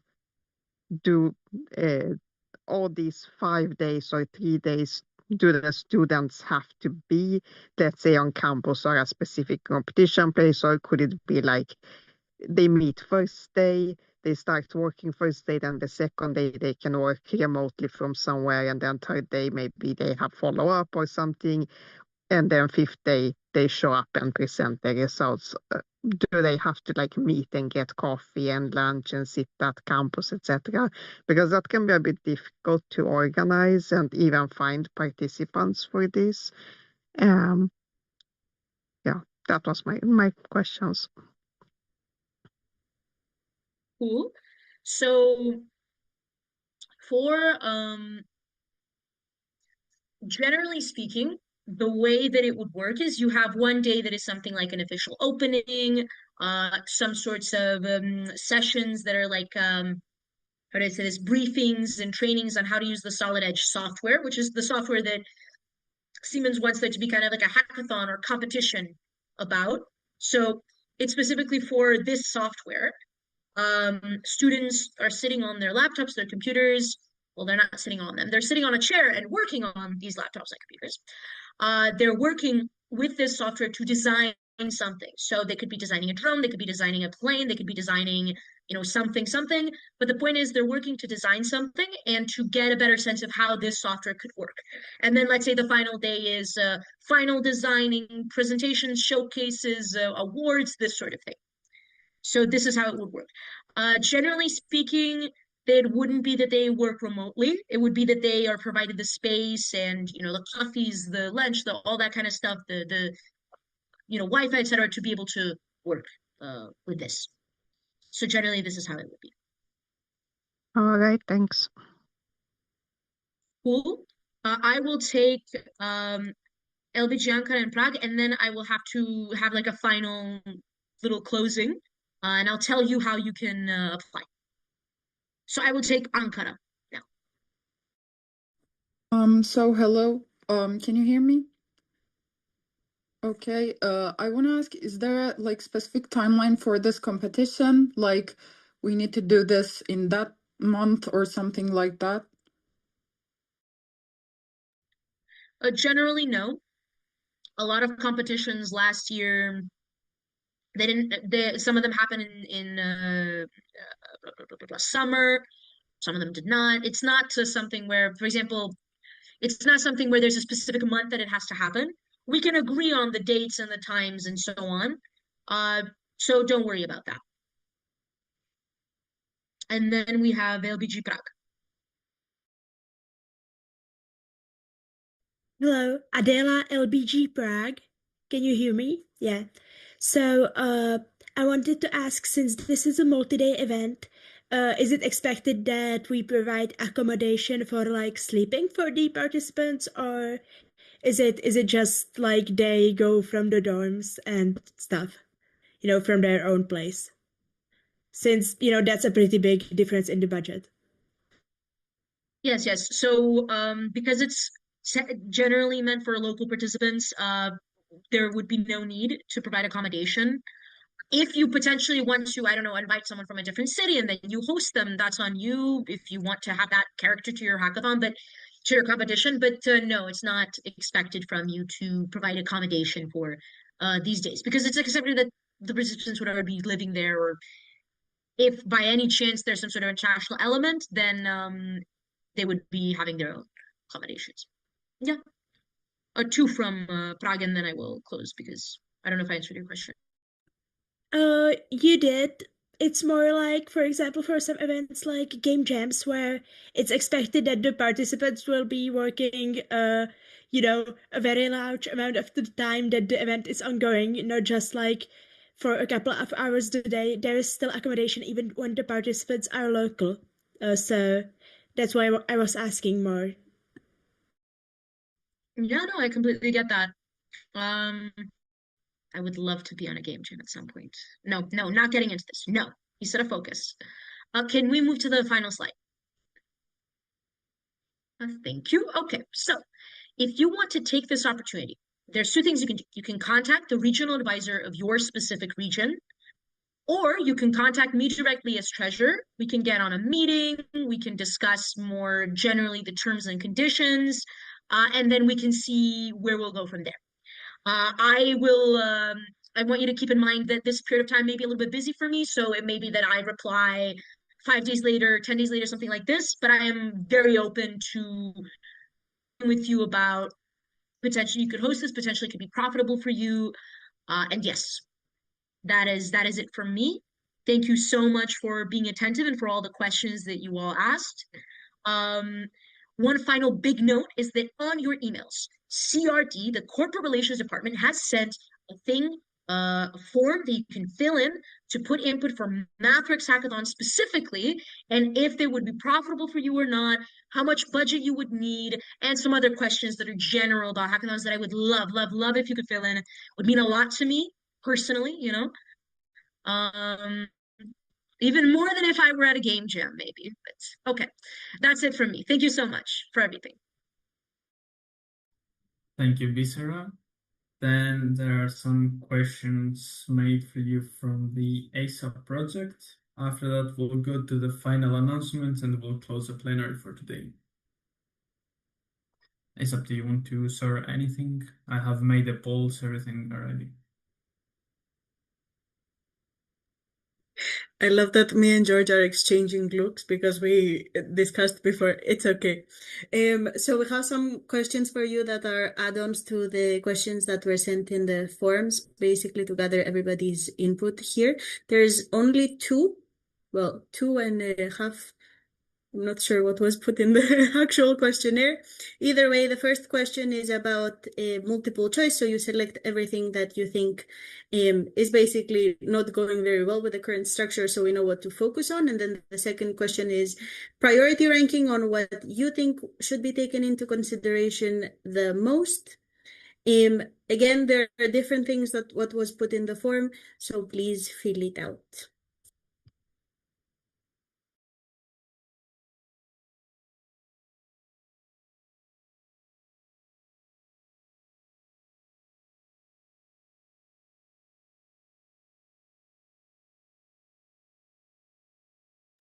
And for the prioritization, 7 is the highest, by the way, not the least.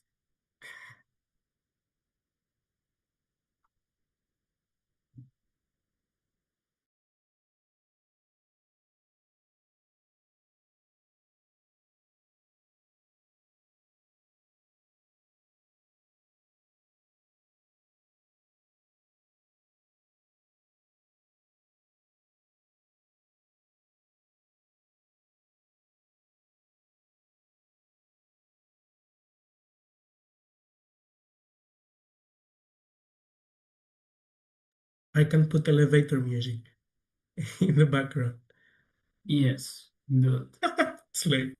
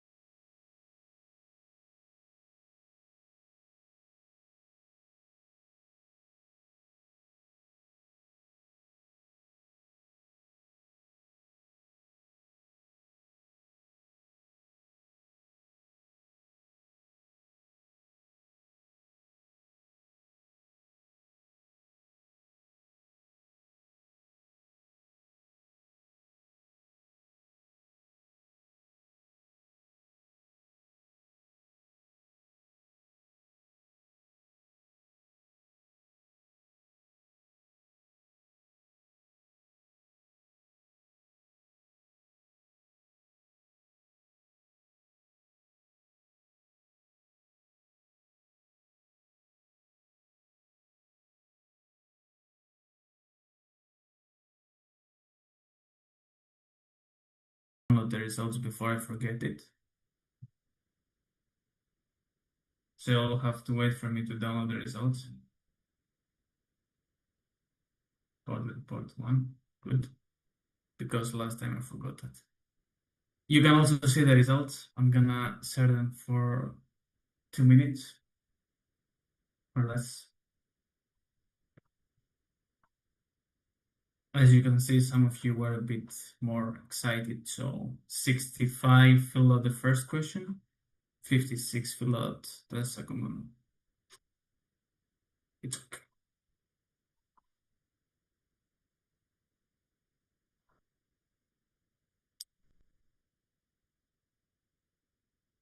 Boing.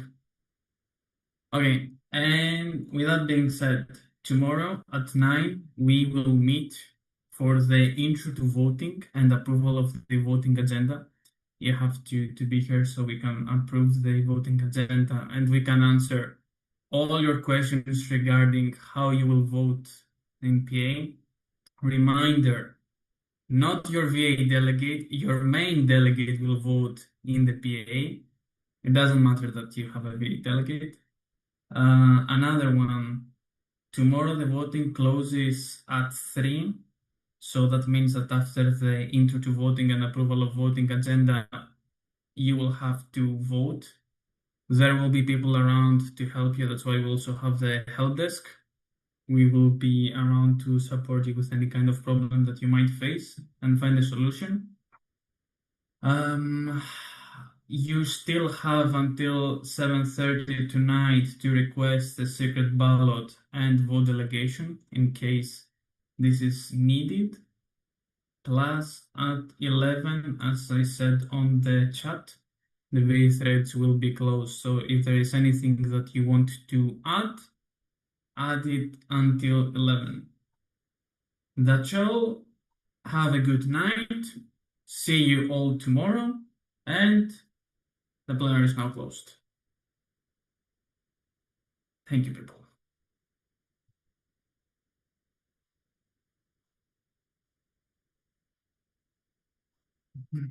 Bye.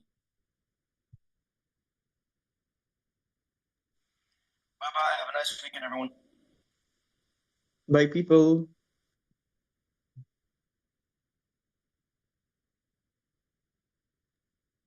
Bye bye, people. Adios, amigos. Bye bye.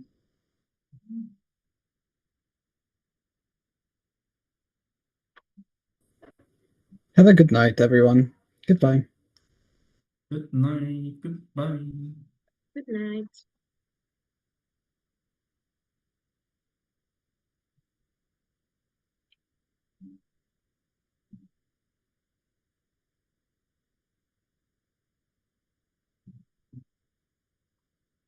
Christian, this S67 will chase you for the whole duration of your mandate. Yeah, We're so Gen Z. it's everywhere. Gen Alpha, not Gen Z. Do we do a break now?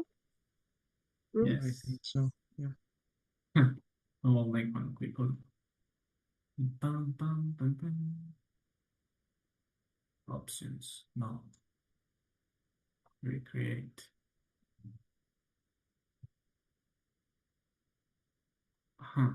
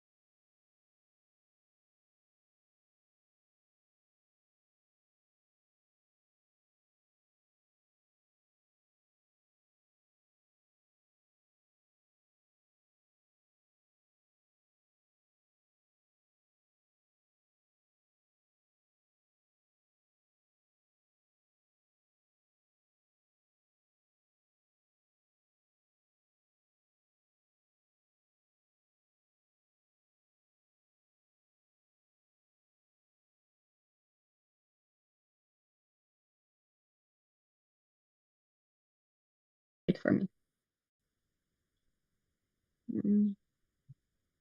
How do I leave this?